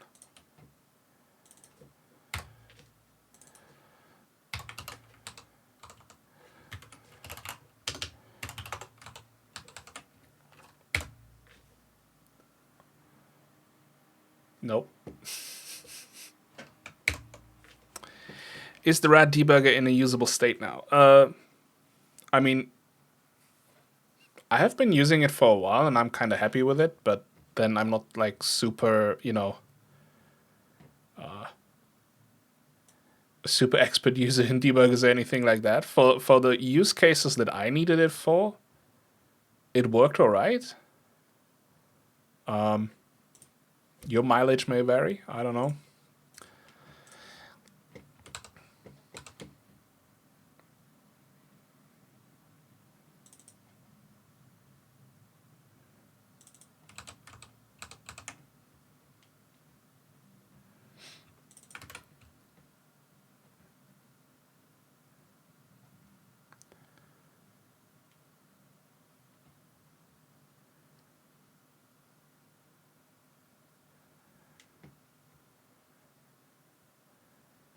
So what about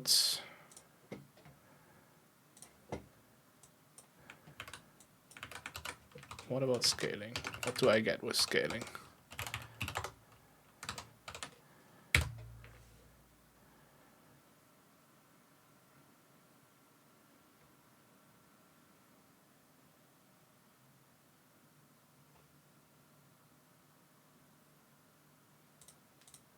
Weird.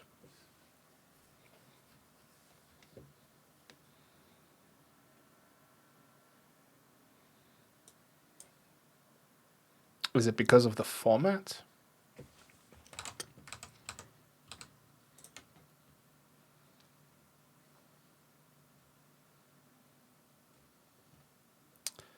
I'm clearly understanding way too little about this, so...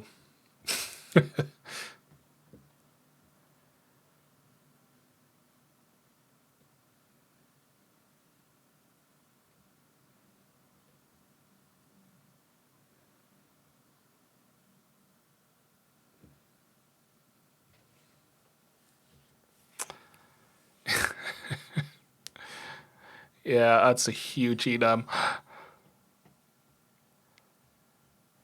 All the different format types you could think of, I suppose.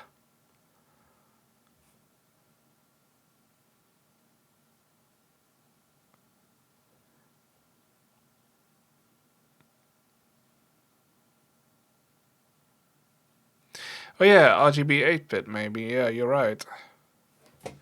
You're right.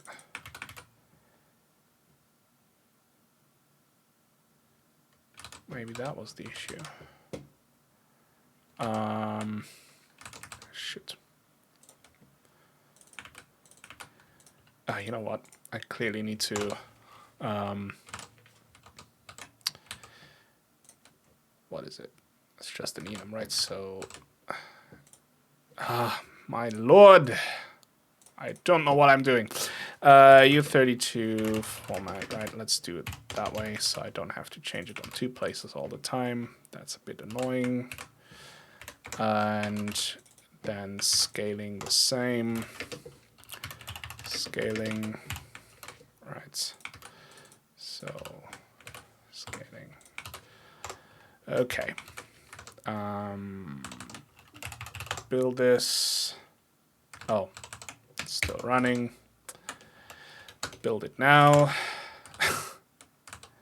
And run. Did I not set a breakpoint? Nope, apparently not. Okay.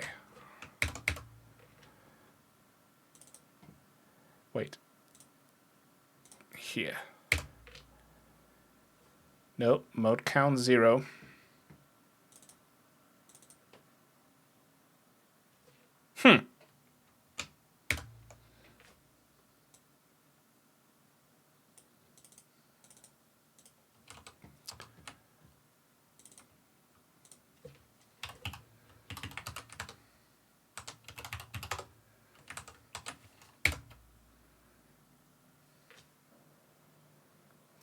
Okay, I don't know how to get any modes out of this then. I mean, it doesn't really matter for now anyways. I was just curious, essentially. But... yeah, I don't know.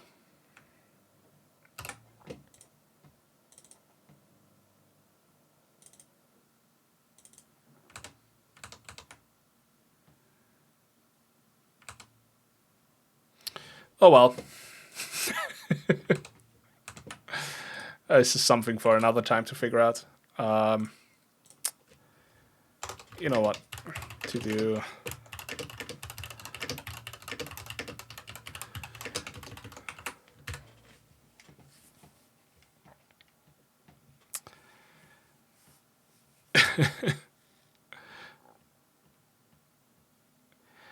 I mean, you know what? I was kind of thinking about that with the loop, just going through all the formats. I mean, for a test code, this would work just fine, right? You could just do that. Maybe there are multiple adapters, and the first one has no modes. So the first one with index 0 is supposed to be the primary adapter that you're getting, which is, you know, whatever is displaying what you see right now. So I would be weird if it doesn't have any mode.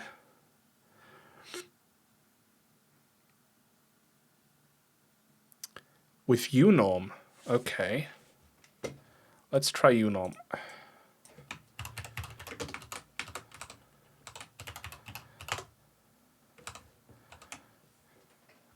Let's see what we're getting here. Yeah, 437 modes. Okay. So I clearly do not understand the formats really, what unorm and the uint stuff means and stuff like that. So I would have to read up on that. But okay, cool. We have modes. It's a lot more than 0. Yeah, I can say that again. Okay, let's fill up the modes array. And there we have all the modes. Let's say array. And we want the count of mode count. There we go. This is what I like about the RAD debugger. Like, you can have specific view rules to look at certain data types and stuff. It's not clear what they support at the moment, but I like a lot of them. There's also apparently a bitmap one coming, which is quite interesting and stuff. I've seen some things, but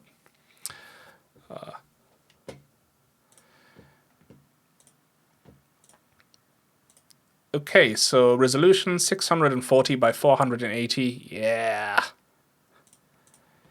Now this is my childhood.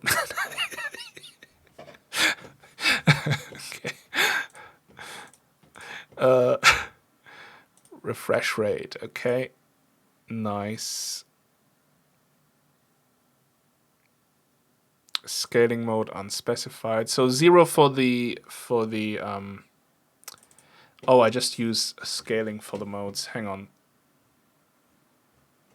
What if I leave that at 0? I'm curious. So 0.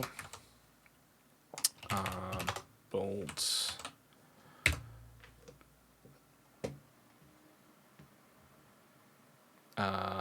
Should have stopped here.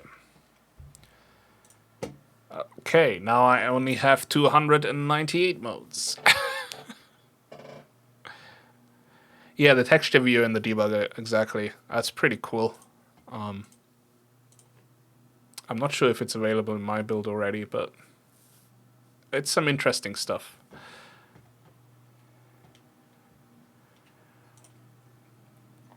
$800 by 600, nice.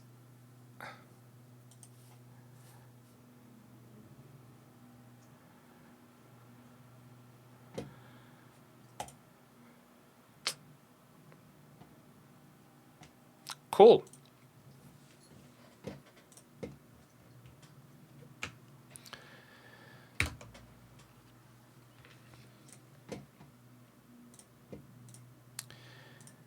Okay, I sort of want to try and finish this by creating a D3D11 device.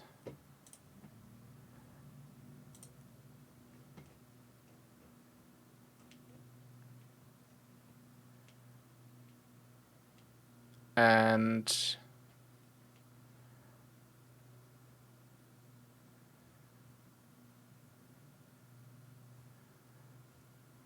well, that's the thing, isn't it? Maybe a swap chain.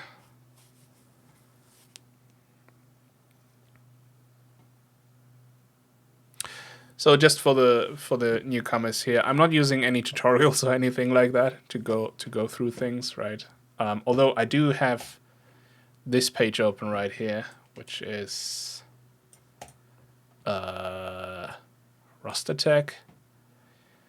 But like, I was just looking for the basics of Direct 3D really, but it kind of starts out with this whole application framework and like, you know, all this nonsense of like putting things in different classes and all this kind of stuff. And I'm just like, I'm not trying to build an application framework. I just want to know how Direct 3D works. So yeah, not a fan of this one.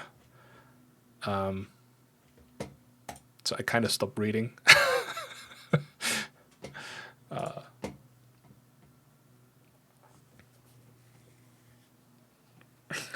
First need an abstract base class. Yeah. Good luck with that in C.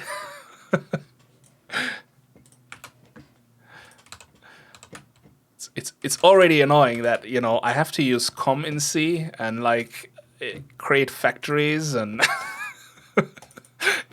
it's just like, you know.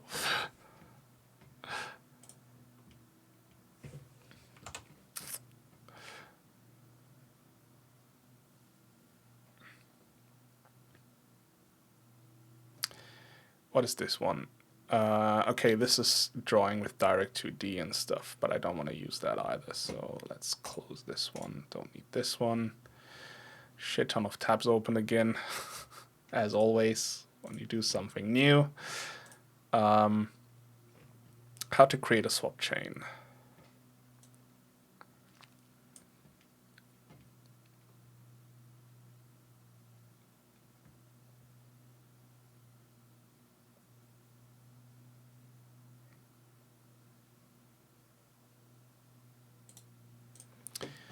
So you can either create a device and a swap chain in the same go,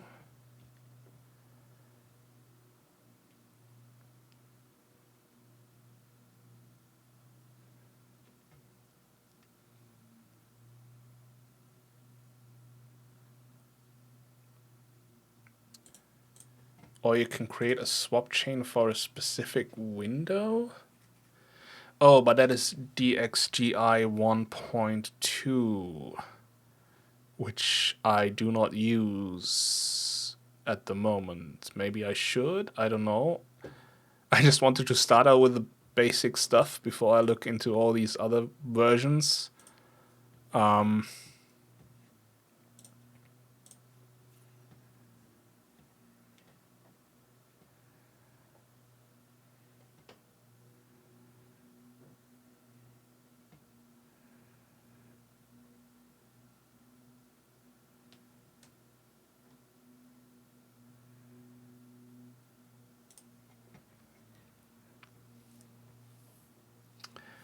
I mean, if they have a function to already do everything in one go,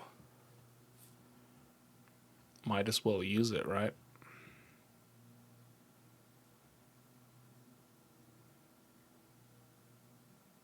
I don't know.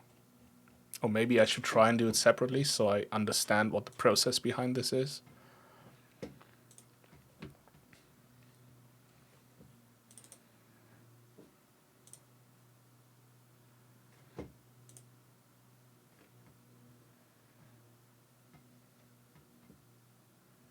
I mean, it's just a recommendation, right?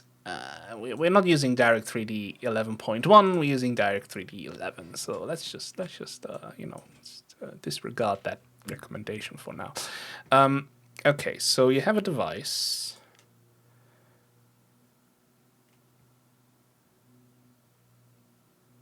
This is the D3D device for the swap chain. This parameter cannot be null. Okay, so we definitely need a device first. Okay, so let's focus on the device. The device. Create D3D device. I mean, it's just test code, right? Create device. Okay. If failed, we want to report that.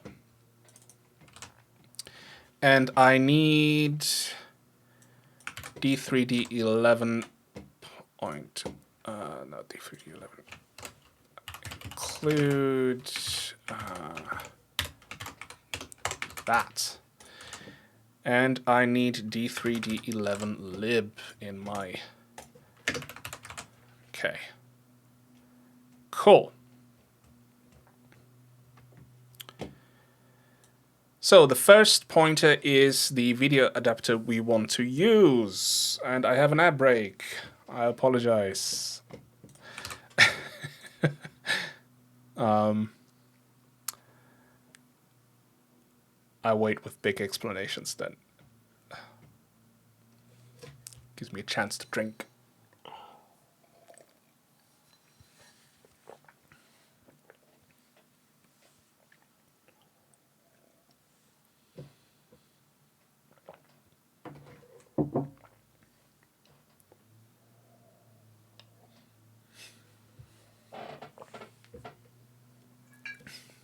You dodged it this time? Nice.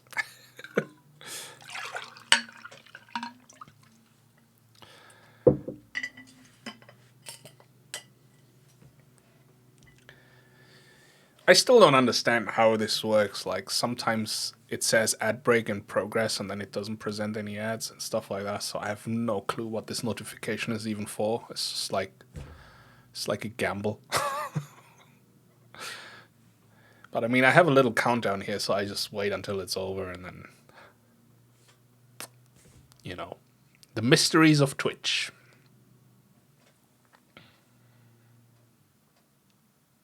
7 seconds. 4, 3, 2, 1. Yeah. Okay.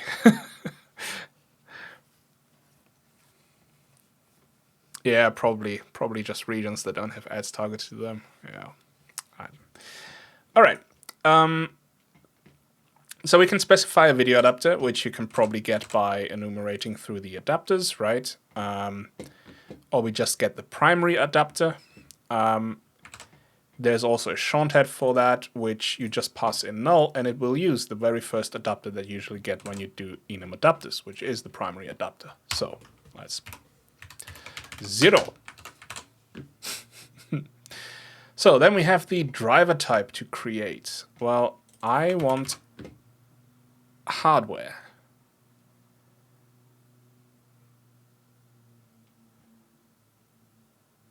Right. And if I can't create that, then it might as well display a message box saying, dude, buy a graphics card. It's not that hard. I apologize.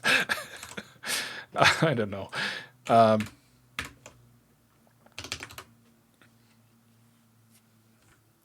Didn't Doom do that back in the day? When you ran it on a weaker CPU, they kind of would shrink your field of view. And then there was a little message, oh, you should probably upgrade to a faster CPU if you see this message. Something like that.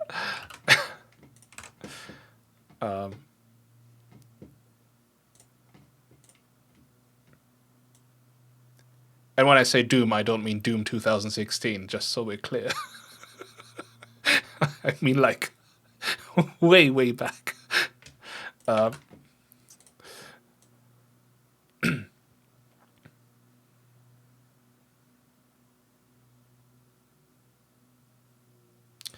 handle to the DLL that implements a software rasterizer. Well, we're not using a software rasterizer, do we? We specify hardware, so we can probably just say this is null.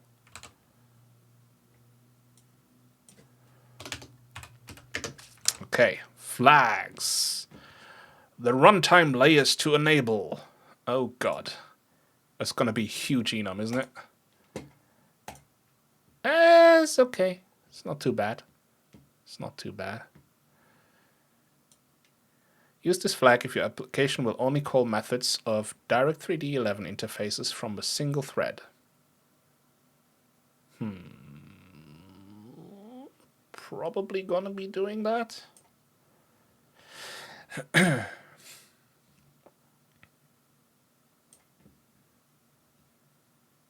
This flag is not supported in D3D11. But it's called D3D11. Oh, Microsoft.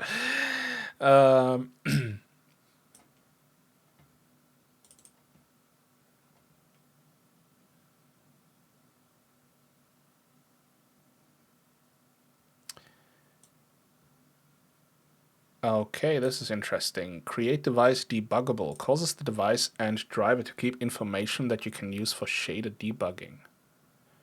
Interesting.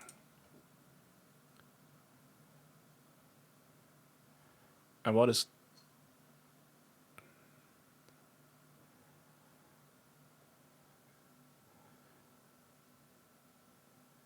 So, you have create device debug or create device debuggable. Like, what's the difference?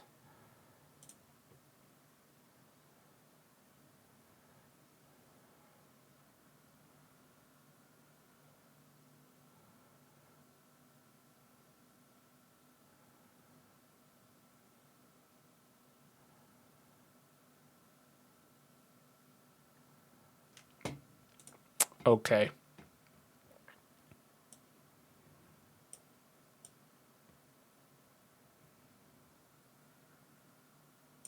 Oh, this is not supported. Oh, Direct 3D 11.1.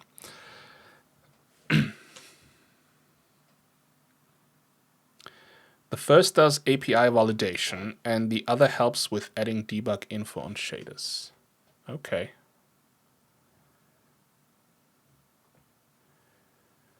I mean, this one seems no longer to be supported anyway, so...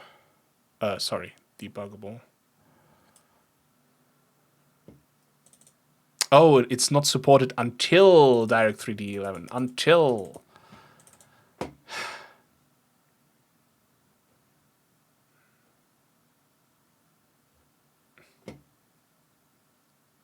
Why are you phrasing it like that? That tripped me up.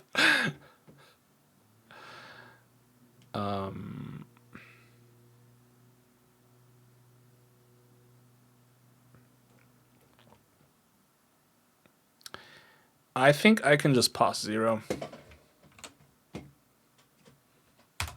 No special flags.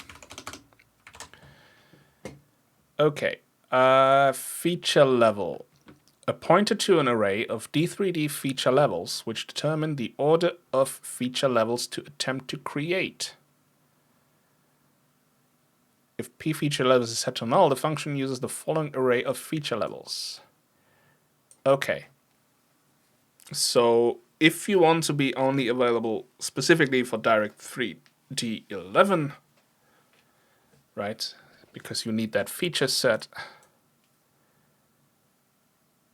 you just specify this in an array, and if it's an older graphics card, everything else fails. Do I understand that correctly?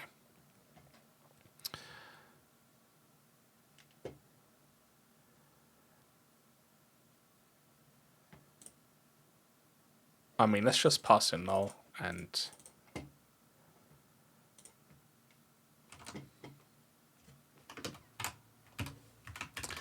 use the default feature levels. So these.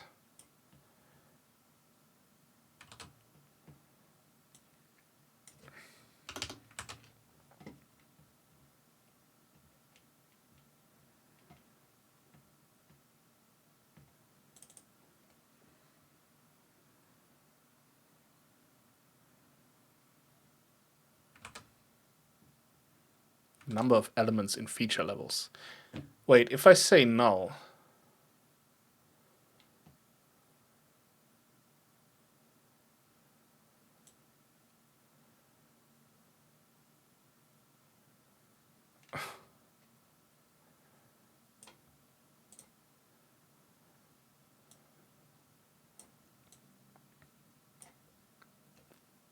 if I say null for this and it uses automatically this array, do I have to specify the count of this, or does it just disregard the feature level count? Doesn't say, does it? It's like, good luck, figure it out. The SDK version to use. Why would I need to specify that? Okay, fine. Returns the address and pointer to the device object. If this parameter is null, no device will be returned. Okay, so if you leave this at null, this is basically to probe if certain feature levels are available. You just try and create a lot of devices and see what returns, and then... Okay. But we actually want a device, right? So device. I mean, we can specifically set it to 0, but device.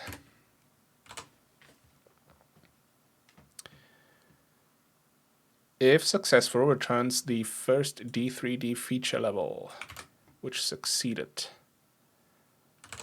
Okay. Oh.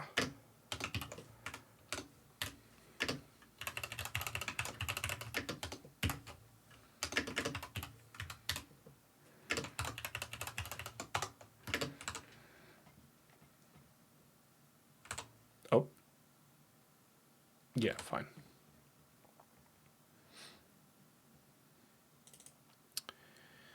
Immediate context.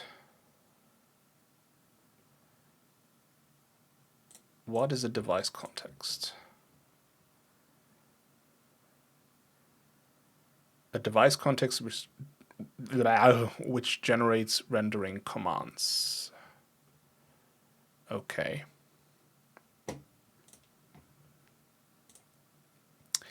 A PP, immediate device context. Cool, I guess we need that as well. Context.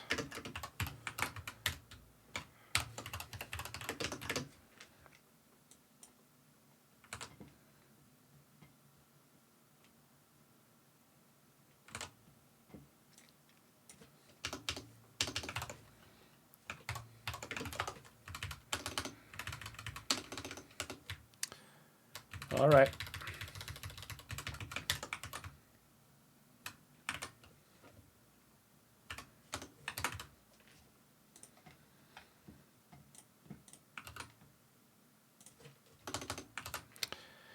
Okay, so I have a D3D device, I suppose. Well, if that will succeed. And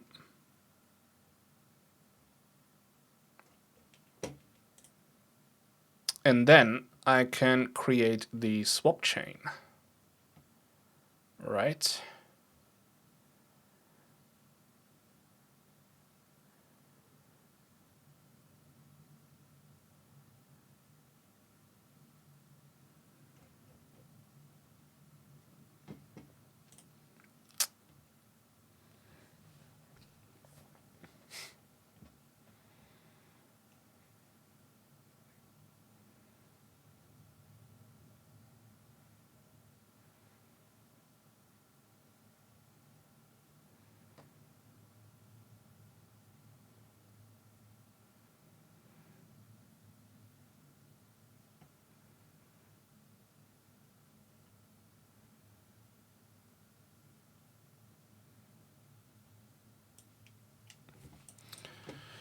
Okay.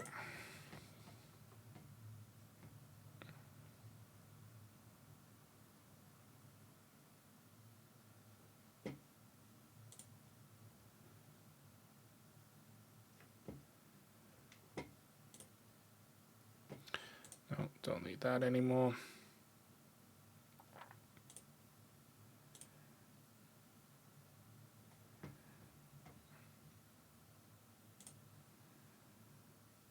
This is what I wanted. Okay.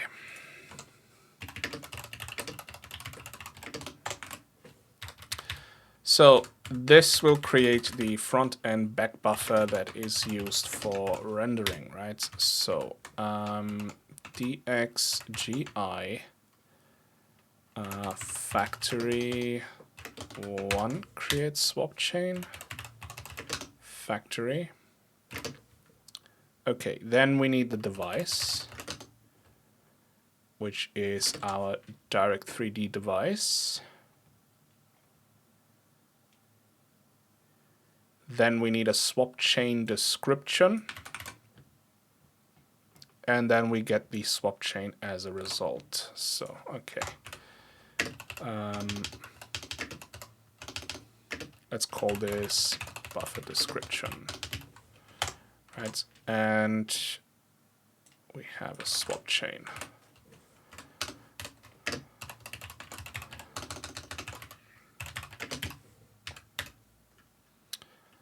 And the address is buffer description and the address of swap chain.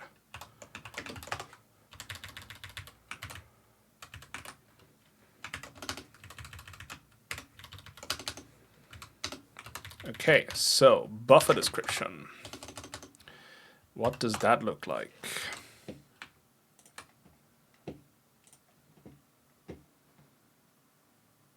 Hooray.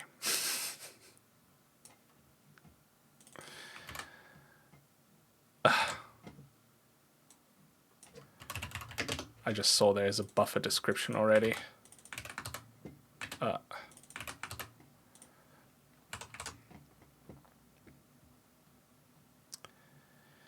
Okay. Mode description. A DX3i mode description structure that describes the back buffer display mode. So width and height and refresh rate and the format, scaling. Okay.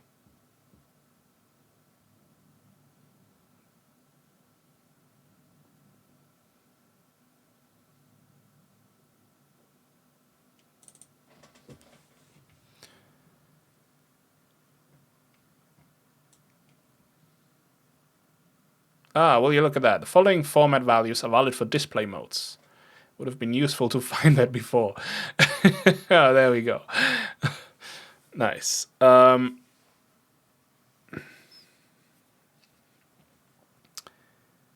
There's also a check format support function to figure out which one is supported by a display. Nice.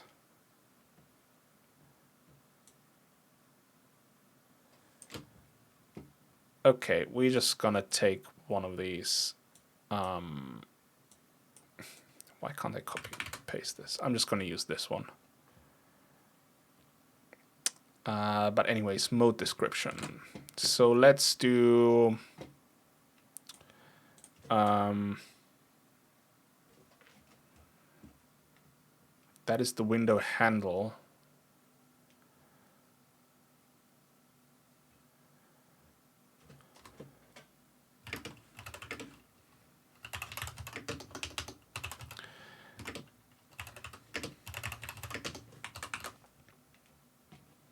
Let's just pass in the width and height.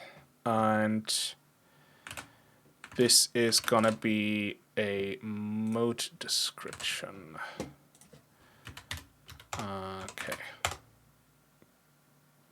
What the?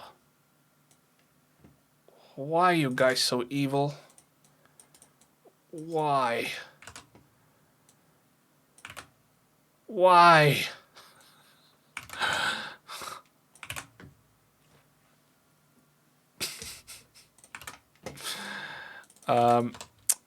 Okay, so we have a mode, right? So our mode description, we have a width, which is uint. Did I do uint? Yeah, okay. That is width and mode desk height. Okay, mode desk. Refresh rate.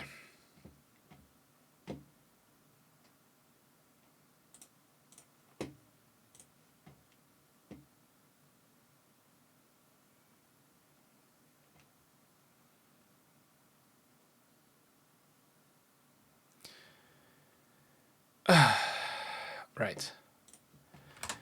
So this is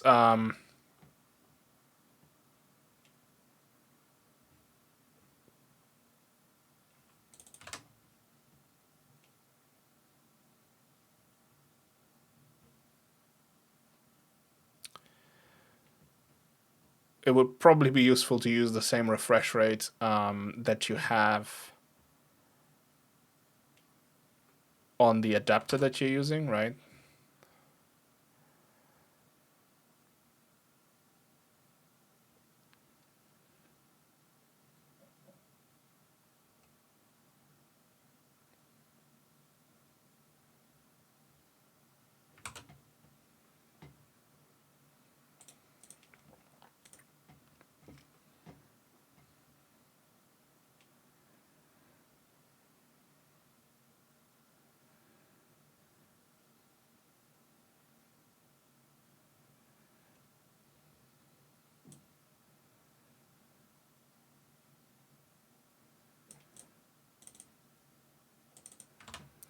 Let's just do 60. I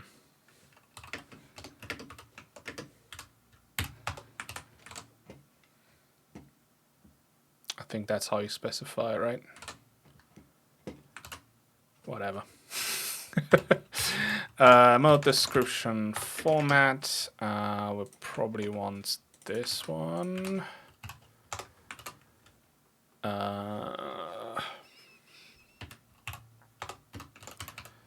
Scanline ordering.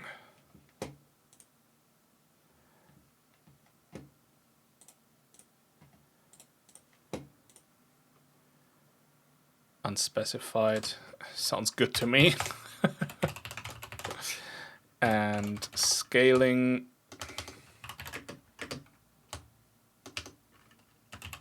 There we go.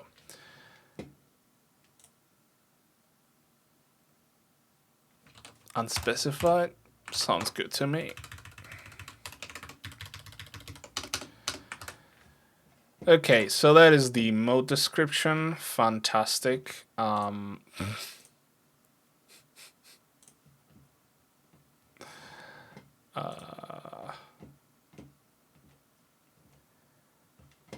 already had this, didn't I? Okay.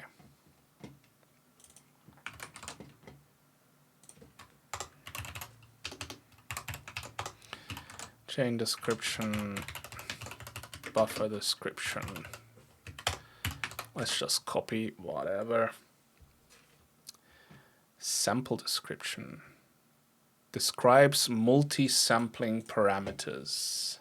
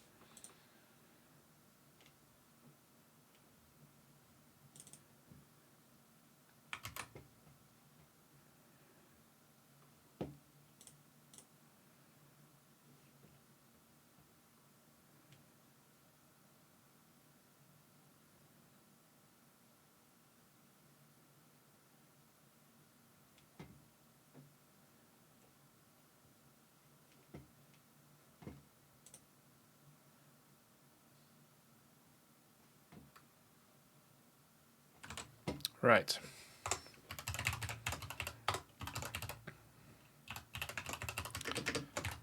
I kind of don't care about multi-sampling at the moment, so can I just use this?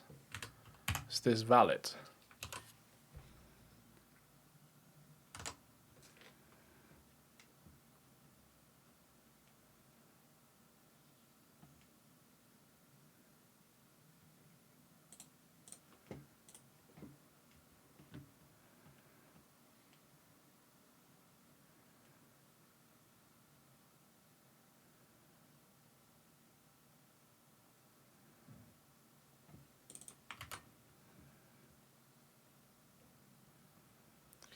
Okay, you don't need to specify whether something is a back buffer or not when you create a swap chain, but we can just use it anyways.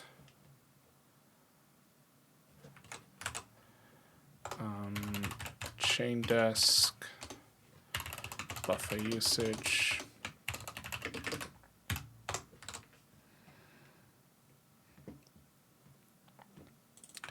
Okay, then buffer count. The value describes the number of buffers in the swap chain. You typically include the front buffer in this value, sol2. Right? I want a back buffer and a front buffer. Double buffering. Okay. Chain desk. Output window. That is the window handle, which will just be window. Right, I'm passing that in, yeah.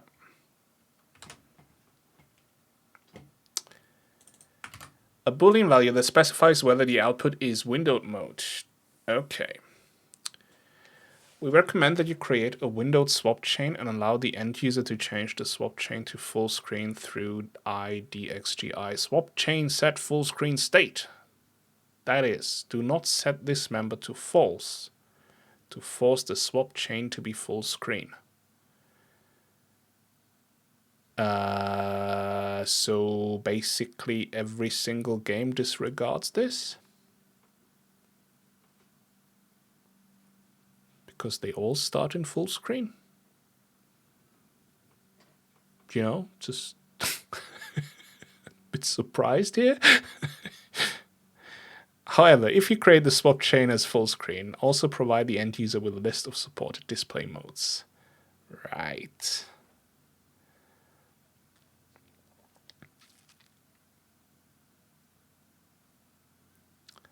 I mean, I guess really what you want is to enumerate the primary adapter display mode, right? Get the primary display mode out of it, and then create a swap chain that is exactly the same if you want to start in full screen. But I mean, in my case, I'm just happy with windowed at the moment, right? What was it? Windowed.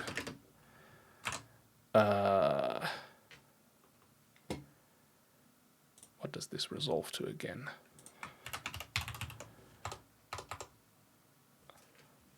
It's just an int. Okay. Okay.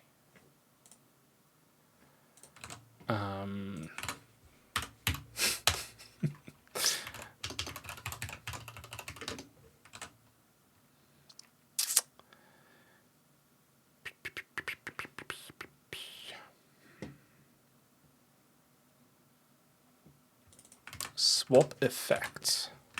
Now, what is the swap effect?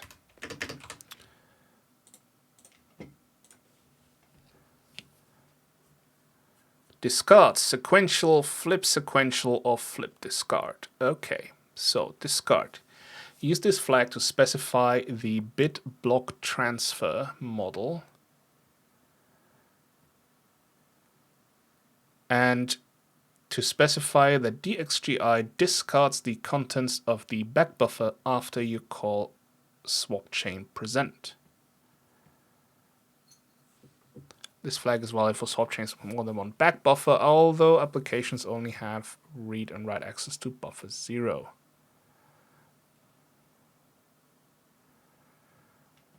In Direct 3D12, this enumeration value is never supported. Nice. Okay, sequential. Use this flag to specify the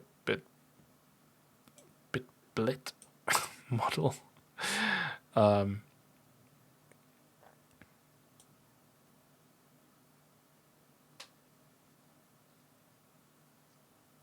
This flag cannot be used with multisampling.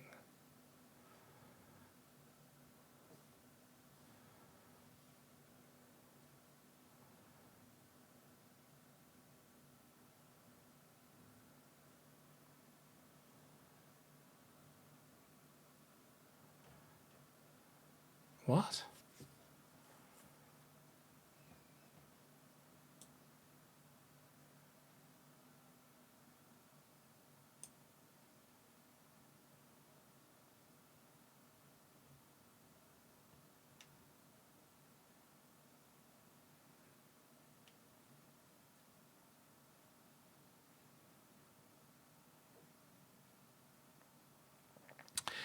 So if none of them work with multisampling, except this one, but that one is not supported in Direct 3D12, then why do you have to specify multisampling? Like the sample description here. Ads in progress. You know, those are the questions.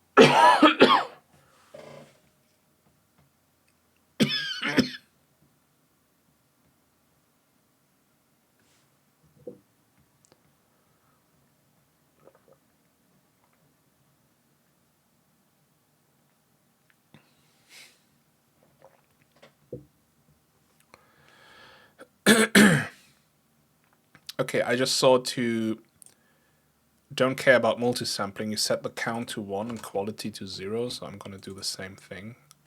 Count 1, quality 0.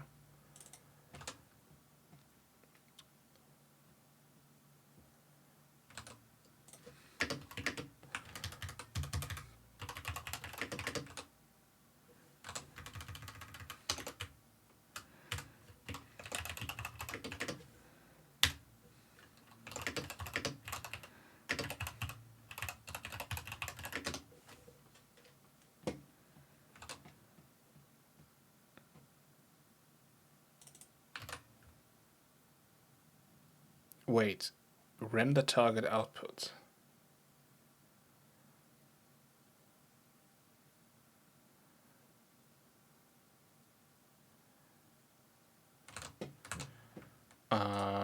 Why render target output?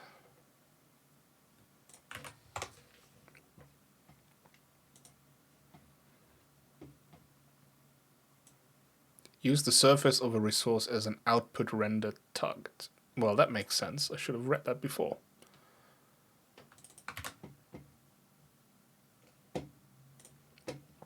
Okay.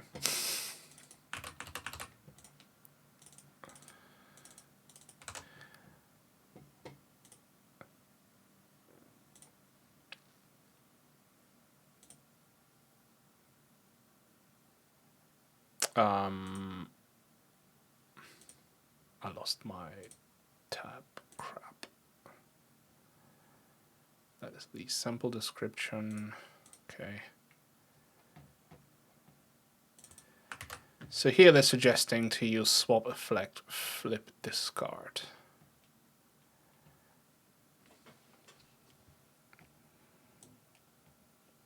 Oh, okay. So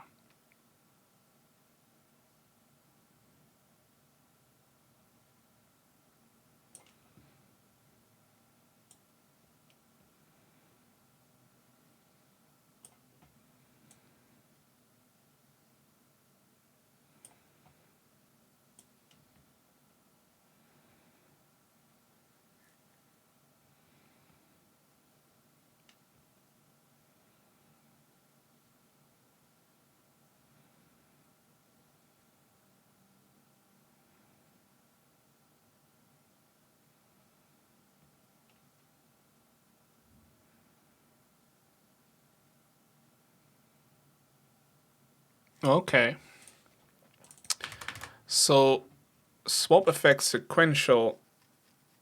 Okay, I get it. So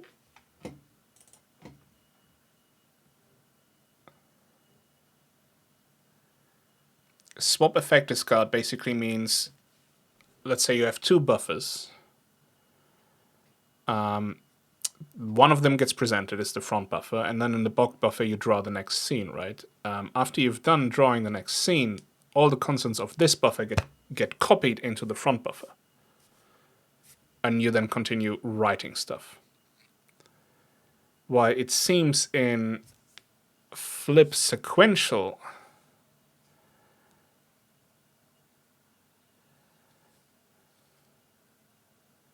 wait, hang on. Yes.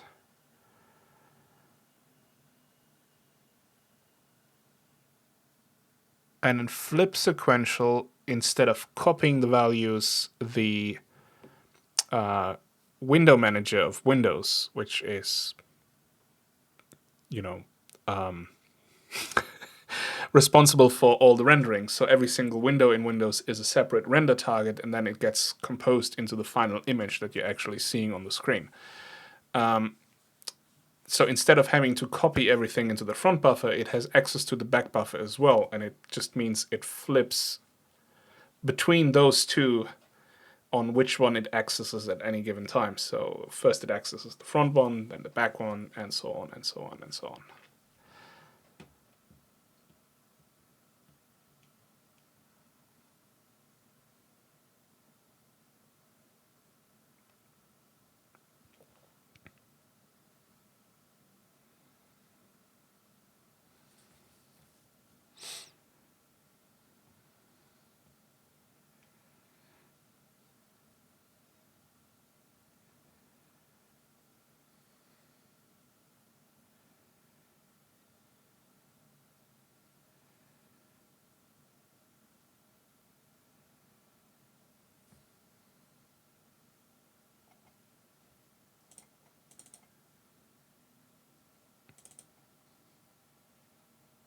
Wait, that is only the case for flip. But what is sequential and discard then? So discard says contents of the back buffer after you call present are discarded. So, okay. And sequential just means you still have access.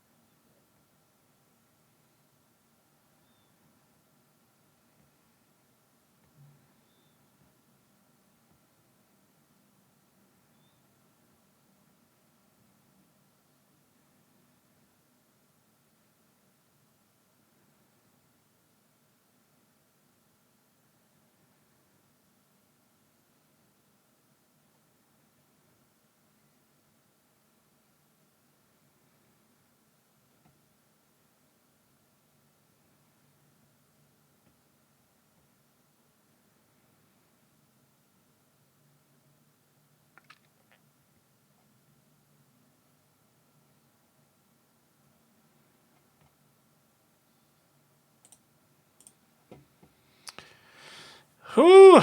All right. That is a lot to go through.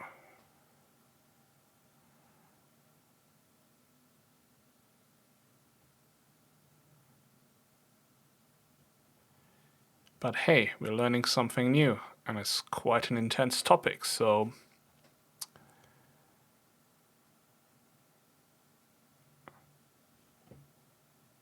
Okay, here describing that. Ah, okay.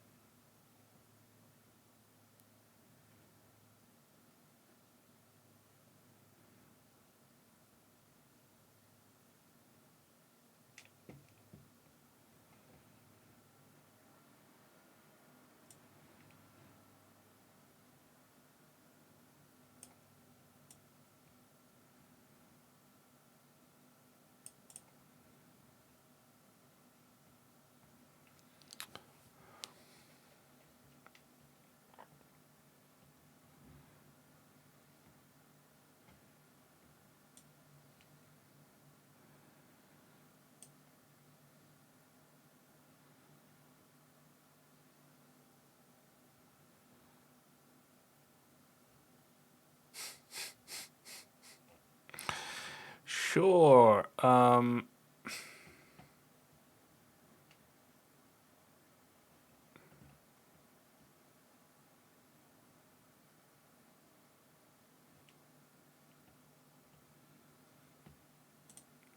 Now,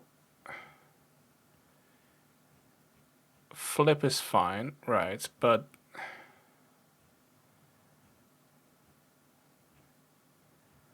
I guess you want this card anyways. I mean, I can just leave it to this, and maybe to do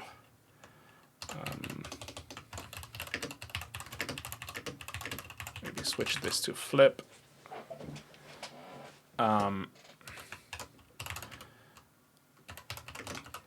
To flip this card.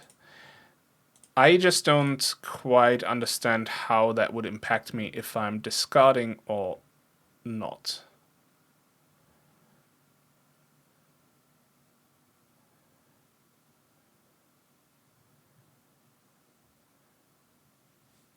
Like, I don't know. Whoops. I have no clue yet, so I'm not even gonna try to, you know, make sense out of this. Um,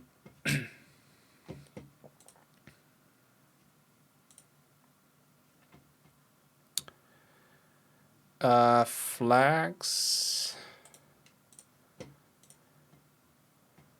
Oh, lordy lord.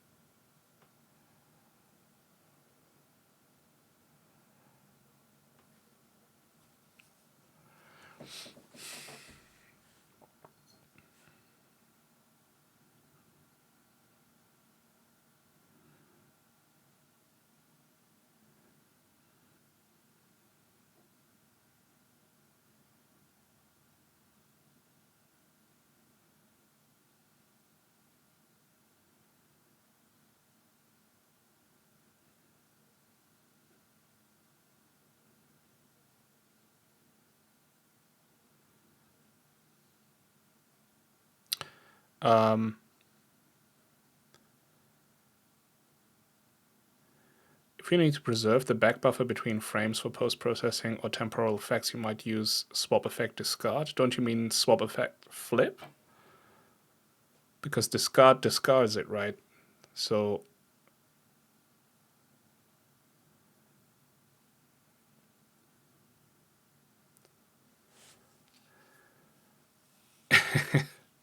if in doubt, just keep the flags at 0. Yeah, that's probably for the best, right?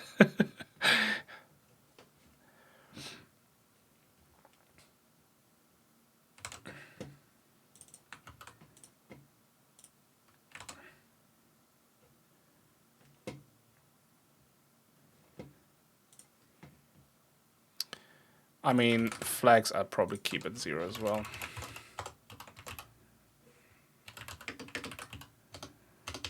Oops.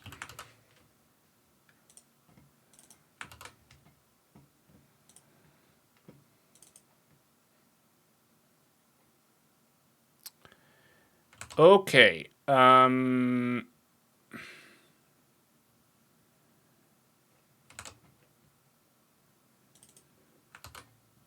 That is the swap chain description. And then we're trying to create the swap chain right here. So maybe that worked. So build, well, we have a bit of a trouble here. Right. Okay, I need to add these to this.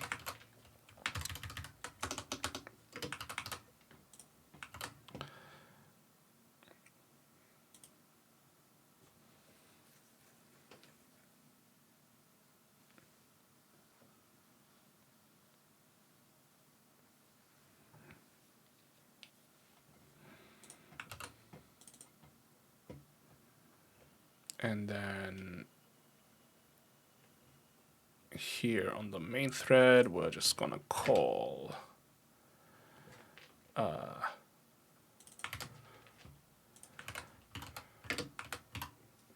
Nope. It's width and height, isn't it?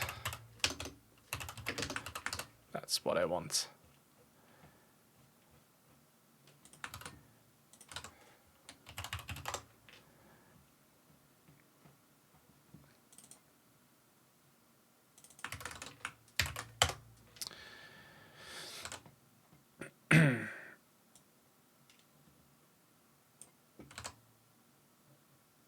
What?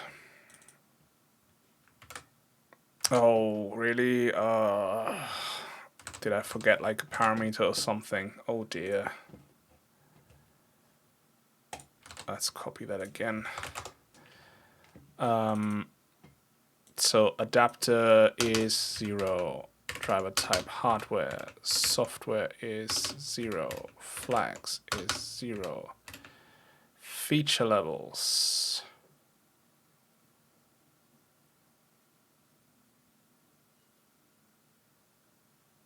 Yeah, I forgot this dude.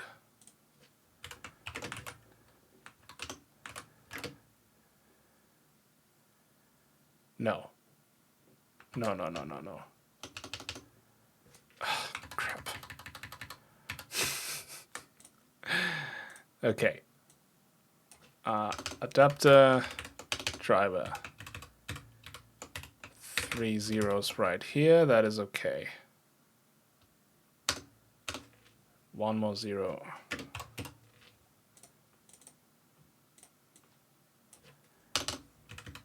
SDK version, device, feature level. Yeah, okay.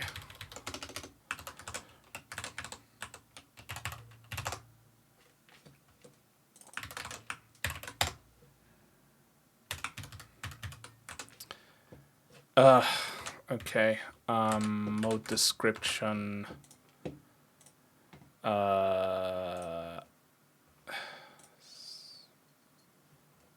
So this one is a rational.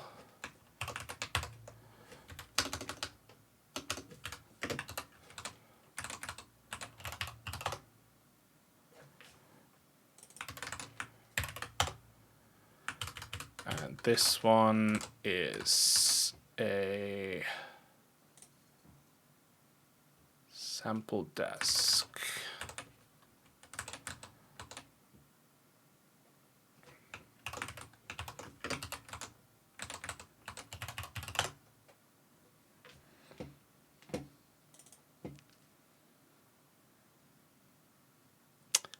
DXGI factory on create swap chain. Okay, so that is the wrong one to call, I guess, because it doesn't exist. So.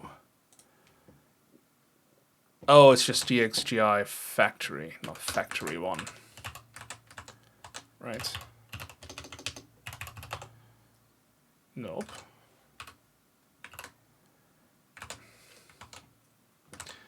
Okay. Let's look at the macros.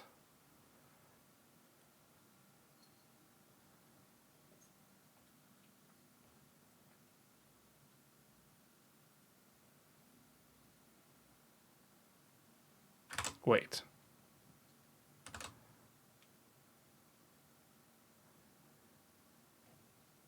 That is device. I'm not on device. What am I doing?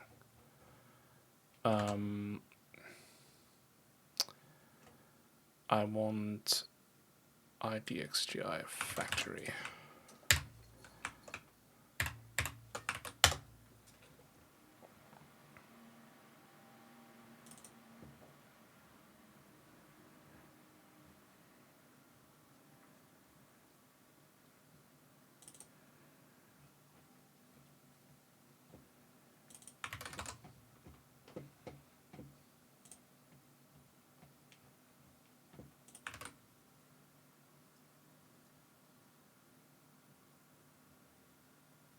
I forgot the I in front of it. Man. Whoa.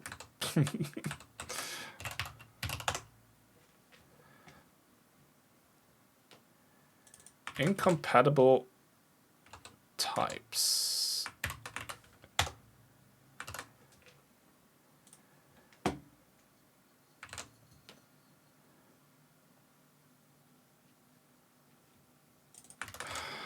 Man, just don't be a stinker. Just cast it, dude. Just cast it. Oops. Nope. Okay. Function differs in level of direction from.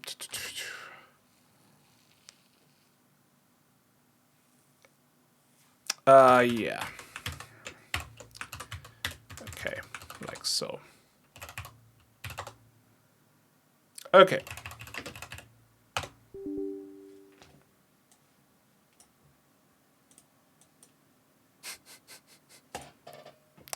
Okay, so I got an error, but the error is completely nonsensical because it says the file can't be found, right? That is because I'm using Windows get lost error, which doesn't work with DirectX APIs, obviously. This was just me trying to get something in there, just to see what possible error could happen, right? And so I would notice if an error happens. So now I think we're probably going through this. Interrupted. That ain't good.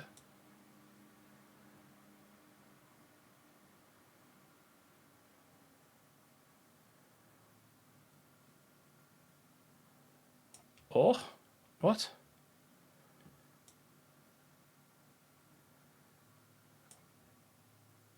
Why are you interrupted?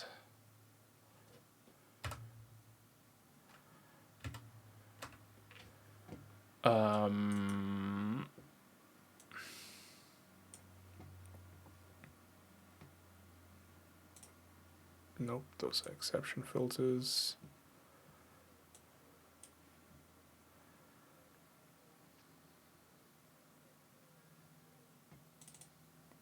Okay, something. Oh, because I'm an idiot. That's why. I released the factory and then used it. Okay. Build run. Nope. Did I do it with something else? No.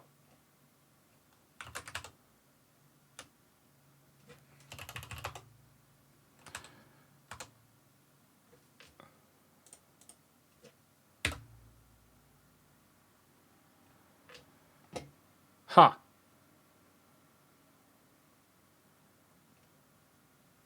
Probably something to do with these parameters right here, right? So, how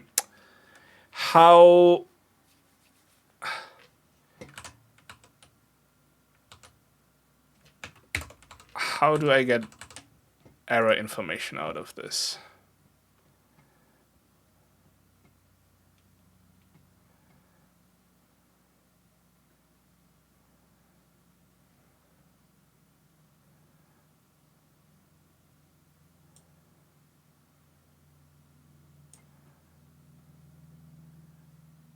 I love this. They provide like two different results, and then they just throw the hands in the air and like, other error codes may also be called. We can't possibly know. It's not like we wrote the damn thing.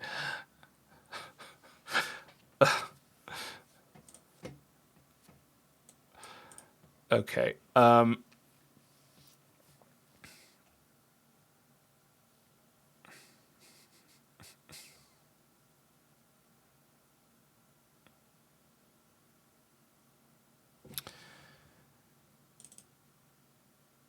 If requested full screen mode. I mean, I don't have full screen mode, right? I have windowed. I'm just trying to get into windowed mode. Is it because of the Windows size? Is it the resolution thing? No, shouldn't be, right? What if I just provide... Damn.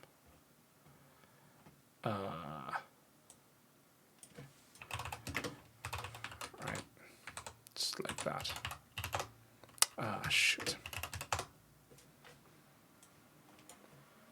Well, that seemed to have worked. So it probably was a resolution thing because of the Windows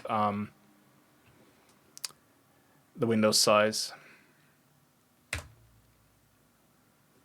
Yeah, we're no longer breaking that. Okay.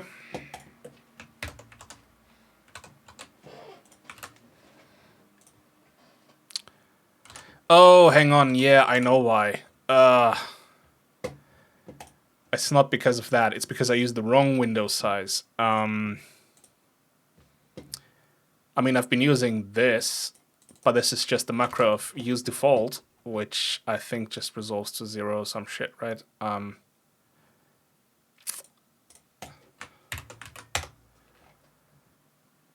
Yeah, it's... Oh, no, it's not. It's like this. Well, that probably was too large then.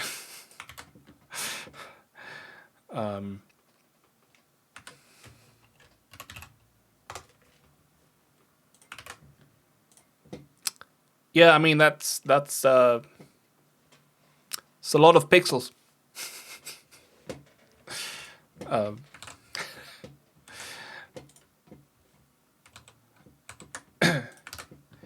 Right, so what I would have to do is like get the correct window width and height, right, before I pass this in. Yeah, that's that's a lot of case.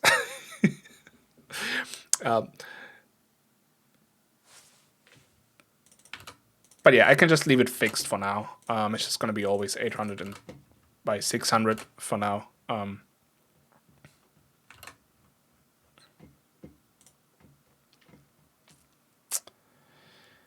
Okay, the question now is, oh, ad break in progress, and I should probably stop soon, anyways, because I need to walk my dog.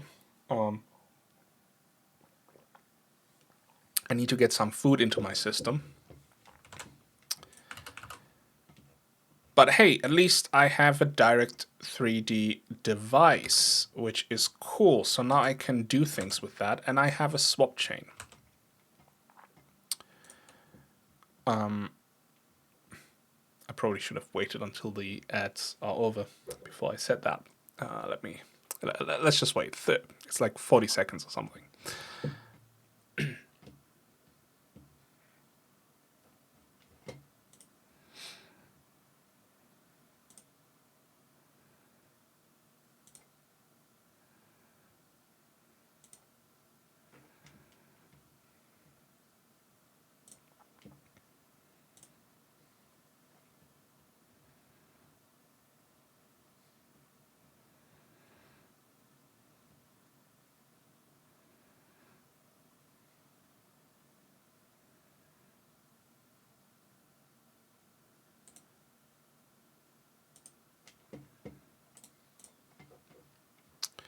Okay, ads are over, but as I just said, I might have to stop soon because I need some food and I need to walk the dog as well. But at least I have a Direct 3D device that I can use. And what we would need to do is then call swap chain present, right? This is the stuff that actually renders whatever is, so basically the contents of the buffer.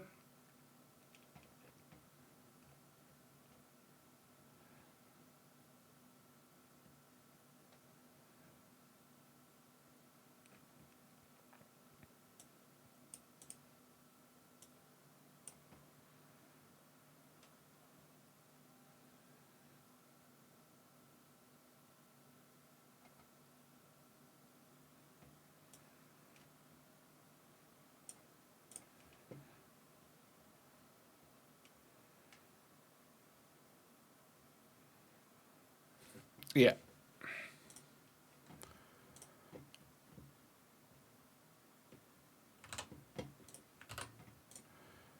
So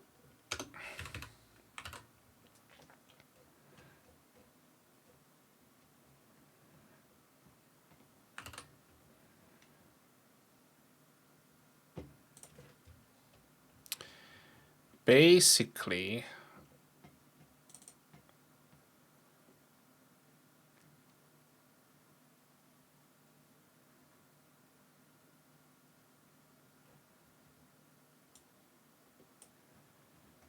let's just make a quick struct so I can return this, which holds on to like a few things. Let's just call it DirectX stuff. Very creative, right?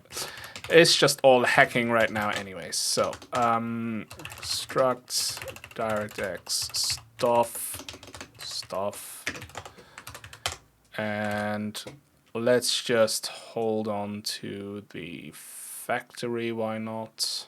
Right, so get this one. Hold on to these things.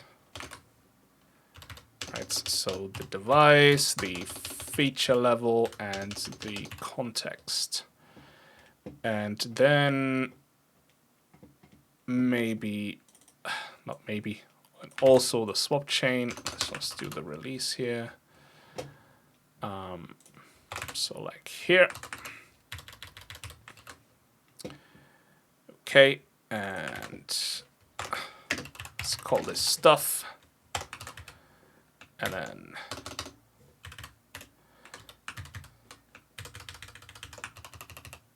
oh, bloody hell. Why is everything called factory? Actually, let's make this a pointer and say get memory arena type. And this is DirectX stuff. Then we get stuff factory. Stuff factory. Stuff factory.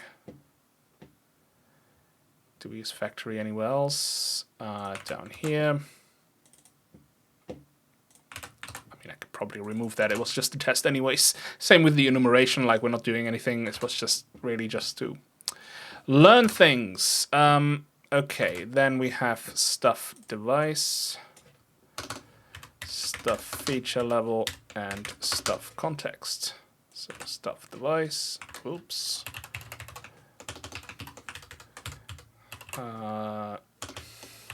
Stuff feature level, stuff context. And then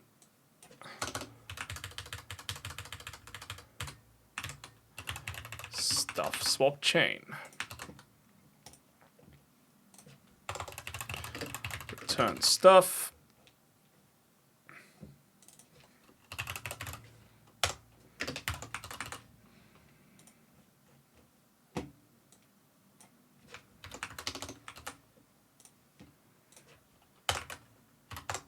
Whoops.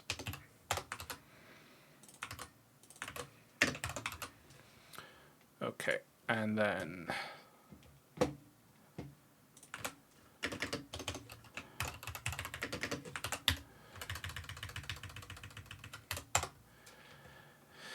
okay, and here IDXGI swap chain present stuff swap chain 0.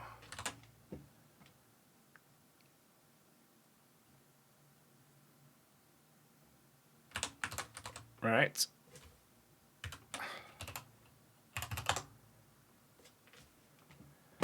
Whoops. Oh, right. No. What? Oh yeah, there's more flags. Sorry. It's 0, 0. Built. Okay. Device undeclared identifier. That is correct. It would be stuff device. Cool.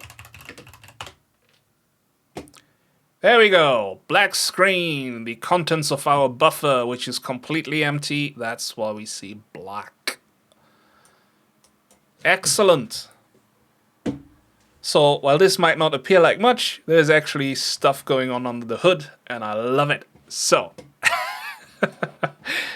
that feels like a good ending point, to be honest.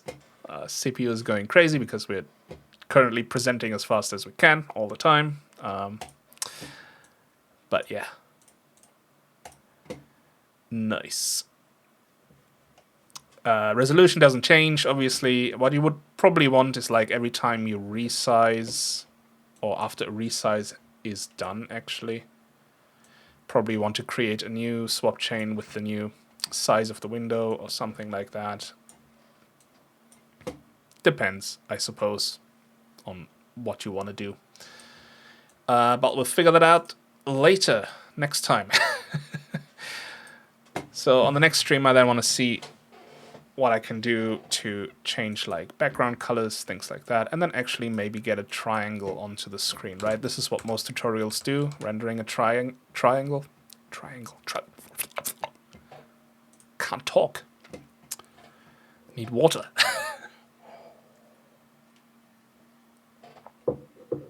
And that's going to be quite involved as well because, well, we need shaders. So that will be fun.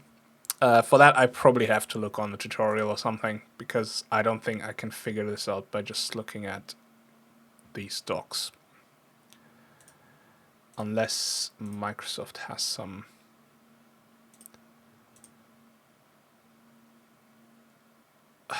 Okay, this I kind of want to bookmark. That's definitely good.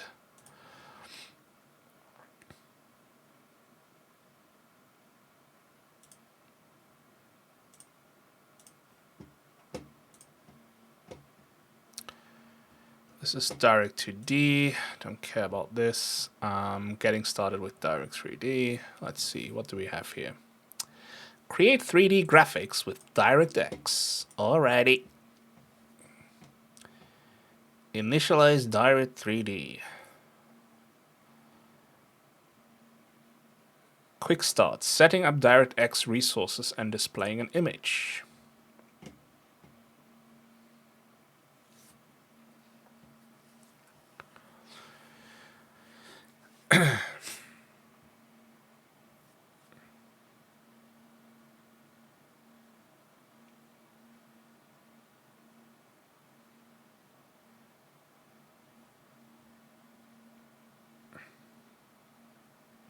Okay, creating a Direct 3D device. Well, we kind of did that.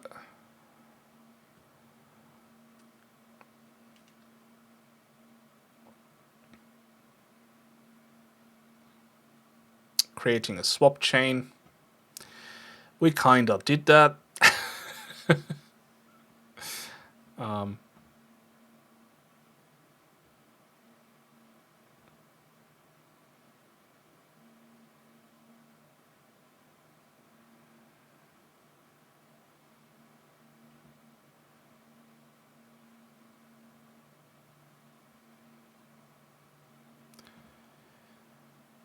Creating the render target view. Okay, so render target is basically, I mean, back in the day we would call it just a texture, right? You're drawing into a texture. It's just a buffer that you're drawing into, and I see they're using the swap chain get buffer. So you're then selecting the buffer you want to draw into. That becomes your render target. Okay, so far so good. The device then can create a render target view.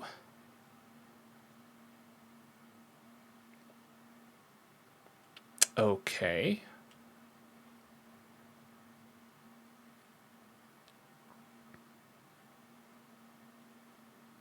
So you have a viewport into the render target.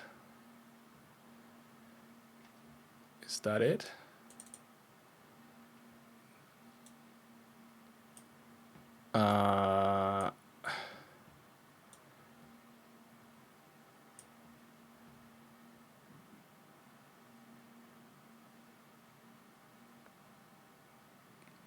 I'm not gonna lie, I kind of want to do that now.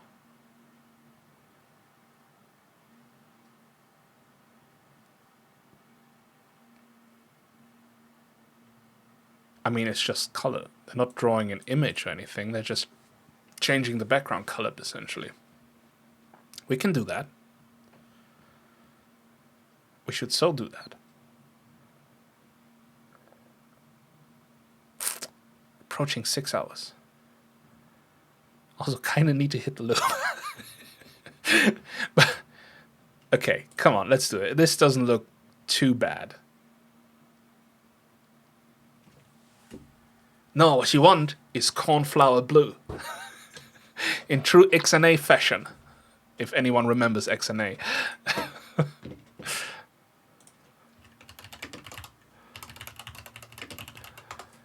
I think at some point they even made t-shirts because of that. There you go. Everything used cornflower blue.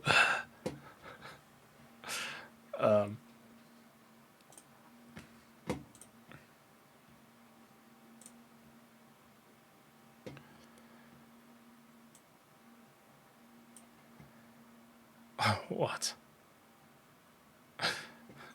Okay. Right. Let's just follow that real quick. My fan is spinning like crazy for them. Okay, calm down. Okay, it's spinning down. I thought maybe the process is still open, but no.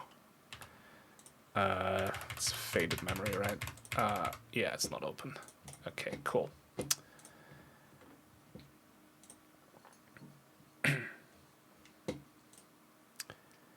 I lost the window again. Man. There we go. Okay, let's do that. Let's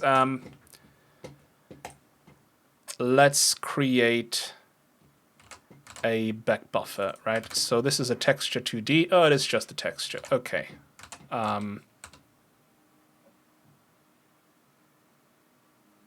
Where do we do this? Let's do this here in stuff, and then just hold on to the texture. So we have the back buffer. We're doing a render target view. But we're still accessing the back buffer. So what do we need the view for then? Create render target view.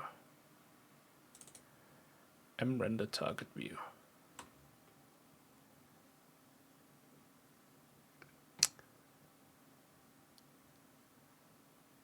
Right, we need to specify it in the context that we want to render to that render target view.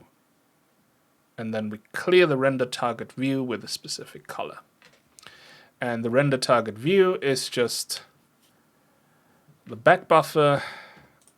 Okay. Gotcha.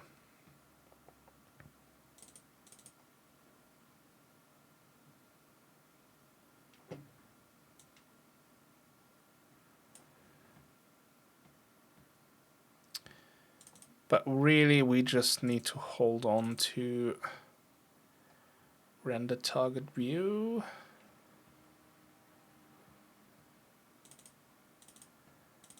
Because back buffer is just fleeting, isn't it? We'll get the address of that there.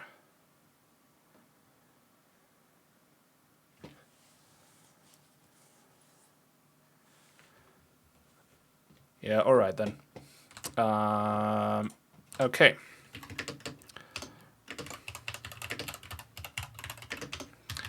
Create back buffer render target view. Okay, we need a texture 2D. So we need the swap chain. So IDXGI swap chain get buffer, right? That needs to be stuff swap chain.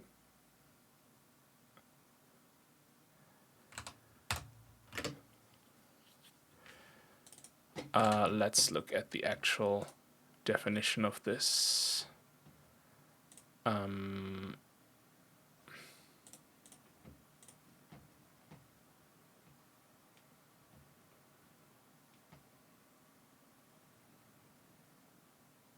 Wait, that is swap chain 1.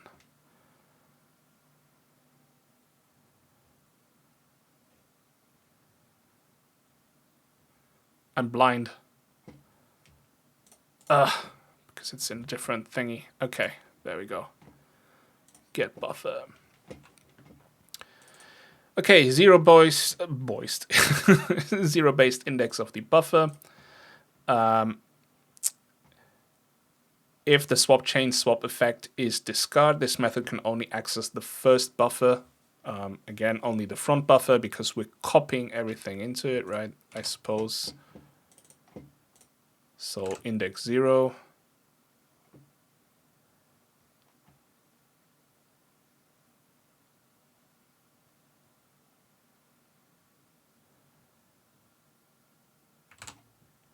Okay. And then a ref IID. Okay. And then a pointer to the surface.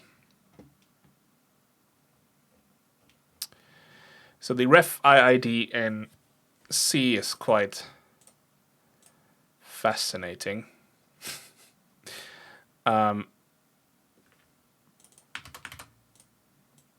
Because the UU of ID extension doesn't work in C, which is how you would usually get the unique ID of the interface that you want to use, but we do not have that. So we'll probably need. Okay, let's put these together here. Nope, wrong one. There we go. Right. So this would be IID, I think, right? So this should exist. IID. And then we have the type. Let's call this back buffer.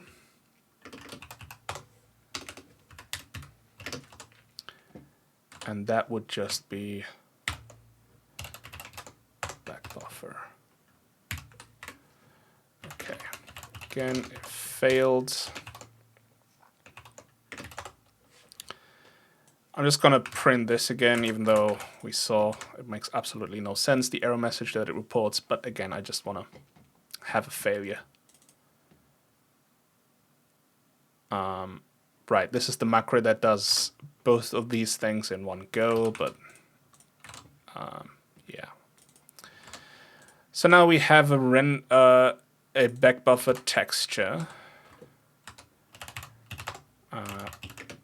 Let's see. Yeah, okay, we're not crashing, that's good. After the back buffer texture, we need to create the view, and for that we need the device. So ID3D11 device, and we need create render target view, and for that we need the stuff device, and then whatever create render target view needs. So where is the D3 D11 device thingy? Come on, you have a link to this here. There we go. Thank you.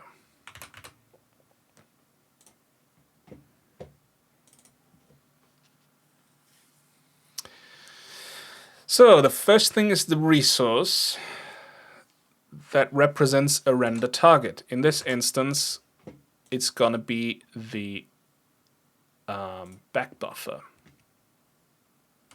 Right, so can probably just say back buffer.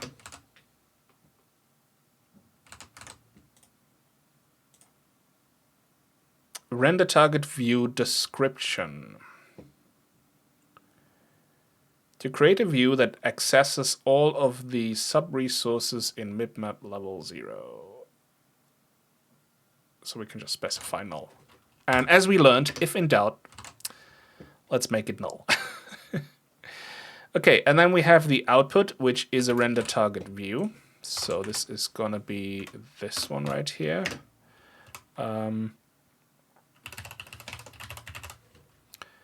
Render target view.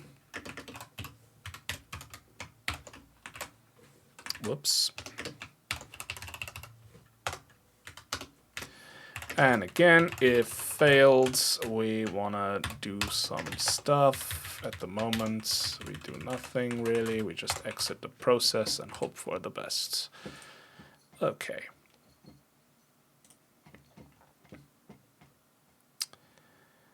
Then we need to get the texture description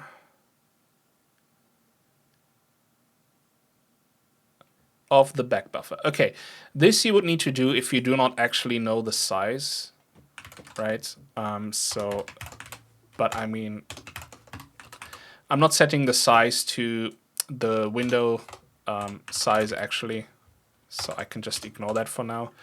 To do this to get the actual size of the buffer, which might change on Windows resize. Okay. But we need to specify a viewport. Okay. Top left, fine. Static cast, yeah, you're funny. Width that we pass into this function, and height. And min depth and max depth. All right, cool. And then we need to set that viewport with the device context. So ID3D11 device context rs set viewports. And that means stuff context. Right? Yup. And viewport. Well, and we specify one viewport, I suppose. I mean, I should probably check that, but I think that's what it's doing anyways.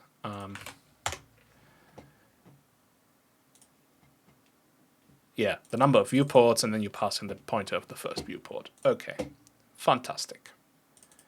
Let's close all of this.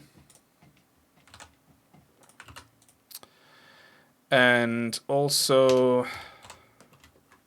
if failed, right, they all have H results.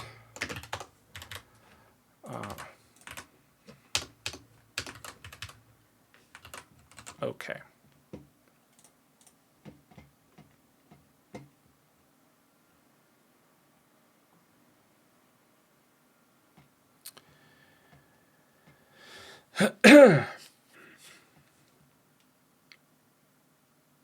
And this is basically where we do the presentation. Okay, so let's attach the render target view. Should be a pointer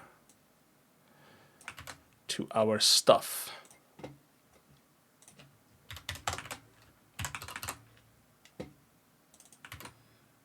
And then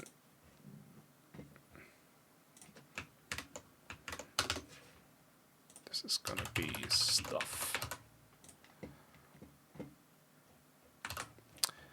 Okay, and then in the main thread, in our loop where we draw stuff, right? So we do rendering magic here, do game magic here.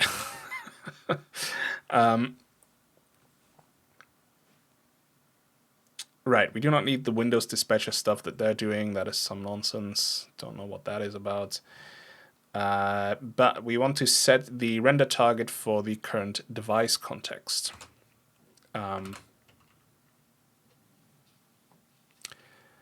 Yes. Thanks for paying attention to that, but I just saw it in time. Okay, let's just copy this. I mean, we don't need swap chain present. We already know what we're doing there. Okay, so ID3D device context. OM set render targets, and we want stuff context. And then set render targets. So the first thing is probably the count,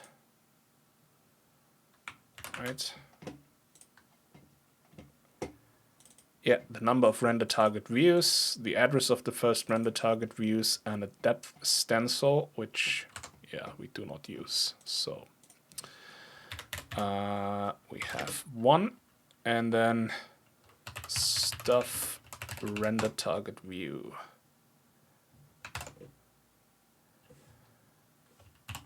Does that also have an H result? No, it doesn't. Good. Excellent. Oh, stencil, right, yeah, 0.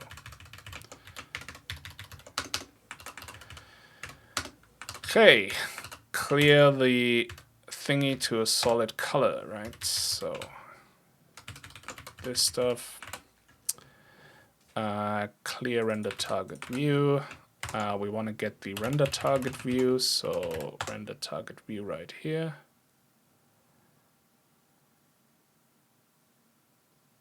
It's a bit weird that you have to specify it like that, but okay. Clear color.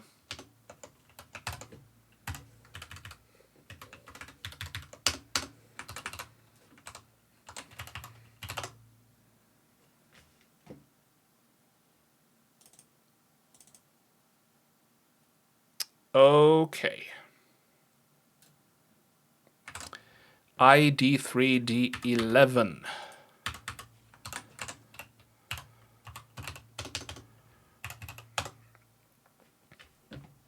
Well, there's an ad break in progress anyways, again, so, but I have stuff to fix anyway, so. Let me deal with that then.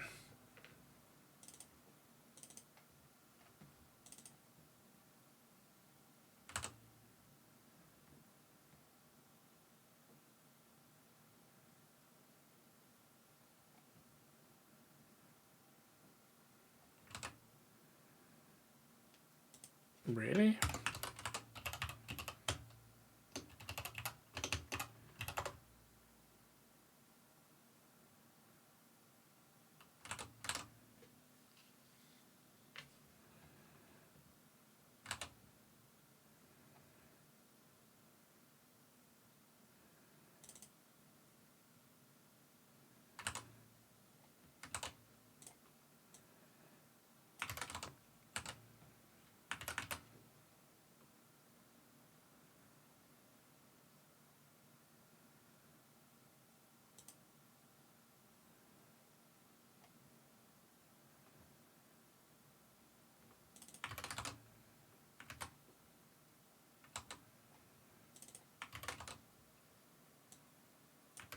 What do you mean it's not part of...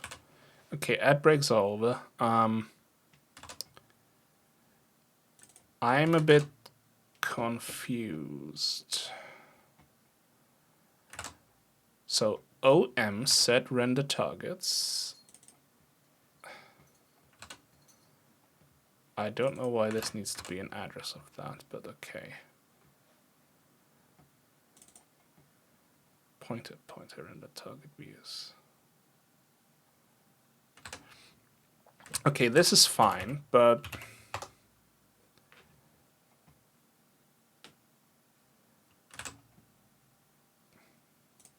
oh, I need the context. Ah, this is gonna bite me all the time, isn't it? Right, what's going on here? From what?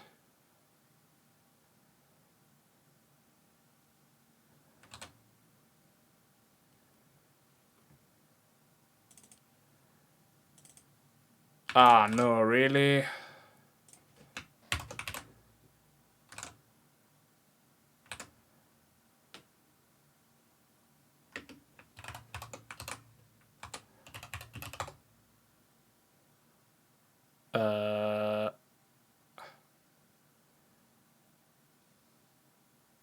No, that is render target view. What am I doing?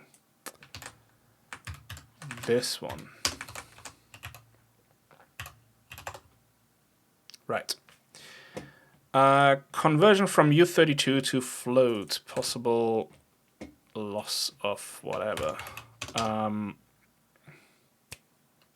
F32.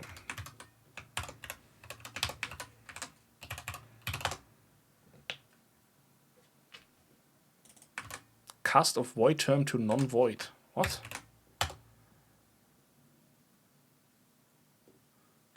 What do you mean?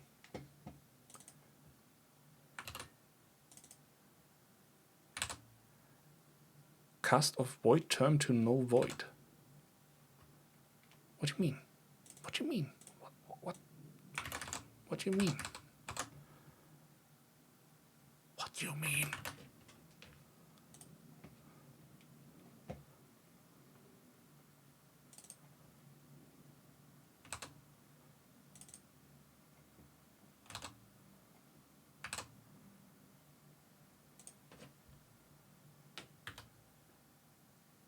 Oh, because the right.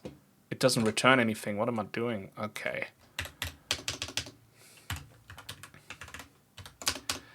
The return value. Yeah, thank you. I'm so used to them like returning H result all the time that I just got into the flow of it. Okay, cool. Build, run. Yay! Nice. Nice, nice, nice, nice, nice. Chat better than GPT? Abso-fucking-lutely. But we wanted cornflower blue. I failed in my mission. Cornflower blue.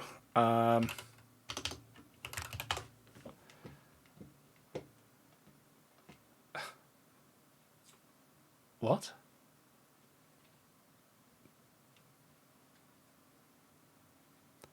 It doesn't look remotely the same.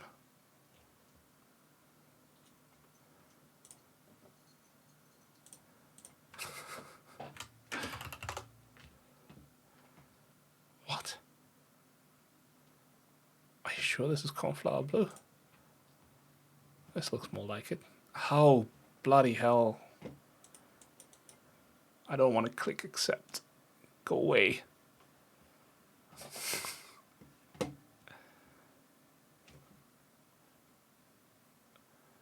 Uh, 6495 ED. 6495 ED.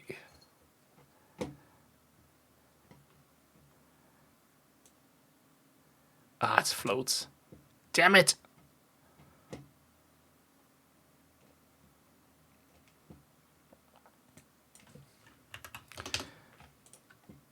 Do they have float values here? No.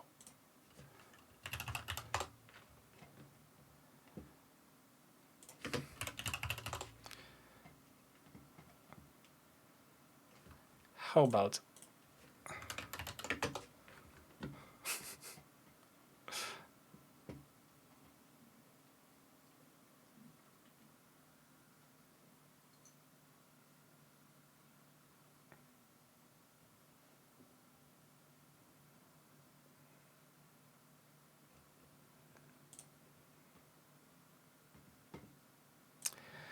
Okay, how do I translate these to floating point values?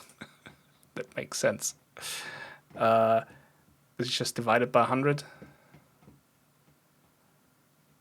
No, divided by 255, isn't it? Yeah.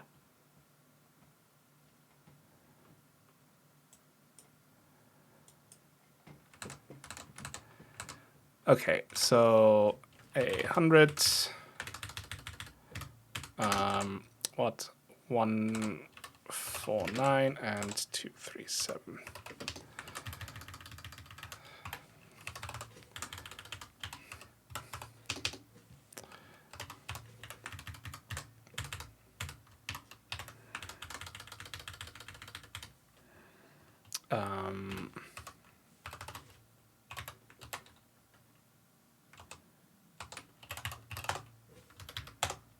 There we go.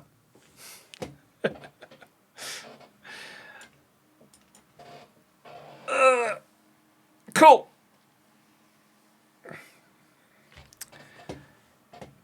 Now at least replicated something today that with XNA you could get with one line of code. Well, not quite, because he had object-oriented setup or whatever, but hey, there you go.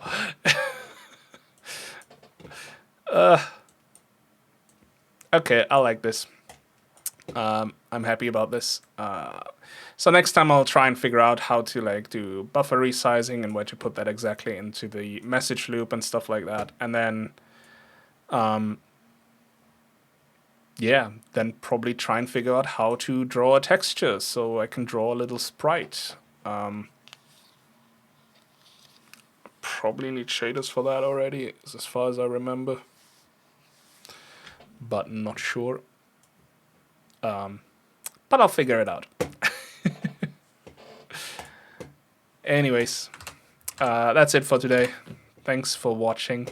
Does anyone have any questions or anything like that before I stop it? This is the step where most game projects end? Nah. I mean, you're probably right, but... Hey, thanks for the follow.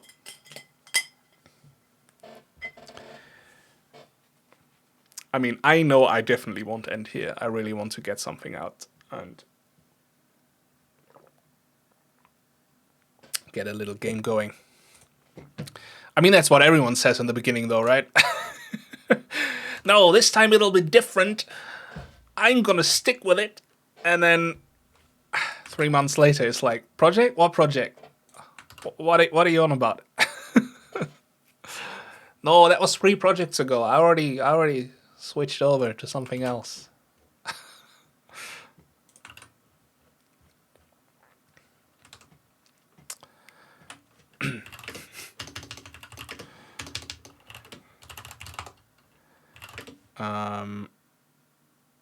Right, let's just add everything.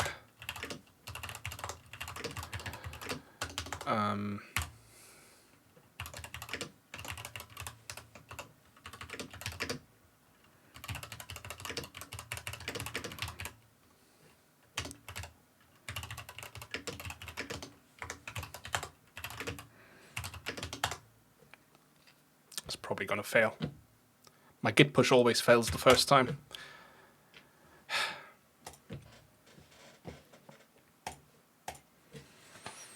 Okay, cool.